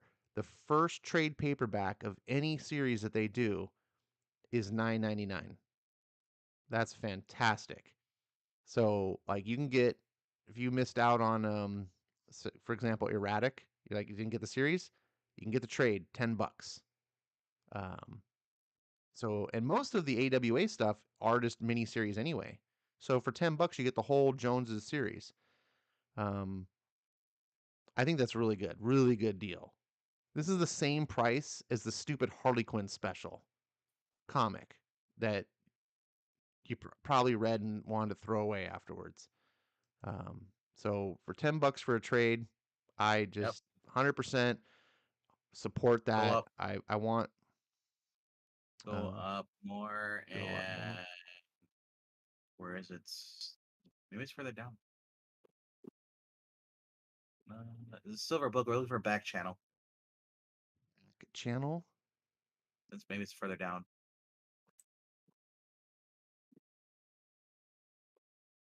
Silver cover. You'll see it, and you'll see it in the. It comes up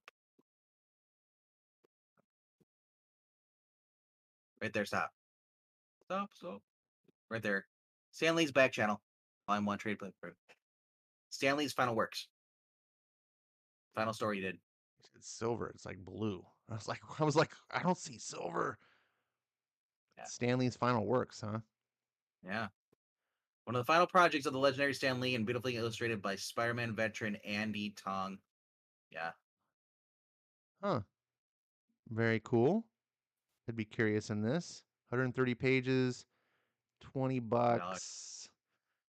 130 pages. That's less pages than Reckless for 20 bucks For Stanley.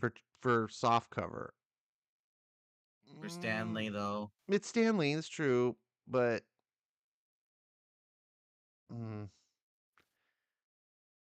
All right, so It's not basically, Stanley's fault that Marvel charges ridiculous prices. but I was looking at the synopsis, though. It looks pretty cool. Yeah, I'd be very curious about this. Um, I'm not holding my breath about it because if this is one of his last things, I mean, Stanley was, how old was Stanley? Like 90? like, 92, like, 91. Yeah, yeah. right there. So Anyways, get reckless. That's the moral of the story. Look at that cover on this Spider-Man. That's your genre meter. Yeah, this is a freaking horrendous cover. It's like that Weeping Woman. I I I cringe when I think about the cover rates that Marvel probably paid John Romita for this.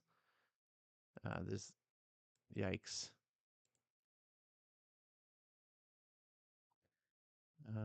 Let's see. Skip says The Closet was the most straightforward Tynan story I've ever read. Not a bunch of agenda. Good art and good colors. Cool. He said, It's by Zeb Wells too. Which Zeb Wells he's doing Unbreakable Sonya. let's see. Marani Which says, I if I ever really hit the lottery, the big one, I plan on buying all of the Iron Man Masterworks and trade paperbacks of every incarnation and having them professionally hard bound. Wait, why don't you just buy the hardcover Masterworks? Not sure what. Heard good things about the Joneses from people I trust. Heard good things about the writer Morrissey. Um, Trinity, aka Second Street Marvel, speaks highly of him. I really trust his taste. He reads all the indies deeper cuts than I read. Um, Ash Skip says Ash not talking about Usagi. Interesting. It's just because it's reprint material. Usagi's the great. rabbit with the sword. It's We're past that. We already have turtles with sword. We don't need a rabbit with a sword for. it's just old reprint material. So Usagi's fantastic. I recommend it all the time. It's that I don't know. It's the same thing. Like I don't talk about like the Wolverine. Like oh look, there's old '80s Wolverine reprints. Okay, like cool. I just laugh every time you say the name. I feel like you're saying Usagi Yojimbo. Like it's an insult. Usagi Yojimbo. Usagi. Not to mention Usagi. of that Mrs. Tree hard case crime book. Oh, did I miss something? Miss Tree hard Yeah, case. I pointed out before that there's a Titan book. Mrs. Trees Volume 4. Oh, I didn't know what I was looking at. So let me. It's a soft cover. I gotta cancel that. Cancel that.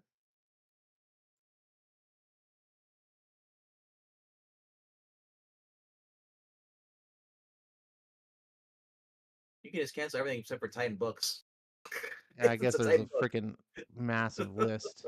Um, It's a go stop. It's one up to the left. hmm. Okay. Here we go. I have never read the Mystery. It's Max Allan Collins, though. The 6'9" caring private detective on her thrilling adventures. No case too small, no violence is too extreme, so as long as she gets the job done. Reprinted collected edition for the first time. Richard Story's Deadline, Skin Deep, Runaway 2, and Death, or Death Danger and Diamonds. 256 pages for $25. You know That's what actually might be worth? that's a thick boy. So See, author wrote a petition. yeah, Maxwell Collins. Which, by the way, for those anyone doesn't know, Road to Perdition was a graphic novel. It's not. If you're ever Say curious, what? if you're ever curious to read, and it's better than the movie.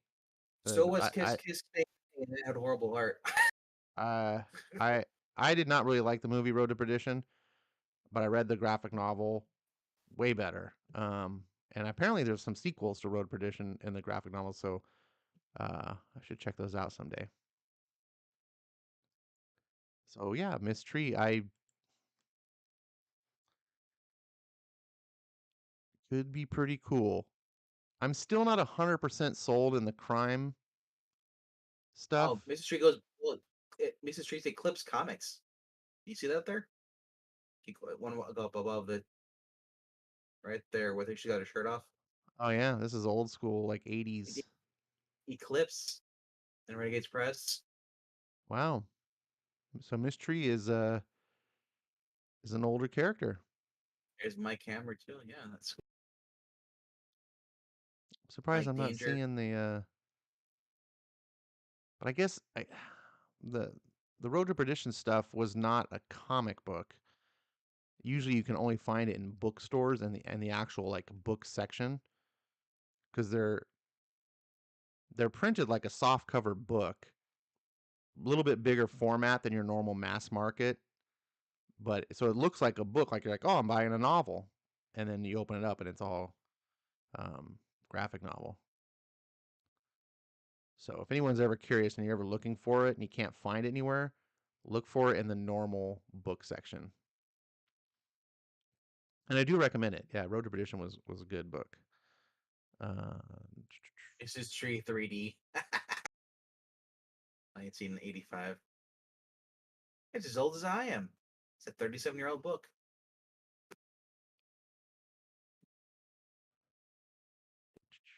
Skip says that $10 trade paperback is why I decided to wait on Erratic and all the other AWA books going forward. I can support them by buying more books if I just wait. Fair enough, I suppose. Um, for me, Did he start? for me, it's a weird thing. Some people like to trade weight on books they like. I like to trade weight only on books that I'm like on. Like if there's something I really like I want to get the floppies. Um,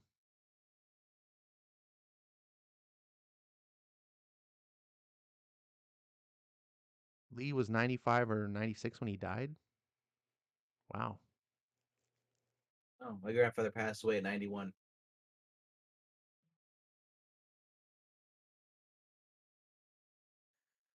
I do Mike not missed expect to live near that long. California. I'm surprised you made it to 50. I haven't made it to 50 yet. Oh yeah. Oh my bad. That's next year. Next year is the big 50. When we get to your half birthday, we'll celebrate that.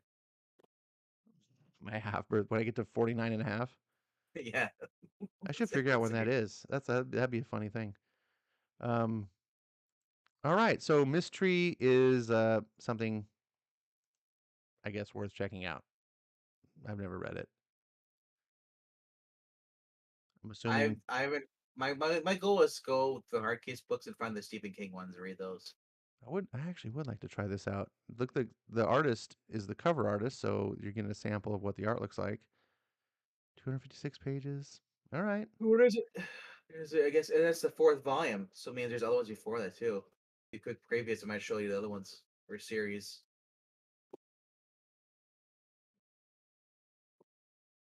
Okay.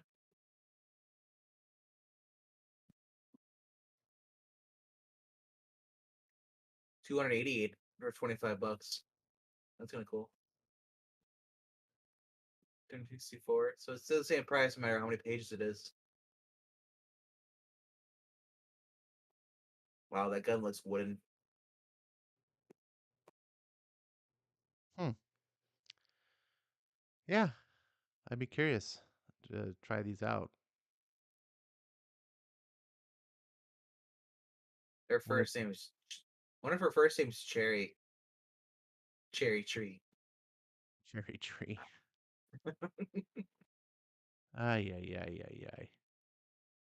A little. This is a little bit on the nose.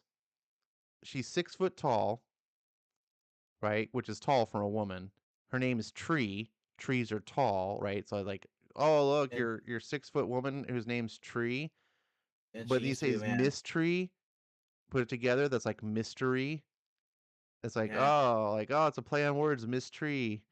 Like, but whatever, it works. It's funny. And she grew up as a man. She grew up as a man. That's the mystery. Ash, you saying erratic wasn't as good as the first one made me feel better about waiting. Look, when I say that, I don't mean like it was a massive step down.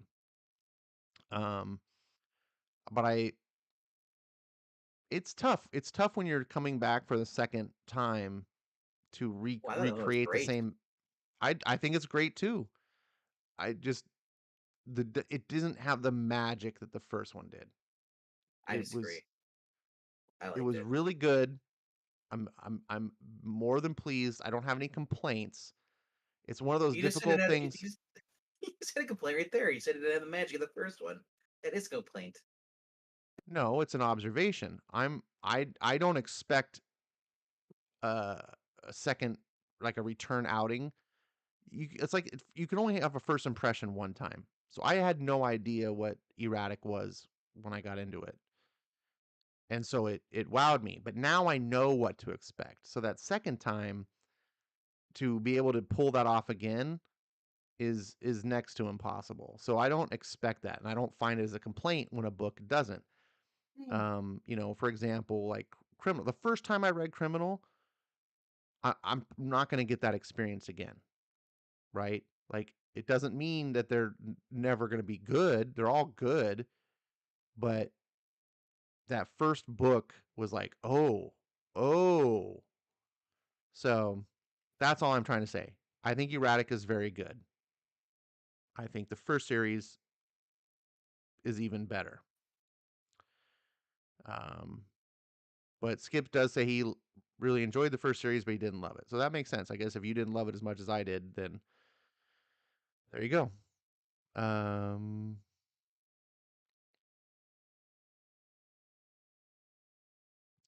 it's like seeing the first Uh, Star Wars movie, being wowed by it, then expecting more from Empire Strikes Back. Yes, but the magic of Star Wars is that Empire Strikes Back was even better than the Star Wars. So it's like, oh, that was one of those rare things that don't happen. and in the Um, original uncut, they did more than kiss. oh, Yep, that's what happens. Skip says there were other criminal stories later that were better than the first one. I agree. I think Um, of Joe. I think of Joe Dirt. I think Typical time. Cruel Summer is my favorite of the criminal books I've read so far. But even though I think Cruel Summer was better, it still didn't have the magic of that first reading. Um, so I think we're at the end here. Do you have any things you'd like to add?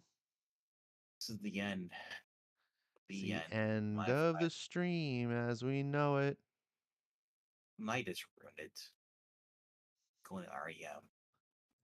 I was Uh, cool. I was cool in the doors, and you go to eat REM. You liberal. what's wrong with REM? What's good with it? Oh, that made a pretty good song. Happy, shiny people holding hands. You like that? You don't like happy, shiny people holding hands? Were you some sort of hateful bigot? We should all be shiny, happy see, people holding see, hands. see. I knew you're left leaning. You're already calling me names because I don't like it. I didn't Next, call you a name. you're I gonna asked you a call me a question. I bigot. said, "Are you a bigot?" I didn't Why would call you you even think? Why would you even think they asked me that? because Why you would you? don't like shiny, happy, shiny people holding hands. I don't like druggies, hippies, and I don't like them. Sorry. So the only people that are happy and shiny and holding hands are hippies and druggies. Because who's shiny and holding hands and happy all the time? I don't know.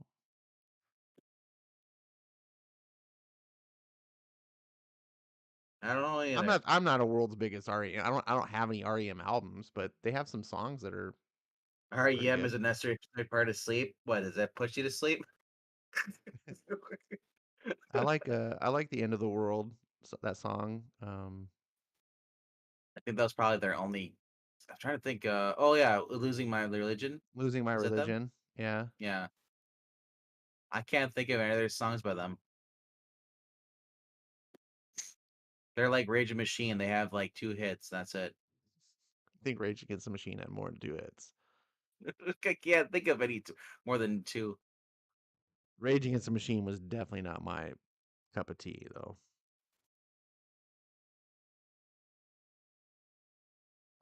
I think it's ironic though. What was one of the songs that Rage Against the Machine had was like "F you, I'm not going to do what you tell me," Yeah, and now Rage Against the Machine is like "F you, do what I tell you."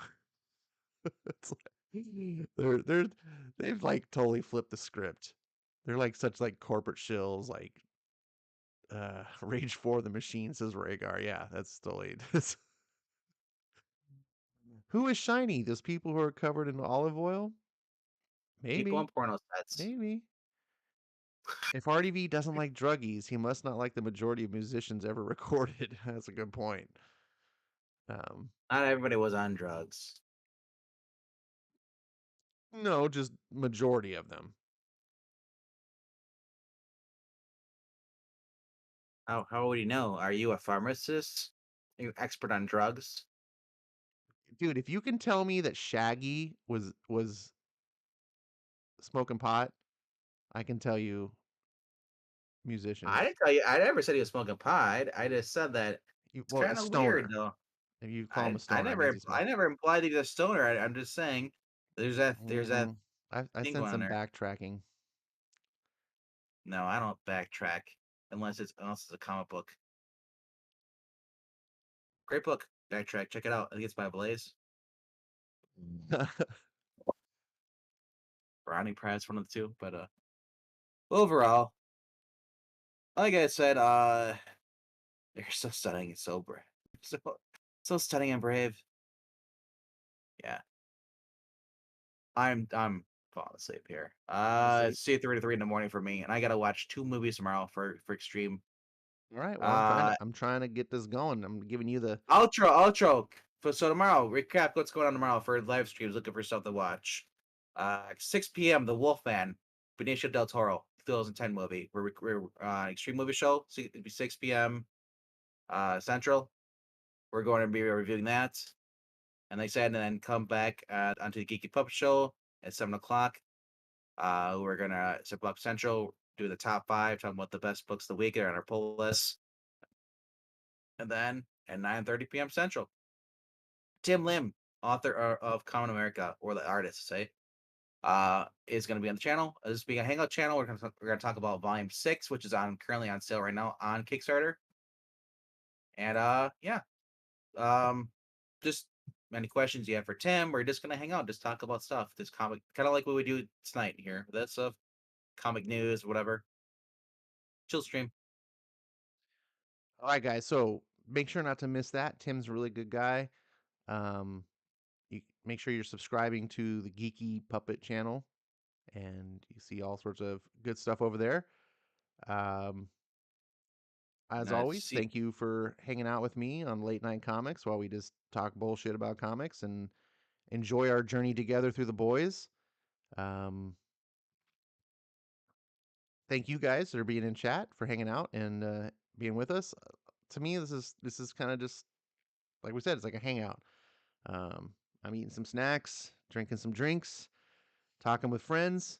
Hope you guys are reading good books. I love all the contributions. I know we don't comment on every comment that goes through the chat. Sometimes people get a little frustrated by that. It's tough. It's difficult maintaining our own conversations. But please bear with us and keep that in mind. Um, but hope to see you again next week. If you have any feedback on the channel, things you'd like to see more of, things you'd like to see less of, please leave your comments down below. Um, on my Discord, you can comment with us there, talk to us. Information is all in the channel description. And I think that's about it. So I'm going to let RDV get some sleep. He's been generous to hang out with me this late. It's much later for him on his side of the country. And you guys all stay funky fresh. I don't know why I said that. Have a good night. you kids be cool. You hear? Stay cool. Stay classy.